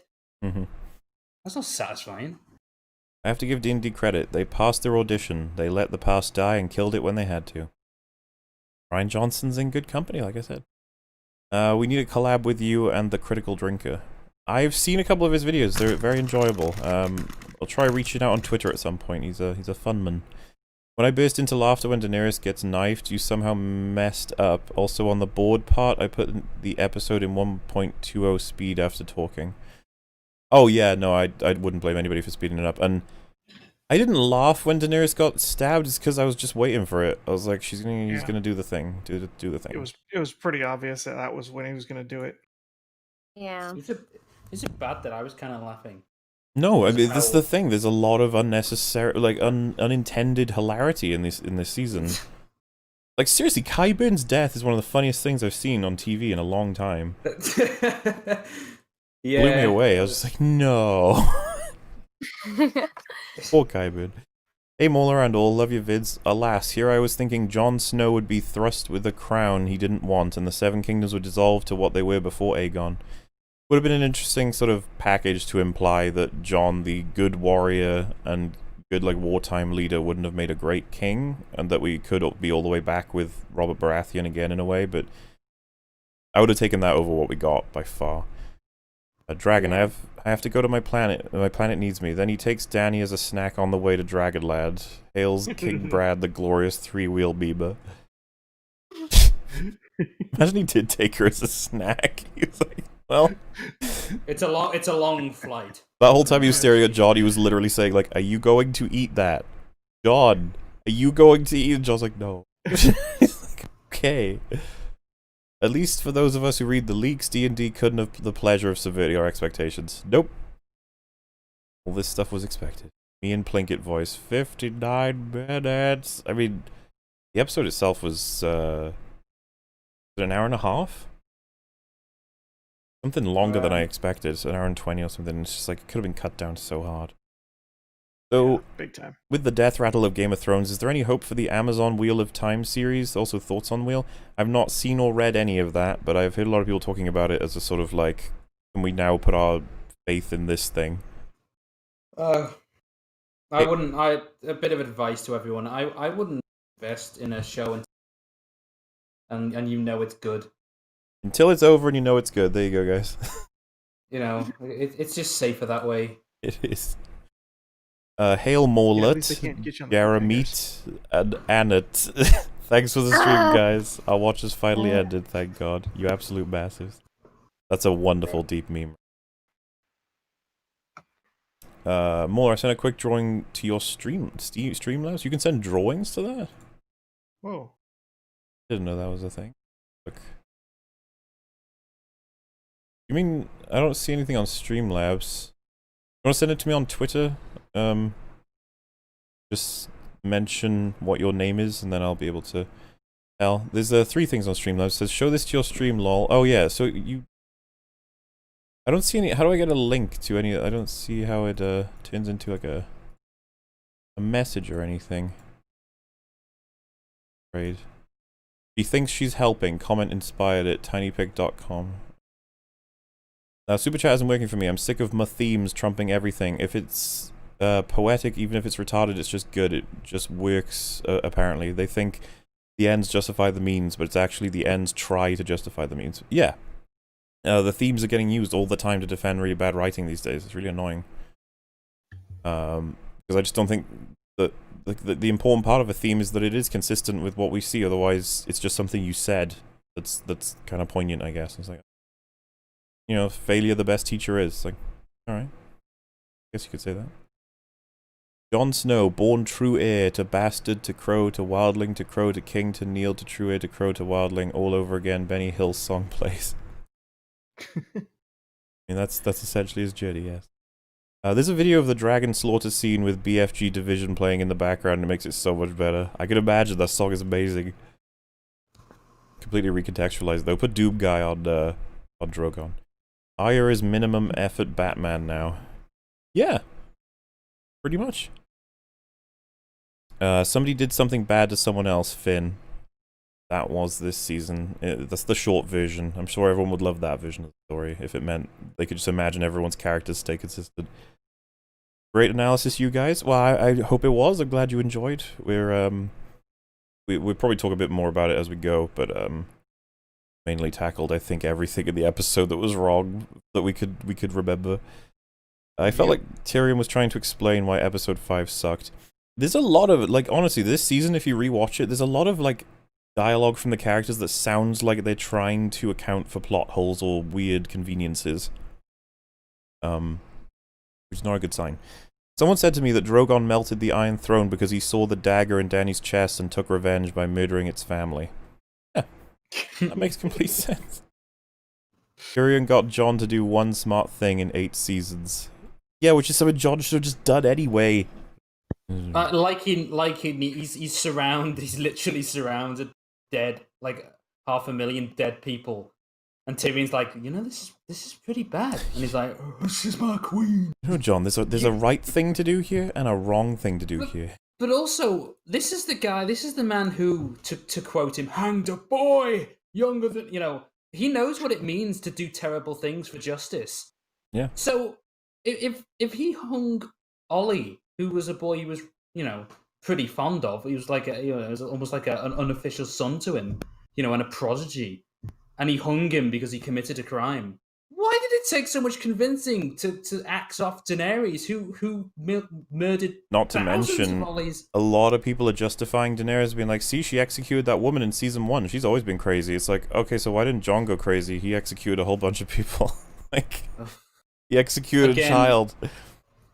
The Daenerys thing is more like, I've never liked her. I've always seen her as a cunt who just wears a mask. But again, it was just executed. Fucking this was the moment. This was the chance they had an opportunity to really justify her losing her fucking rattle. You know, to let the bats out of the belfry. But they decided to do it in the most cartoonish way. Yeah, You know. I think that they could have made it work, and they definitely did. Been studying cinematography for 3 years. Good cinematography bolsters the storytelling. Very few shots said anything. They were mostly just functional. Attractive still images, but banal in context. There's a couple of shots that I think that are worth talking about, but mostly, yeah, they're mostly descriptive of, like, character is walking here. Character is looking here. And you're like, By the way, I called last week that Drogon would melt the throne. Haven't even watched it yet. Living here in Aussie land, I no longer care about spoilers. Well, it did happen. So, what's Bran's tax policy going to be? That's the interesting burning question. I think George R. R. Martin asked that about Aragorn, so it's only fair to reflect it back. The owl's back for Mauler, I hear it. There was an owl at one point. It's gone now, though. It's moved on. Found a mate. I don't know. What are owls? HBO, we're so excited to continue this show. How about 2 more seasons and all of the budget? D&D, nah, we can pull it off with only 6 more episodes. And they failed to pull it off. Yep. That's the story, basically. HBO would have absolutely have funded another 2 seasons. Why wouldn't they, right? It prints the money. Bran's so useless, he doesn't even get an end montage like the other Starks. My expectations of this series were seriously subverted. Good luck, Star Wars. It's all gonna be terrible. Hail Bran the Broken, the 3-wheeled raven, breaker of legs, warger of nothing in Season 8, the doer of nothing. A great title. Bring on the Ash Troopers. Something that bothers me about Dany's death, there were no witnesses and Drogon carried the body away, so did Jon confess to his crimes? That's what we're supposed to assume. Yeah, exactly. The leak said that he did. The show did not. Yeah, that is the interesting part about it all, is we have to assume the leak made that up, or they actually got it from a scene that may have been deleted, so... Interesting. Take my money for bringing on Robot Head. Oh, there you go. Oh, anytime. I was waiting for you to be like, yes, I am Robot Head, that's true.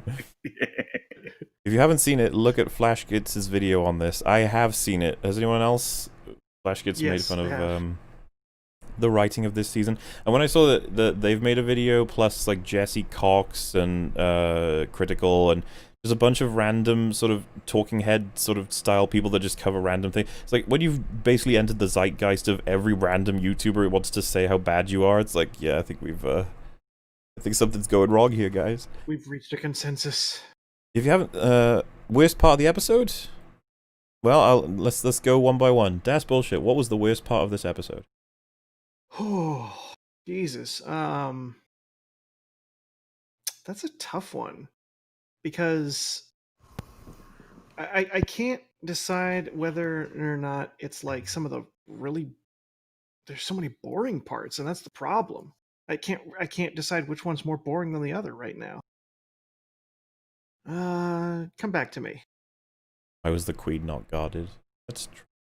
Anna, what do you think was the worst part of this episode?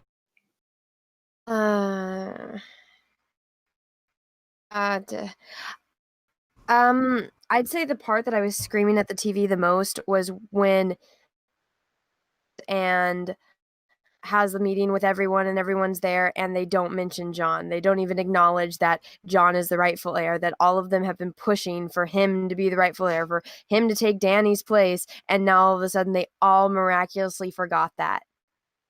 Even though that was the whole point that was driving this entire season, was that here's the big secret we just found out last season. That's what we left with. The season cut off with them finding out and Bran revealing with Sam that Jon is Aegon Targaryen. And now when the moment is coming to choose a king, nobody remembers that.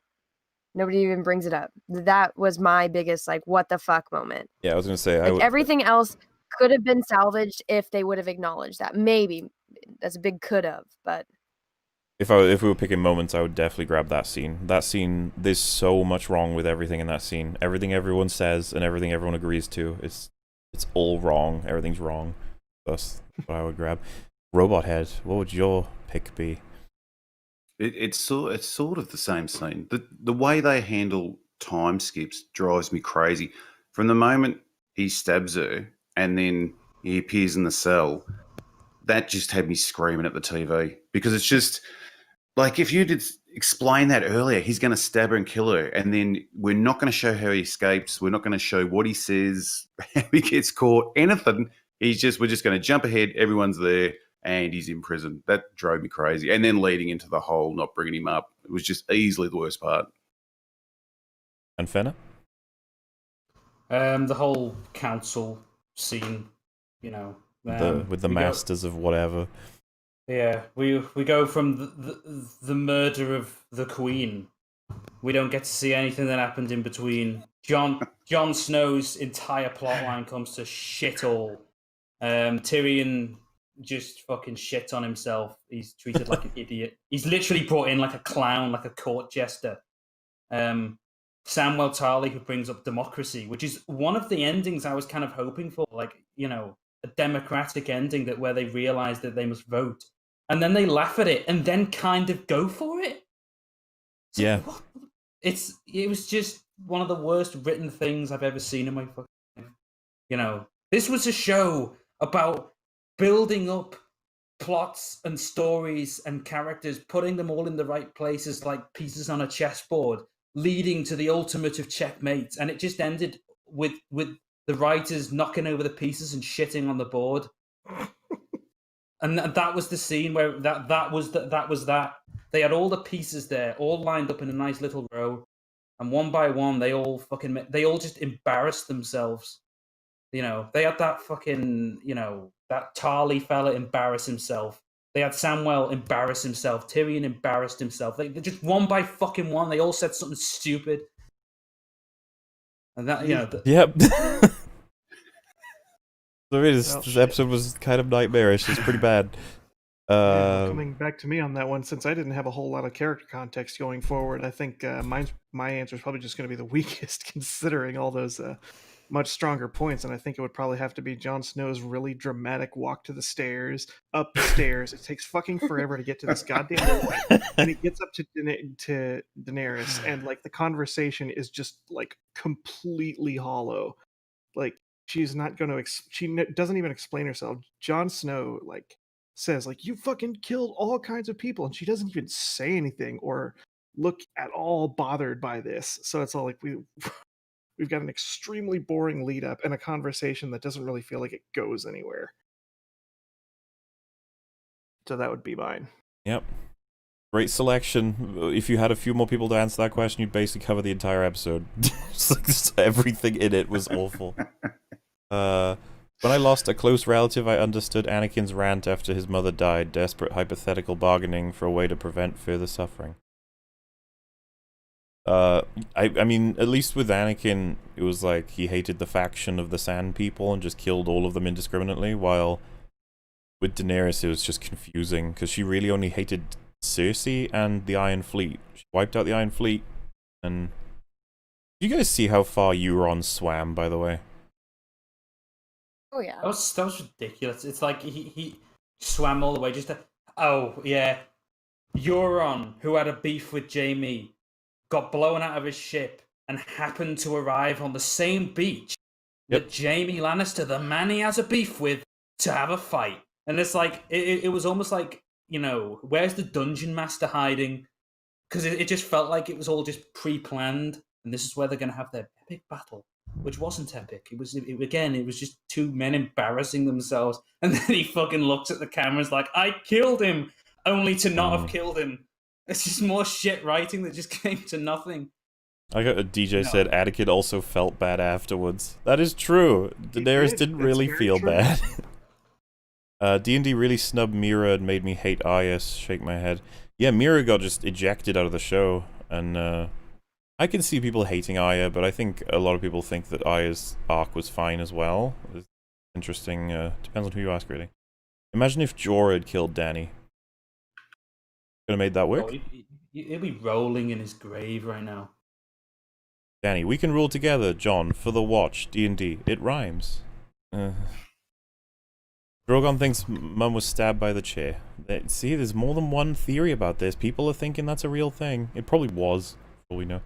Drogon doesn't burn Jon because he is a Targaryen and probably isn't unburnt like Dany, so he opted for the throne instead out of frustration, lol. Maybe. All we can do is speculate, because we'll never get those answers. My issue with the whole dragon thing is that Tyrion mentioned that, dragons are more intelligent than men. Some masters. I'd have been like, okay, you got dragons in the show. Characterize them. Show how each dragon is slightly different from the other. Maybe one's, does things a little differently. Maybe one's a little bit smarter. One's a little bit merciful. And yet you have these dragons characterized not by words but by actions. And then in the same light, you've got them being tricked by Daenerys in a cartoonish sequence where she puts a big piece of ham down and chains them up. And we've had no display of intelligence by these creatures. They do some interesting things now and again where they look at someone as like they can sense the Targaryen. But we've never had the dragons characterized in a meaningful way. So to finally have this scene where this dragon's supposed to identify who's who and then take it as if he destroys the throne because he knows what the throne is and he understands the politics. It's like, this throne is the reason she died, so I'm going to symbolically destroy it. Fine, have that. But you know what? Have it from a characterized beast. Because you can characterize creatures in films. all they needed to do is just, do it. But they didn't. Hey, So him destroying you're the supposed to throne- interpret it. Otherwise, if you didn't, then it's your fault. That makes sense. The dragon is so intelligent that it knows the audience is watching. Exactly. Also, something else that's kind of interesting. The breath is hot enough to melt a steel throne, and John is like only a few feet away from it. It's like, why is he not on fire? And see, people will be like, "Well, he's immune to fire." You're like, Well, he burnt his hand on that. or his lantern clothes first immune to season. fire too. Yeah. Well, we know he's not, because when he tried to kill that fucking White Walker, he scalded his little hand on the lantern.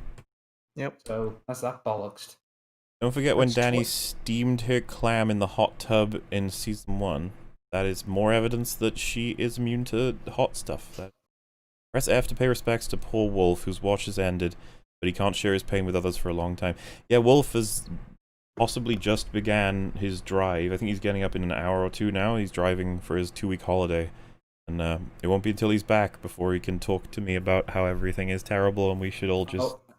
Well, he's going to be cut completely off from all forms of technology. Yep, he'll be alone with his thoughts about how terrible this... I feel sorry for the man. Imagine having This is the you- thing, man. I wouldn't be able to do it. If I had planned, I'd be like, I need to delay this by a day just so I can talk to people about this. He's going to go People- insane. They'll be reporting a car driving away with a man swearing in it, just abusing people out the window. I want to point out this episode had a similar runtime to films like Lion King, Zombieland, Ghostbusters, Toy Story, Office Space, and Army of Darkness. So much plot could have happened, and yet it's just a wrap-up. Yep. They hardcore build time with just nothing. Wolf did make a comment on his YouTube community tab.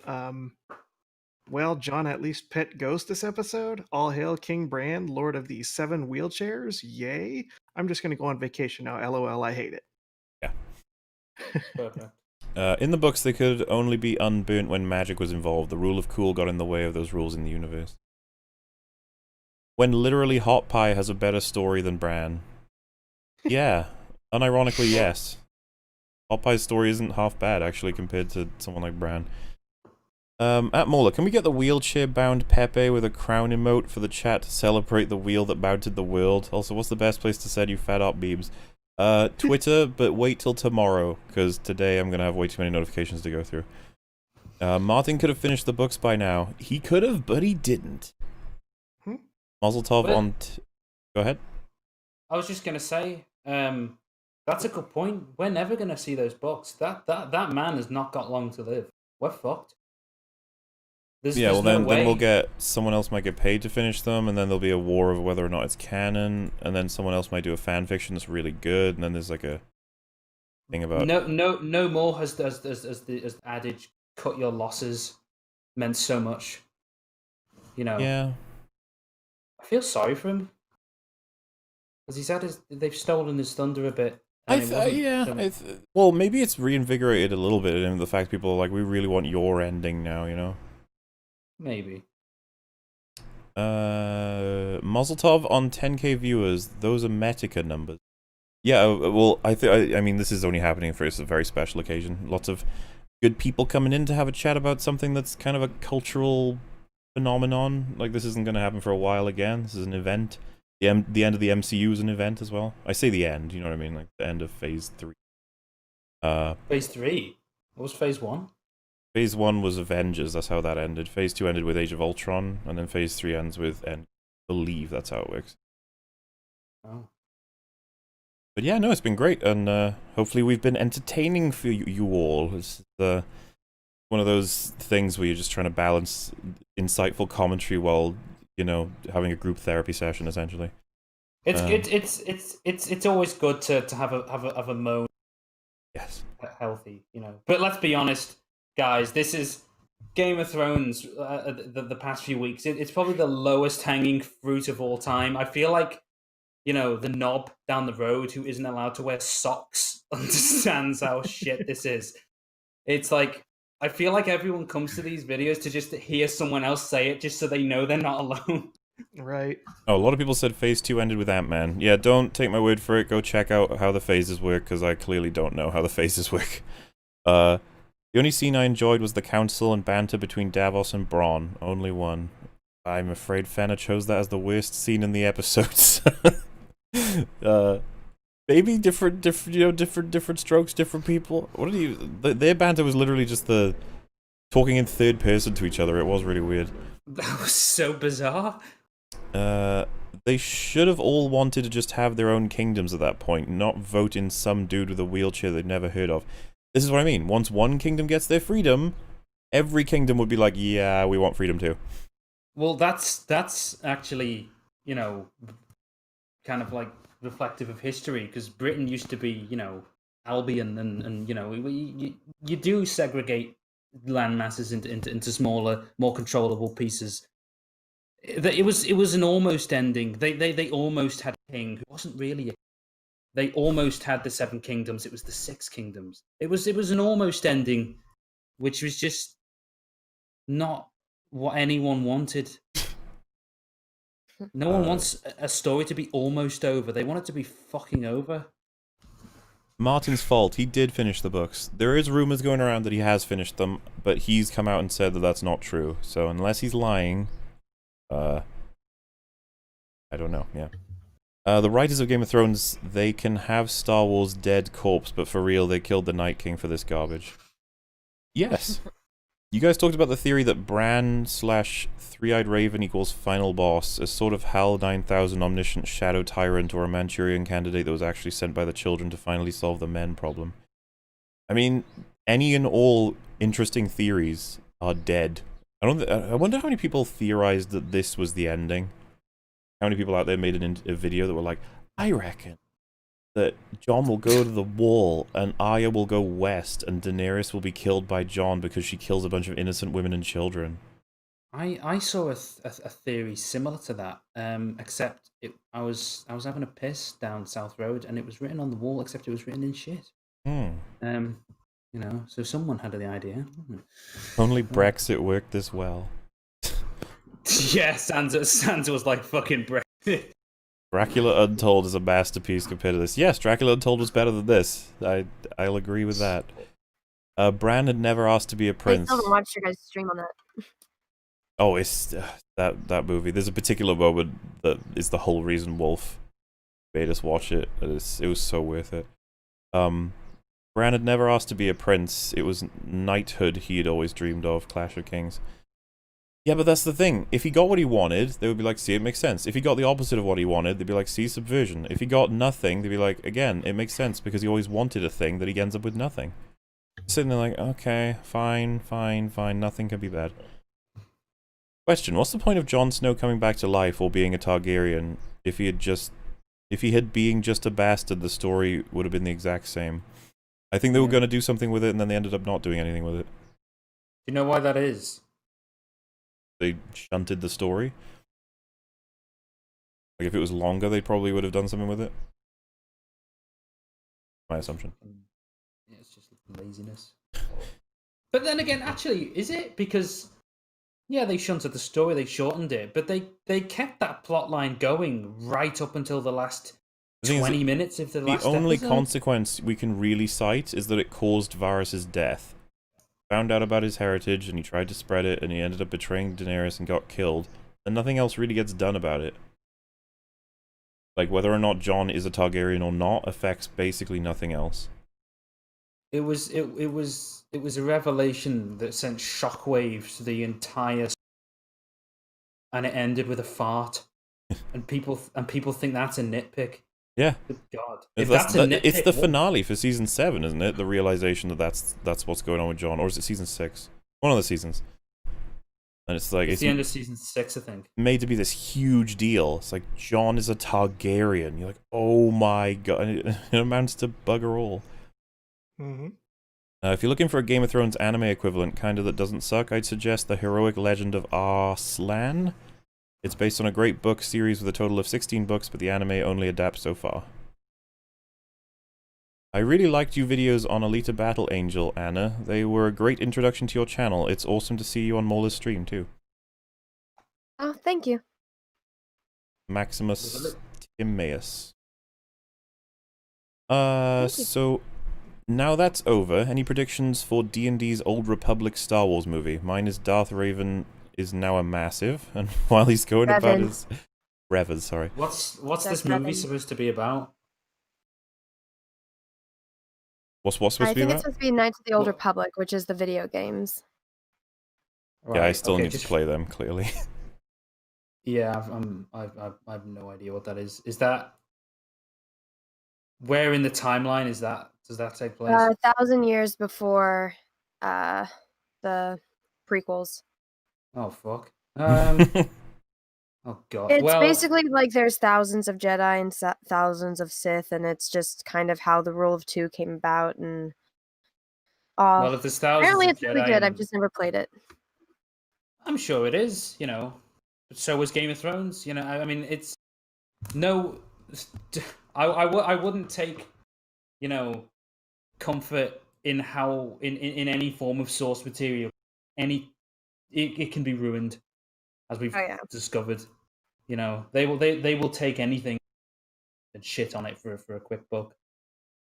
They had Harrison Ford, Carrie Fisher, and Mark Hamill on board, and they don't even share a scene together.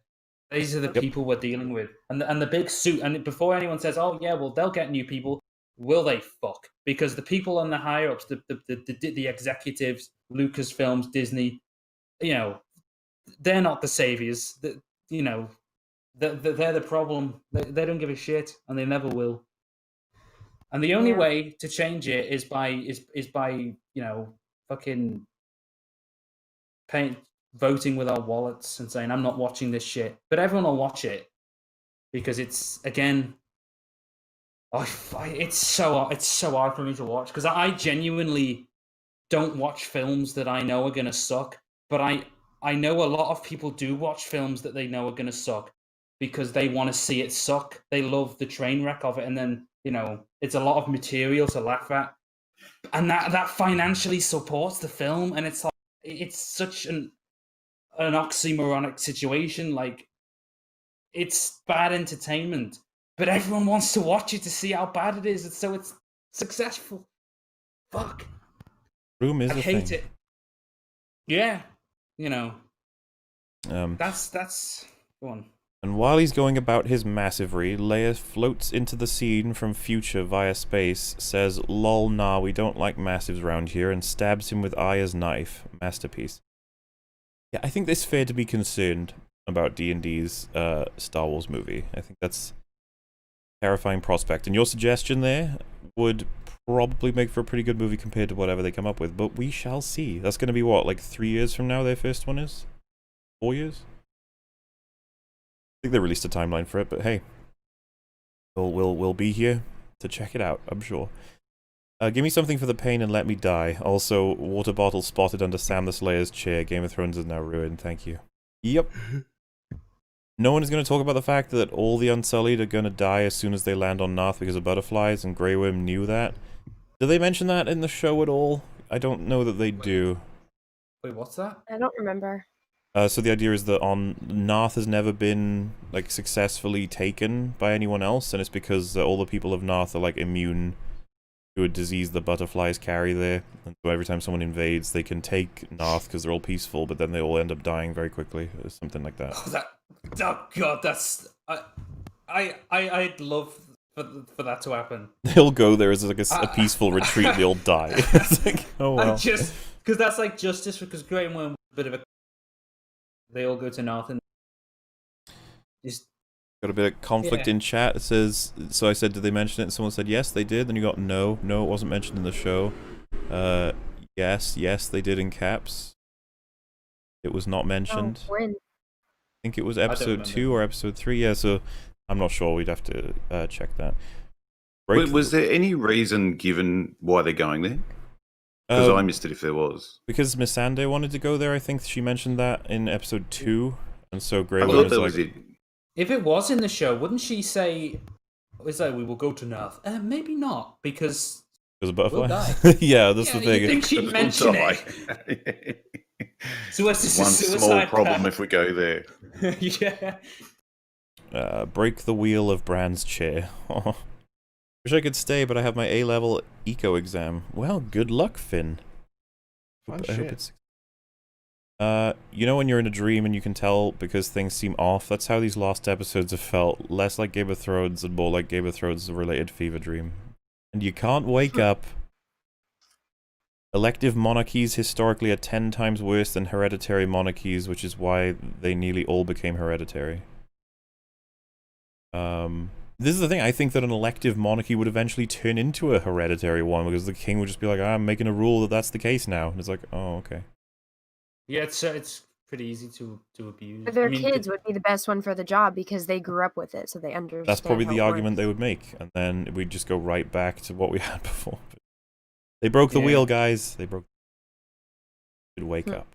I could never understand the pain you Game of Thrones fans are going through. After seeing what they are doing to one of my favorite movies with that live-action Aladdin, I have some insight. Here's money for your future therapy sessions. Why, thank you. Aladdin. So sad about Aladdin. Yeah. Oh yeah. Amen. I've never seen the cartoon of Aladdin either. Wow. I've never liked the Disney films, but that's just me. That's just a personal thing I have, where I just the Disney Renaissance era. And What cartoons did you watch? I grew up with a lot of things like Tom and Jerry and you know, the usual. Animals of Farthingwood was what else did it? Alien and Predator was a pretty big. Talking about like your childhood, like you didn't watch any cartoons or like animated movies like that? Oh no! Well, my parents would show me the more adult films. So my childhood, when I was a kid, I grew up with Alien and Predator and Terminator. And when I was, me and my brother used to like play games, and I remember going to school wanting to be a Terminator and punch everyone. That was I didn't really have that. My childhood was just not Disney related. It was just the things when I see Terminator, I think back to my childhood days. And in terms of cartoons, I'd say Animals of Farthingwood was one of them. Red Wall was another one.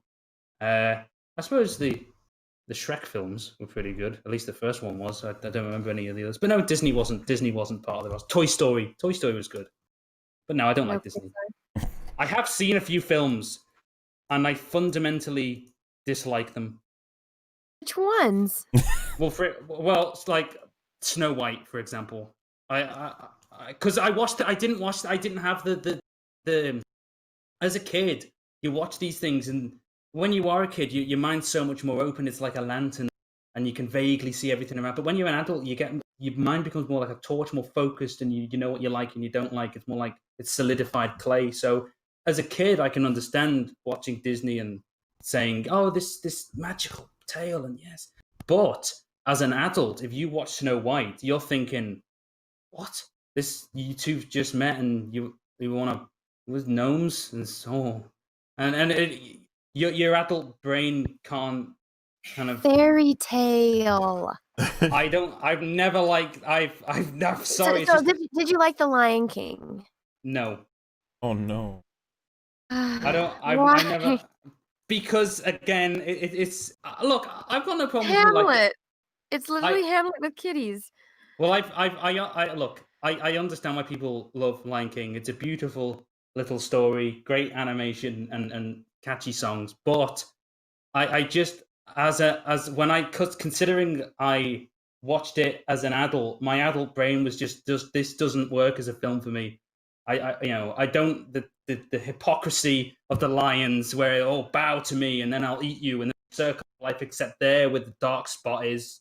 It's like, and then Hakuna Matata is like give up but don't, and that's all it is. I know I understand why people like it. I've got no problem with people liking it. I get it why people like it. I'm not blind to the fact that it's it's a very enjoyable film, but personally for me, it's just not what I look for. I look for things that are a bit more adult oriented. That's just because of my upbringing, though. So anything too childish, I generally don't have a taste for. That's all it is. It's just taste. But I get why you like it. Very well. Yeah, but it makes me so sad to hear that, though. Oh well. D&D screwed up. We all know that the Night King was supposed to unite the entire kingdom. D&D were a bunch of idiots. So you're just upset that they subverted your expectations. How it works now. The wheels didn't get broken. The wheels won the Game of Thrones. So many jokes, so many memes, man. It'll be weeks of wheel memes. Oh yeah. I actually reached a new level of dead inside watching every single episode after 2 this season. Yep. Each one systematically destroying everything. Thoughts on The Walking Dead, and what do you think The Walking Dead is the best? I only liked this first season, and I thought the rest was kind of garbage. I'm surprised they've kept Walking Dead going as long as they have, considering it's literally a show about zombies. Joe is a zombie. Well, yeah, now it is. It's just they come across, insert here bad guy, then defeat them, and insert here bad guy. So you got the governor, then you got That's why I can't stand that show. The zombies don't matter anymore. It's just also people are bad. People are bad. Wouldn't have the zombies have rotted away a long time ago? Because You they would are think so. walking. They'd be blind, deaf, useless. You know. So yeah, I Isn't kind it- of like. Go on. Isn't that like the end of 28 Days Later? They're all rotting on the street. Oh, those guys are marathon runners and 28 days later. See, that's scary. Right. There's only a few zombie films I like. Shaun of the Dead, and that's because it's a comedy and it doesn't take it too seriously. And I think I remember liking 28 Days Later because of the fact it sprinted at you. You know, I'm trying to remember that one. I would shit myself. Yeah, if they're that super happened. scary, fast running sort of thing. They did that for the Dawn of the Dead remake as well. They were fast runners. Did you know that the reason people shit themselves when they're scared is as a way of making yourself lighter so you can. Is that true? That's true, yeah. It is true. All right, neat. Just remember that. I will. You're I'm going to chased. take advantage of that next time I'm chased. Thinking about it, it all makes sense. Everyone wants Bran to be king. The small council gets a weak king that spends most of his time in the past. That's kind of how they seem to portray it in the end. He's just a puppet, really, and that they do all of the work. Wouldn't anyone left in King's Landing riot that the guy who killed the witch that destroyed their home is put in jail? Well, the Unsullied don't like him, so there you go. It all makes sense. Compromise. What do we say to the god of death? I'm already dead. Fun fact, owls are Mauler's spirit animal. You don't know that? Probably true. Jaime kills king, okay. Jon kills queen, punish him. Yeah, but Jaime didn't have an army of Unsullied that didn't like him at the end of it. It doesn't make sense, you're right. Mauler, please do an episode-by-episode commentary. My family and I watched your episode 3 and 4 commentary while waiting for Amazon to not lag, and I enjoyed it more than watching any of the episodes. So bad. I'm glad that's family entertainment. That's amazing to know, and I will be working on the next ones. Plenty of F-bombs for everybody. I'm done with subversion. Consistent stories only. You and me both, buddy. It's nice that the wildlings came back to live at Castle Black after leaving to the north, only to also all go back to the north again. What the fuck? Eh. Who cares, right? It's another plot line. We've got to get south and... Jaime broke his sacred oath to kill/stop the Mad King, and Robert pardoned him anyway, even though he's a kingslayer. Could Bran have done that for Jon? I guess Bran kind of forgot he could do that. Well, even if he didn't want to do it because the Unsullied were right there, it's just like, they're gonna leave. They're gonna leave to a place where they're all gonna get killed by butterflies. Just wait until that happens, and then pardon Jon, and everything goes back to normal. Yeah. Jon Snow, park ranger of the National Monument Wall. It's almost like they're trying to imply that Jon wanted to go to the wall, but he seems so depressed about the whole thing. That's another issue. See, if he'd have willingly say, I'll go to the wall and I'll go and live with the wildlings, if that was his choice, it would almost, still shit, but it would almost be satisfactory. But the fact that it's like a sentence that he doesn't want to do.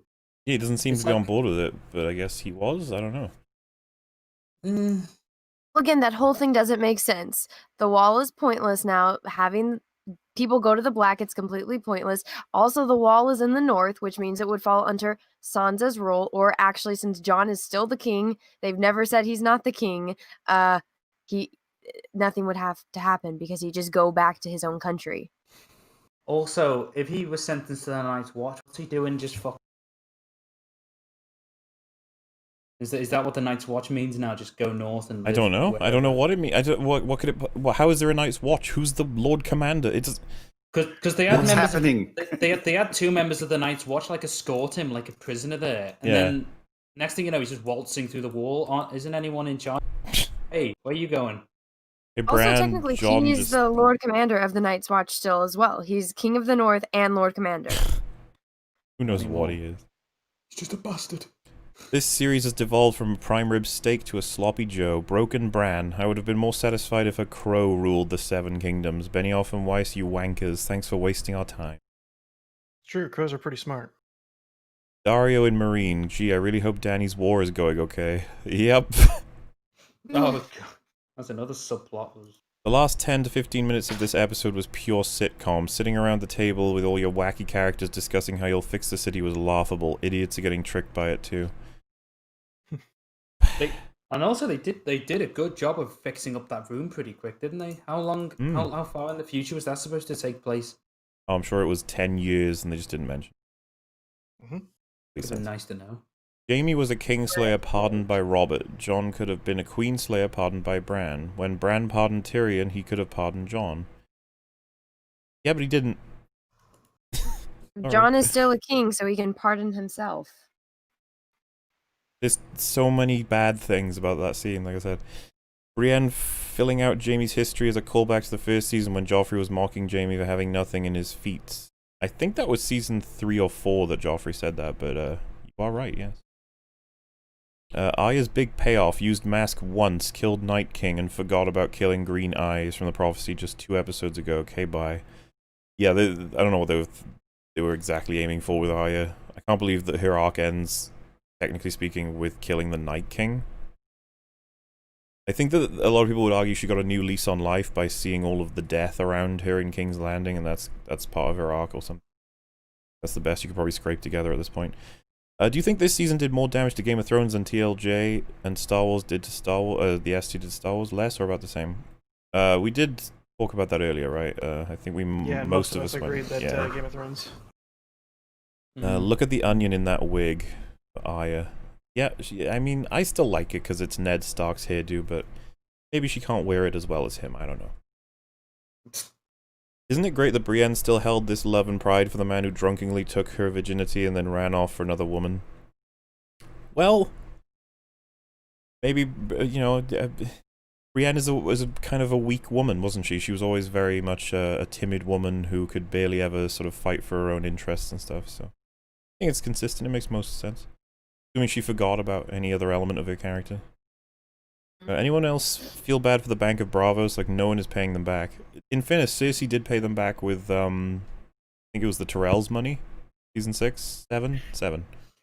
Speaking of the economy, when Daenerys fucking obliterated King's Landing and all its wealthy visitors and all of its gold and pretty much everything, wouldn't the Seven Kingdoms all have at least one family member or representative present in that city at the time? So why didn't they all just say, "Oh, hang on a minute, you killed my fucking nephew," or whatever? Because that's the Red Keep. I mean, a fuck ton of nobles live there. So why were they sat around like pretending that what Jon did was bad? Why was Yara trying to play up the idea that what Daenerys did was justified? And why didn't the other lords say, "Whoa, do you know what she fucking did? She dropped a nuke on this place." That's just the way they try and justify it is ridiculous. The world building's Did you miss all the walking scenes? The walking scenes, we had to get those in. Yeah, we Did needed you miss them. those? Like, did you know the characters could walk? Because I didn't before this episode, and I was like, oh, that explains how they've been getting to places. I just assumed they're all They flying. teleport. Yeah, They can teleport. teleporting. Exactly. Yeah, when I saw them all sat there. Remember when the Hound wanted to get Arya to the wedding in time, and it took the whole season was taken up by Arya and the Hound just getting to one fucking place, And now it happens in a second. It's like all those little quiet campfire scenes where we get to learn about the characters and their journey gone. Now Bran's just, how the fuck did they wheel him down in time? He was flown in by crows, dude. The Magisters plagiarized George R.R. Martin. Apparently, yes. The in-universe people, they looked into the future and stole his work. Bran walked into Drogon to melt the Iron Throne since he already had a chair he liked. There you go. That is an in-canon reason. It makes total sense. It's also funny how the one character who's never been south in his life ever ends up being on the throne. Bran spent his entire life in the north. What experience does he have in governance?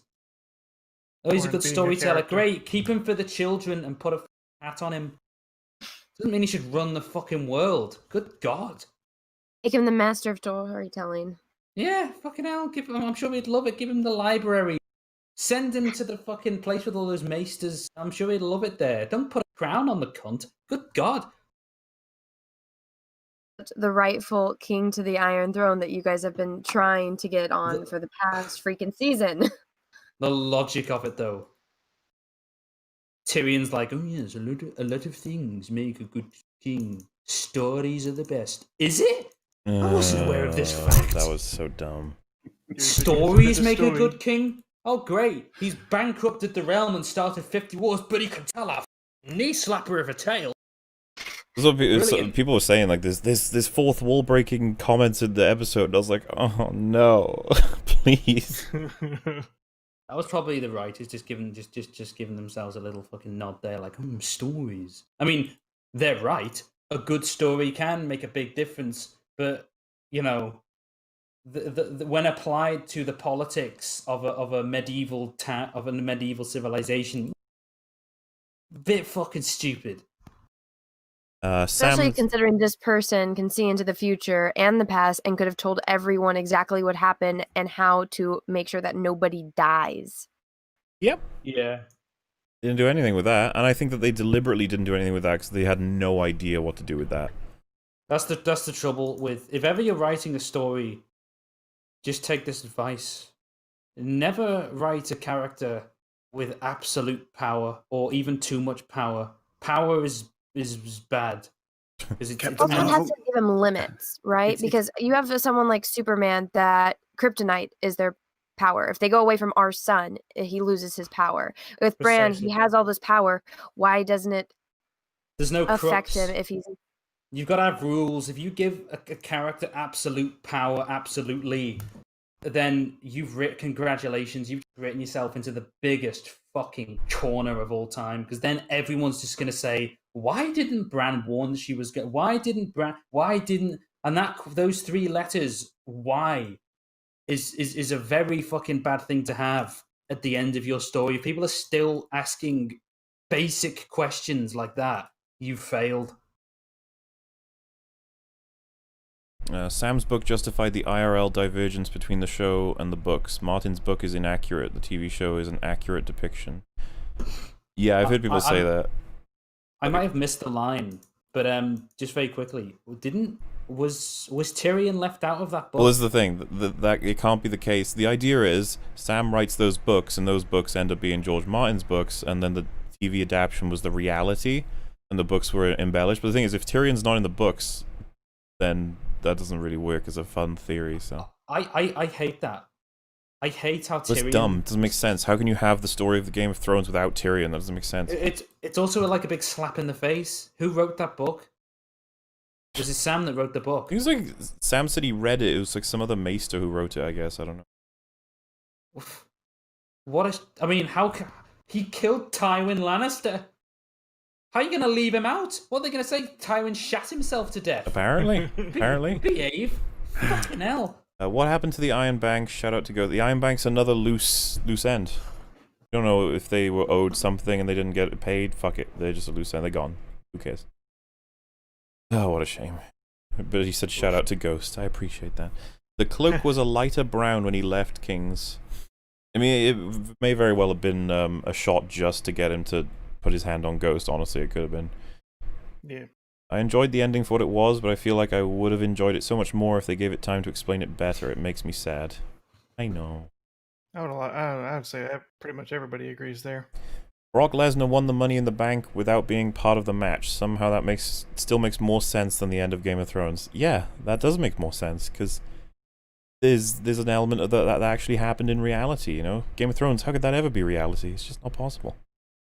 The Night King should have gotten the throne. Yes.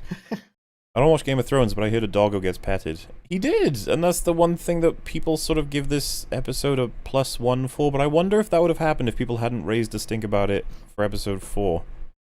I wonder if that was something they always had or not, you know? Plus, I think we still need to confirm whether or not that recycle was a thing. Moral of the Season 4, story, episode 5. do good things, all of your friends will betray you, and you will go into exile, you are a loser. Yeah. Nice way to put it. Very poignant. Episode 3 frustrated me, but episode 5 broke me. I saw episode 1 of season 1, and D&D really screwed the story of Game of Thrones. Yes, they did. Do not watch old episodes unless you want to be made aware of just how bad they screwed everything up. Considering the vast amount of people that work behind the scenes on a TV show, you would have thought that someone would look at the D&D script and be like, the fuck is this? Yeah, but they've been solidified for like 7 years. It's the kind of thing where it's like, you're going to challenge the guys who have built the biggest TV show in ever? Like, just trust them. They know what they're doing. And then people will be like, yeah, I guess that makes sense. Okay. There's also probably one of my biggest criticisms of any story is I think fundamentally every story should make you think in, you know, ponderous, philosophizing sense. Like, what is the word? Cogito ergo sum. I think after reading every book, watching every film, listening to every piece of music, it should activate your brain in some way, not switch it off, activate it, make you think about, you know, what you've just read and the characters you've just been on the journey with and the moral, the message. And the only message I can take from this is be God and you'll win. Because the king was named not through any act of deviousness or class or political savvy, but by being God. So what's the moral of the story here? Just be the second coming of Christ and be king. What the fuck type of message is that? Bring your own share. Yeah, bring your own share. I hear a bell every time Viserion gets the third bolt. Everyone does. Star Wars straw poll, in my opinion, it goes 3, then 5, then 2, equal to 1, greater than 4, greater than 6, greater than Rogue One, greater than 7, greater than Solo, greater than shit, greater than TLJ. Most people seem to feel like TLJ comes on the bottom. I don't know why that is. Must be a coincidence. The dragon takes Dany up to the north. She turns into the Night Queen. It's like poetry. It rhymes. I prefer that to what we have. I'd take it. It's the bonus deleted scene where she turns into fine. At least it means some more people get to be killed by her. More suffering to add to this world because it deserves it. Season was horrible. God, I miss Ramsay Bolton. When it's making you miss Ramsay Bolton, you know that you're in trouble. Because, I mean, fuck, Ramsay was like I liked the actor. I think he did great, but Ramsay was literally a psychopath. That's as far as he came and went. That was it. Murdered people. Lifetime movie has a better plot. Not a surprise, honestly. On Tumblr, there's a lot of posts of Dany, but very few of episode 5. I wonder why. Probably because they want to remember a time where episode 5 didn't exist. Correction, Jon changed when he got to the wall. Oh, he like changed his outfit when he got to the wall, okay. Look at the petition about you writing Game of Thrones. I've heard that exists. It's like 15 signatures or something. It's a meme, and I appreciate it. It's funny. Don't worry, guys. We just got a Cartoon Network spin-off of Arya the Explorer. What a joke. It'll be great. She's going west. Yeah. Looks like I had a slightly better weekend than you guys. Stuck with John Wick 3 instead. Nothing was worse than this weekend. Nothing. Not possible. Mauler, bring back Oracle, the original Batgirl. Oh, right, yeah. We did mention Batgirl briefly, I guess. Yeah. She's the one that isn't she got crippled. She's in like a wheelchair and she works as sort of like Batman's eyes and ears sort of thing. Yeah, she got shot in the back by the Joker. Oh yeah, that was the Killing Joke, wasn't it? Oh yeah. How did the speaking of the Batgirl TV show, how did the Superwoman TV show end up going? You mean Supergirl?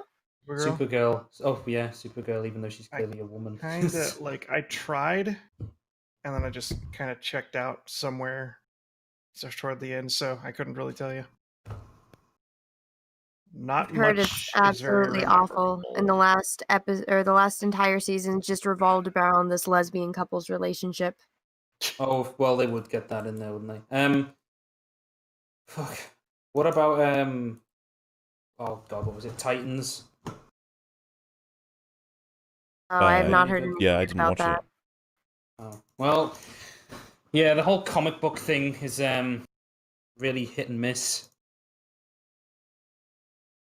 Oh wait, sorry. Drogon will probably throw her body into Fireling Shrine.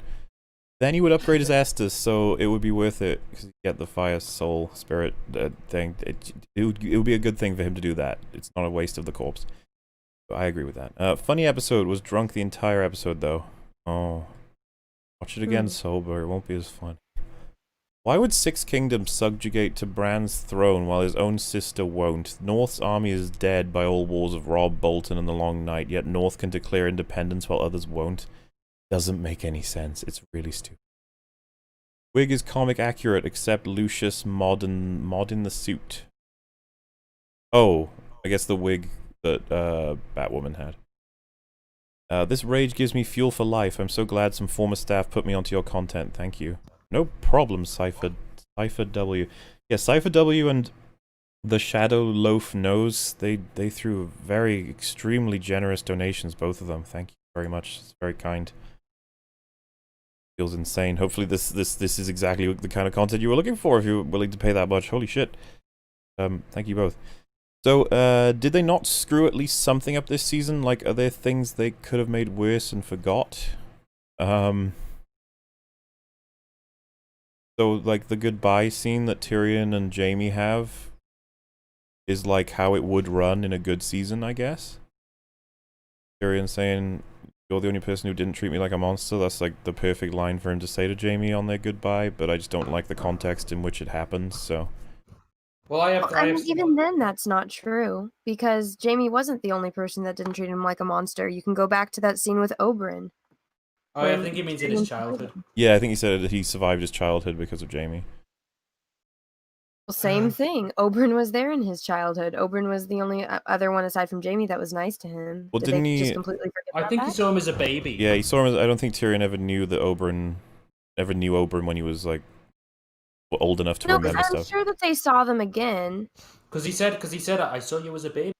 Yeah, and because isn't But Tyrion... about that when he first meets him, but I know that they see, or at least they referenced it, because when Oberyn was talking to Cersei, they talked about how when they first played together at King's Landing and how it's been different since then. Yeah, but when Tyrion meets Oberyn in season 4, isn't he like, he treats it like it's a brand new relationship, like he's never met him before? Probably adult relationship, but I would have to go back. I haven't watched these in years. Yeah, I was just saying, I think the importance of it is that Jaime was more of a consistent role. Like, had carried more him of a through. Carried him through it, whereas Oberyn would probably visit now. Yeah. Yeah. You'd think some budget would have went to the script. No, honestly, no. It would have cost them money for sure, but no. Just like scriptwriter, people just don't care to put money in scriptwriting anymore, or at least maybe they do, and the bad scriptwriters just cost a lot of money because they're a part of films that make lots of money. You know what I mean? Like, if you write the script for the first, second, and third Transformers, for example, and it makes like $1 million, it's like, oh, you must be a great scriptwriter. It's like, no. Yeah, It bugs the hell out of me. I don't know how to fix script writing They in needed the money for Hollywood. the effects, guys. They needed the money for all of the smoke and all the snow and the thing that annoys me Oh. is that they were more than capable of doing it. They just didn't. Again, it comes down to this thing where that's the annoying thing about it. They didn't want to. They didn't give a shit. You know, people say, "Oh, you know, they weren't good enough to." Yes, they were. They could have easily have really pulled their finger out and said, "You know what? We're going to do this, and we're going to do this right." They had, you know, the potential was there. They just didn't realize it. You know, they were lazy. And Not being good enough would be forgivable, but it's you're 100%. That's what makes it's it. just That's laziness. what makes it worse. Yeah, I think it's worse. You know, they didn't give us what we wanted, not because they lacked the ability. They lacked the need, the want. They had bigger and, in their eyes, better projects to go This is to. the thing, Better, a lot of better payment. A lot of people go like, oh, well, they were only ever good when they were adapting. It's like, you know what? Not only were they good at adapting at one point, but they actually created some stuff that was original. Like, there was some stuff they had in the older seasons that has nothing to do with the books. Like, the conversation between Cersei and Robert about whether or not they could ever have loved each other was like, no, that's not in the books at all, and it's really good. There's a couple of other things here and there. It's the kind of thing like, they had something at some point. Something was there. Yeah, They cared yeah. at one time. Yeah, that's it. So it's not that they're the shittest writers of all time, because they're not the shittest writers of all time. They are just two men. Seems like they want to become that, though. Yeah, well, they just lost interest and just couldn't be bothered, which is worse in my. They got popular and let it get to their heads. Oh yeah, the Tywin and Arya scenes. All of them are invented and they're great. Exactly, you know. So yeah, when people say to me that, oh yeah, get new writers, I think what to do is just give the writers they had a fucking kick up the arse. You know. Hey guys, it is 6 in the morning, and I think I need to tap out. All right, sir. It's been very fun. Would you like to talk about your channel at all before you things that are happening on it? I don't really do anything analytical per se. I've done Gary's mod animations for the longest time, and I've actually started animating again recently. Although it took me like 5 hours to animate like this one little intro animation for like one character, so it's going to take a really long time, especially since I can only animate on like my days off, and I don't get those a heck of a lot at times. But you know, eventually I'll come out with something. It's going to take a while though, because it's animation shit. So yeah, I am at DasBoShitt on YouTube. It is in the chat, and it will be in the description for people who listen to this in future. Check him out. He makes the funnies. It has been an extremely long time since I've uploaded something, but I'm making a conscious effort in getting back to it. Just going to take a little bit. It's 11 o'clock in the morning for me, so it's even later. So I'll probably head off as well. Oh then. Yes. Yeah. It's been fun for you. I'm also going to run. Well, here we go. All right, wait, hang on. Me and you, Mauler. You gotta go one at a time here. So, is that DasBoShitt? Do you want to head out so we'll make sure everyone gets to talk about their channels and stuff? Yeah, for sure. Thanks for having me. It's been a lot of fun. It has been fun, sir. I'll see you around. See you around. All right. I'm good. Fenna, do you want to talk about your channel? What do you do? Well, and I'll throw it in the description. Well, I'm not an analytical or critic-based channel. I do an animated series called Satellite City. So it's a narrative writing / animation channel. So if you like some weird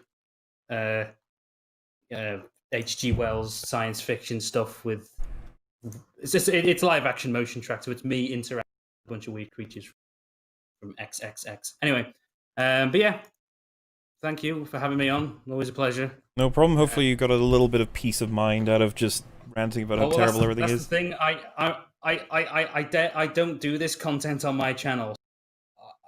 You know, I write it into my scripts and have my other characters say it.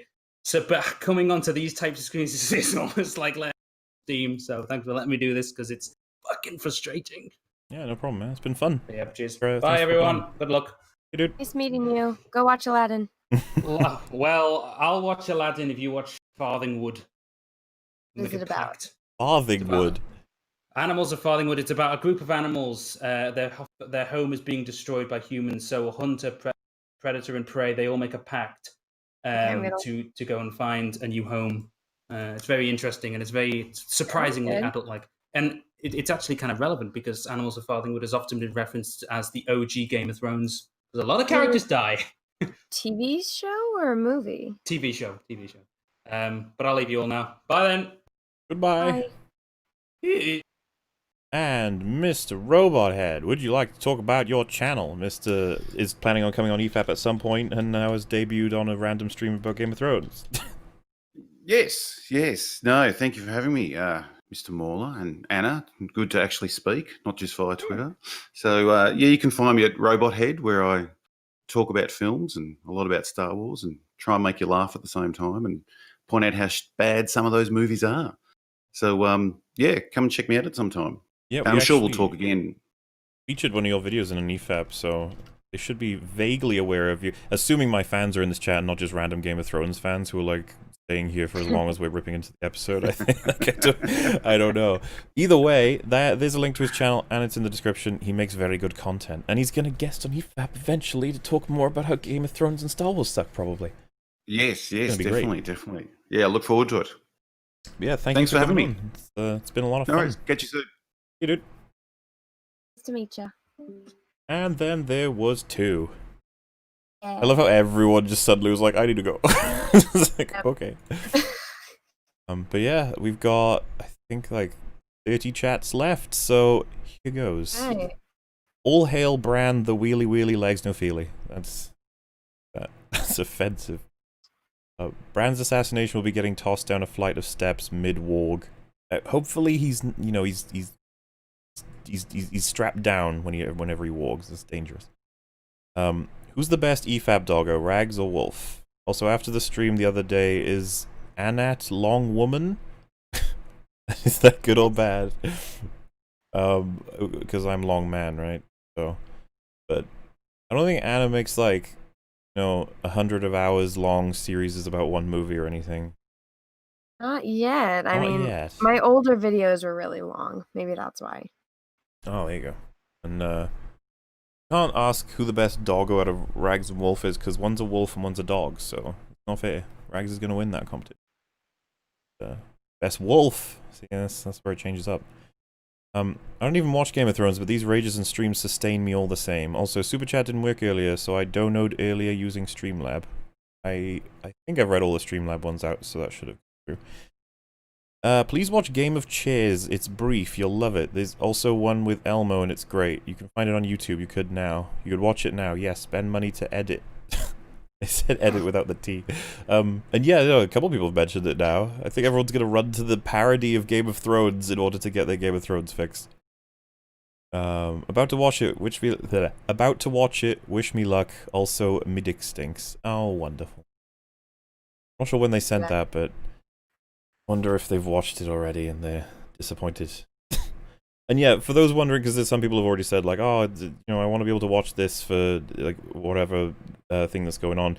If you hold on to the URL, this will be processed, and then you can watch it when it's unlisted. But other than that, if you go to the second channel, Mauler, I'll be uploading it there for archive purposes. So they're the 2 methods you can use to get it. If you don't have the URL, you can find it in the Discord announcements. It'll be there permanently, so you can always find the unlisted one through that.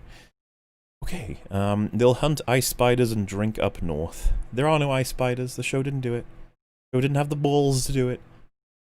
Do a lot of things. Arya will backstab the Emperor. Oh no. Oh my god. I thought King Bran was just a meme. How could they make Game of Thrones so shit? At least Jon finally pet Ghost. Yeah, that's the consolation, I guess. Woo, what an episode. Who's excited for the prequels? Come on, prequels. Don't you guys want to see prequel to this? I hope they don't. What if the prequel's better? Even them, they would probably fuck up the prequels, even knowing what it's supposed to end up with. I think everything is plotted out for them. They still screw it up. Yep. Now that you see it made a 10-minute summary video of Game of Thrones just to say we shouldn't get mad about the ending and that randomness is a normal thing in Game of Thrones. Oh, now you see it made that. Yeah, well, I mean... There's people who really like the episodes. A video about it doesn't make it accurate, guys. If Doomcock's spoiler leak is true, then episode 9 is dead. I am not sure what his spoiler leak is. I'll have to check that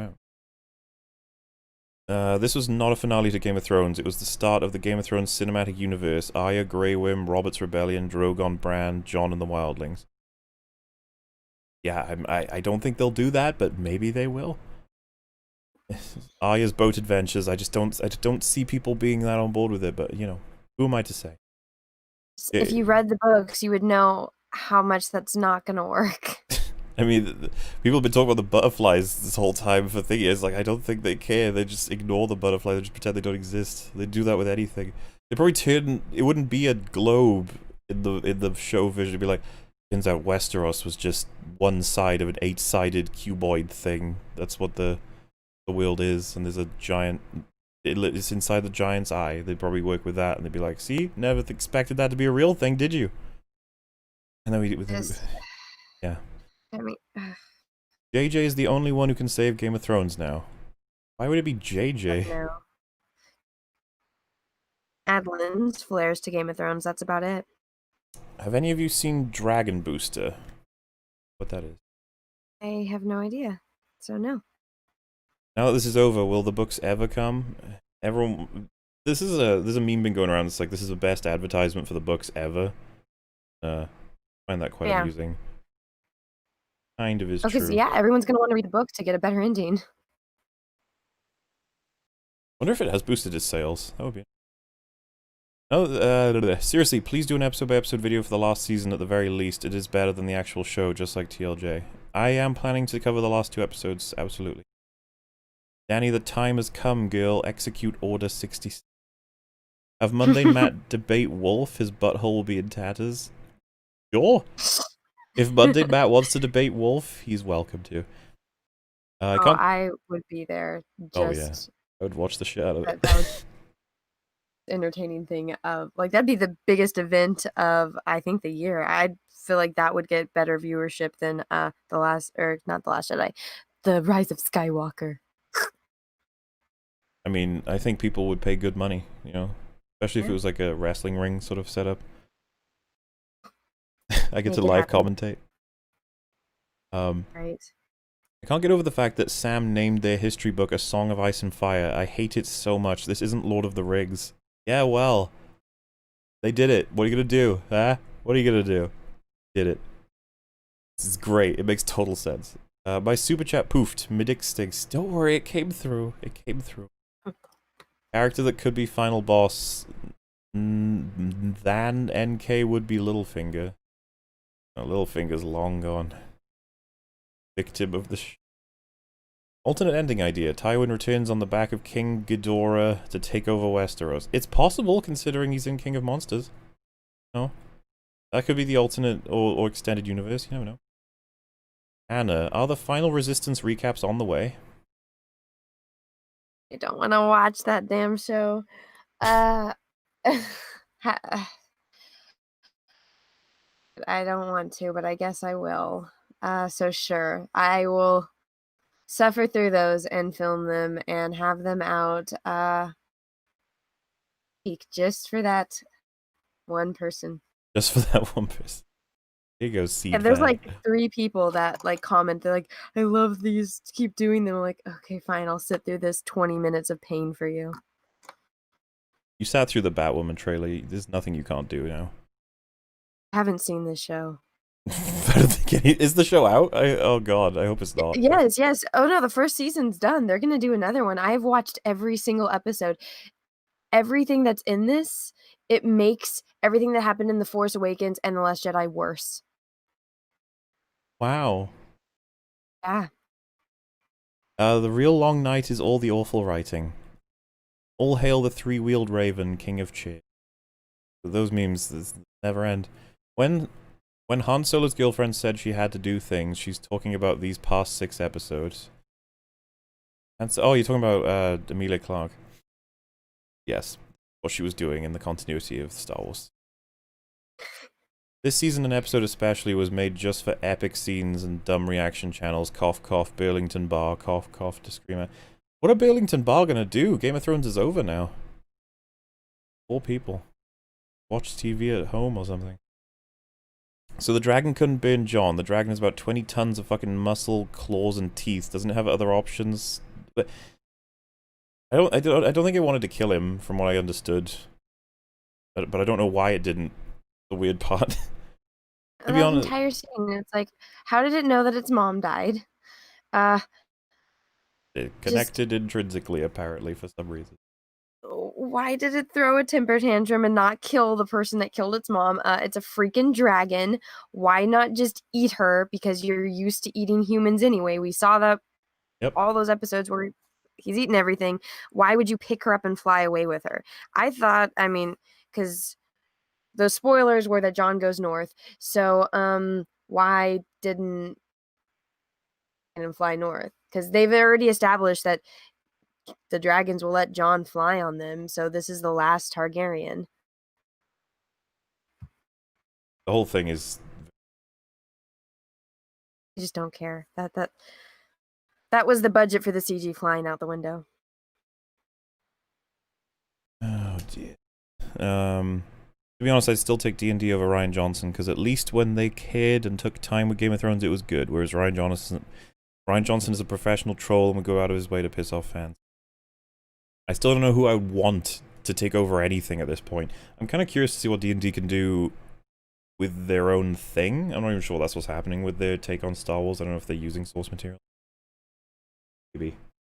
I mean, if they're doing the Old Republic, then they're going to have source material, so it's not going to be their own thing, so they're going to fuck up somebody else's thing. I'm not hopeful. An entire plotline is missing. There's a third Targaryen in the books. Nope. Nope, nope, nope, nope, nope, nope, nope, nope, nope, nope. They combined him with Jon, didn't they? Because that's Aegon Targaryen. Or at least I remember that being the name. Oh, the whole thing was that, so the whole Azor Ahai thing is that Rhaegar knew that the person that's going to be Azor Ahai, it's a prophecy that his name is Aegon Targaryen. So when Aegon had his children with, what was her name? When Rhaegar had his babies with what's her face, he named his son Aegon. So then when he thought that his wife, daughter, and son were murdered and he married Lyanna and then they were going to have a baby, he knew still that he wanted his son to fulfill the prophecy because that's what he thought his purpose was, to father the son. So he named his next son Aegon as well. So that is coherent with the books. It's accurate. Yeah, I was expecting, because that's Varys' plan, right? He's looking after this next Targaryen that's been hidden for ages, and that's just dropped from the show, along with Lady Stoneheart, which is another thing I was really looking forward to back in season, or the end of season. I was totally expecting an epilogue for Lady Stoneheart. Oh yeah, that would have been so cool. Yep, they could have done it. It could have been. Just saw the episode, damn it. Tyrion lays out an entire new system of government that everyone likes, then he says he's not wise enough to be Hand. Make up your damn mind. The whole scene, man. The whole scene is just awful. Nothing in that makes sense. Yeah, I gotta go to work. I'll listen to this later, Mauler. Thanks for what you do. No problem, Corey. Did Sir Davos just forget how to say Grey Worm's name? I will have to check that timestamp, but I don't remember. He did. He asked him, "Is that how you say your name?" Oh. Embarrassing. I remember that he stops and stares at Grey Worm, and Grey Worm just stares at him and doesn't answer it. And then he's like, okay, then moving on. Yeah, I was We're watching it weirdly. I gotta watch it again with a higher HD copy or some shit, because I think I missed stuff, but yet I caught all of the most damning parts, I think, so it's all good. As one of Fenner's best friends, I just want to say he's a nerd, but he's gonna take over Disney one day. Wonderful. And I'm sorry that was read just after Disney. He does hate hates Disney. The Game of Thrones spin-off will be called Wheel of Fortune. The show ended with the political status quo of Season 1 with the North Independent, which led to conflict in the past. Would Bran not know that? It seemed like the show could continue at some point. I don't know why they wouldn't be okay with Bran leading the North. Like, Brandon Stark being in charge of the kingdoms with the North a part of it. Why would that be so bad for Sansa? And why on earth is Sansa even queen when Jon is the king in the North? He's still king in the North. They never voted against that. They put him in the wall. How But that the wall works is now. part of the North. That It would be doesn't- funny though if she pardoned him and then he became king and deposed her. I feel like, sorry, Sansa, get lost. But who He knows? still is king. I mean, just because remember, you get captured, remember, he said, "I don't want." doesn't matter. You got voted in as king. F-bombs were better than Game of Thrones nudity. Commentary plus. Excellent.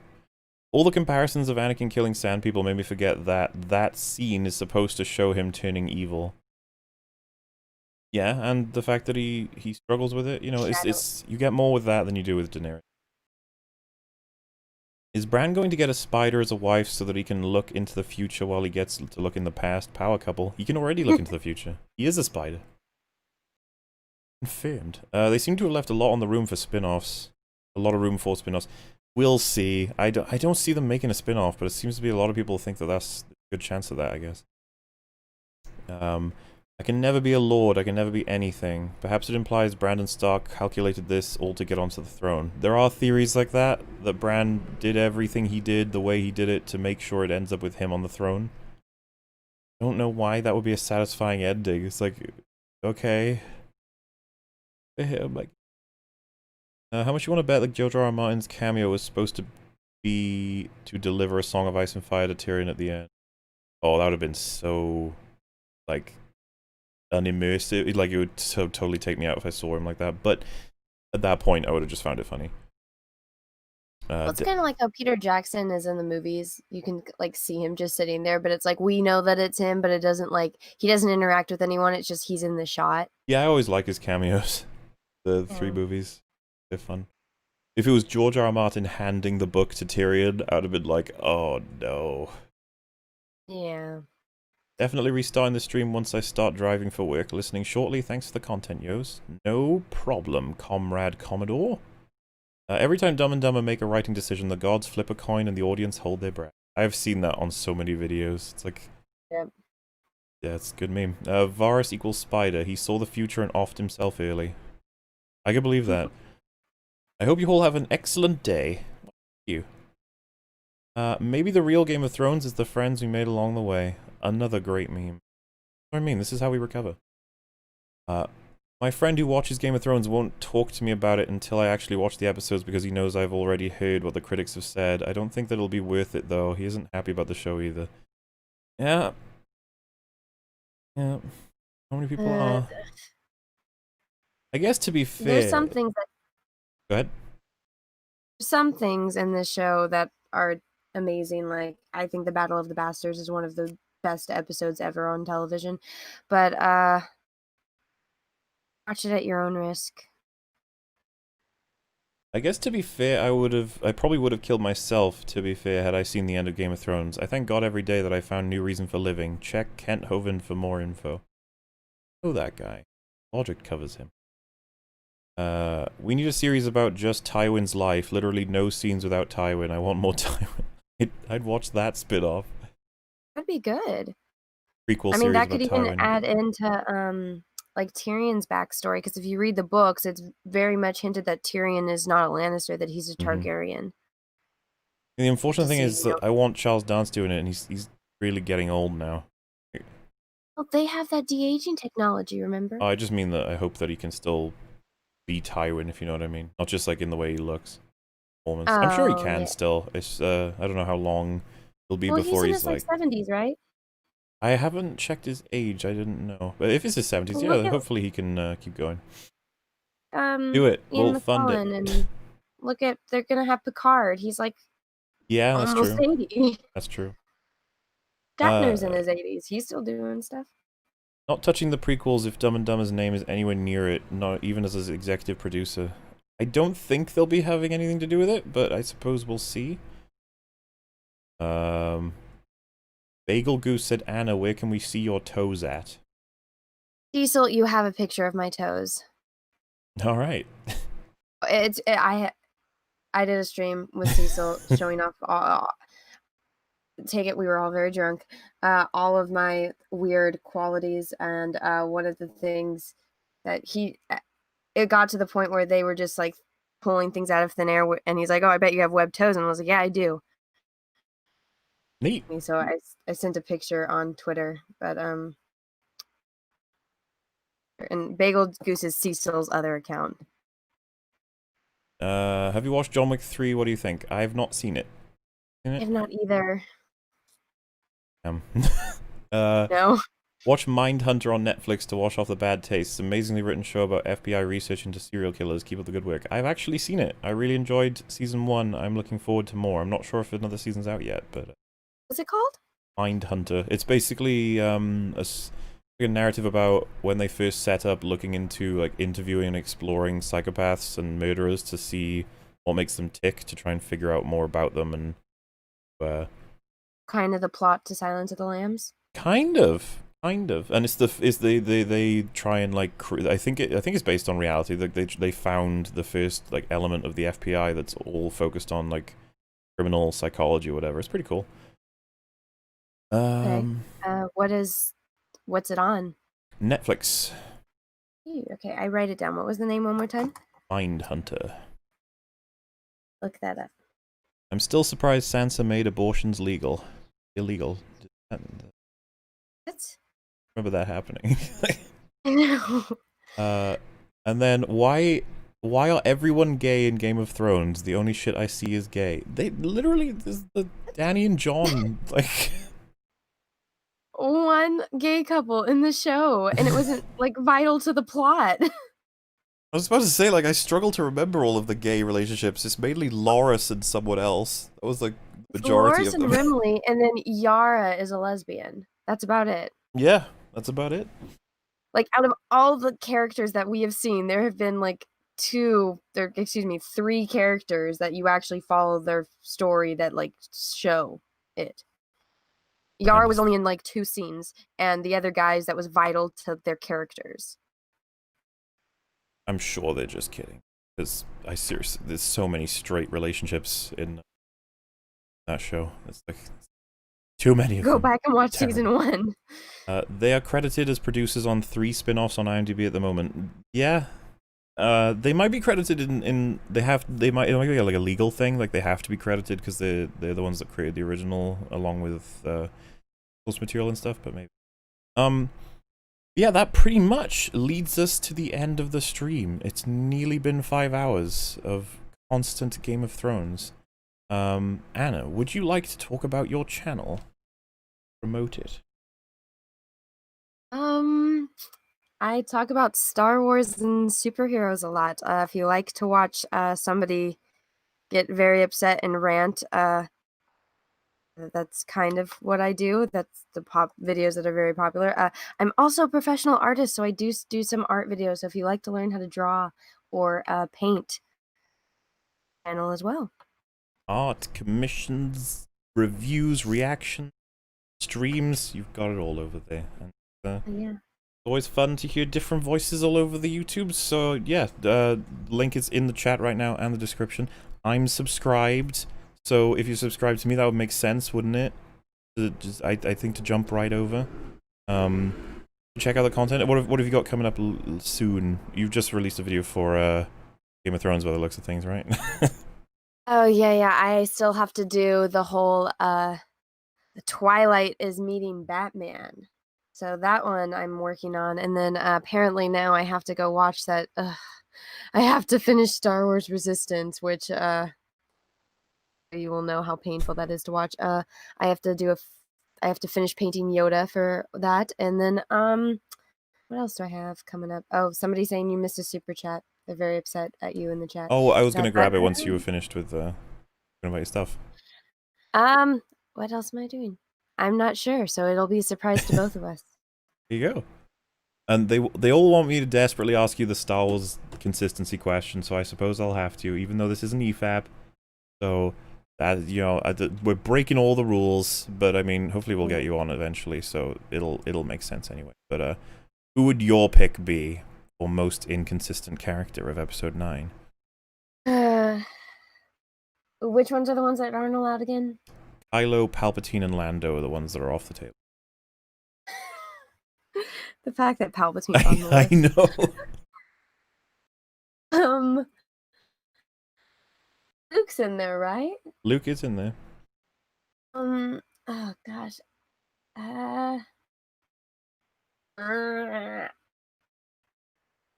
Well, I feel like Poe isn't going to change. I feel like he's going to... Gosh, it's got to be between Finn and Luke. I don't know which one. Finn or Luke. You go with Luke? I'm hoping Finn dies and Luke lives. Him so much. Maybe Luke. Luke will probably be the most inconsistent. All right. Locked in.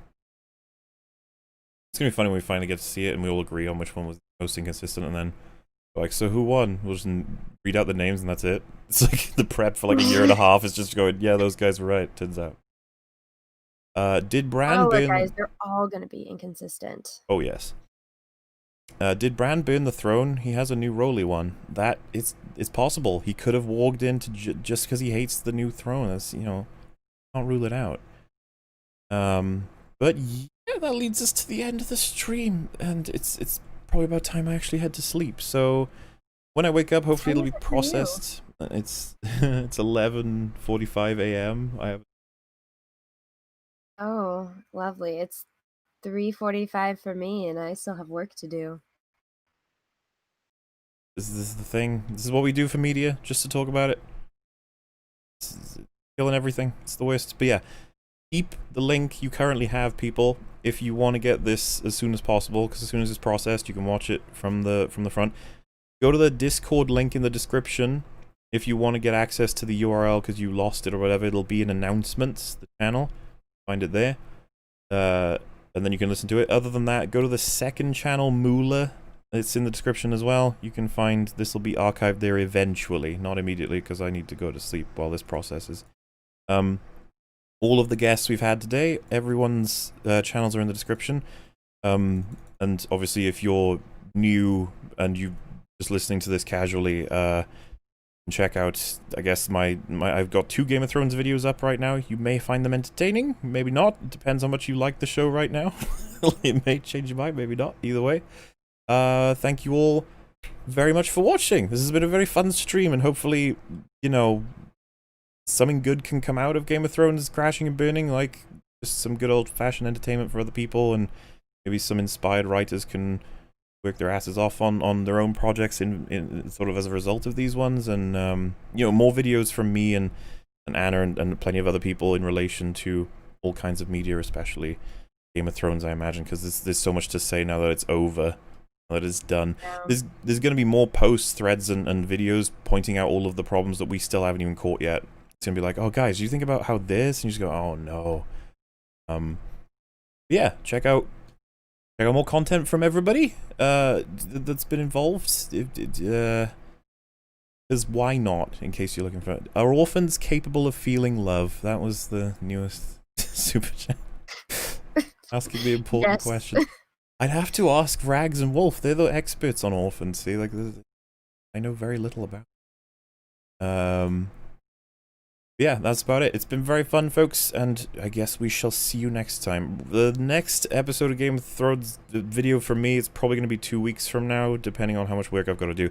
There's a lot of points about episode 5 that bother me, and I need to make sure I write a script that delivers it in an entertaining way. That's kind of the way a lot of it works. But yes, thank you very much for your very, very kind donations for watching, and thank you for all the guests that came, and thank you very much for staying for the entire thing, Anna. I appreciate it.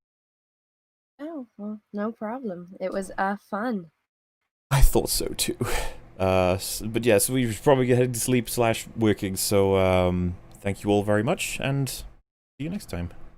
Poodle pip, Bye, cheerio. everyone.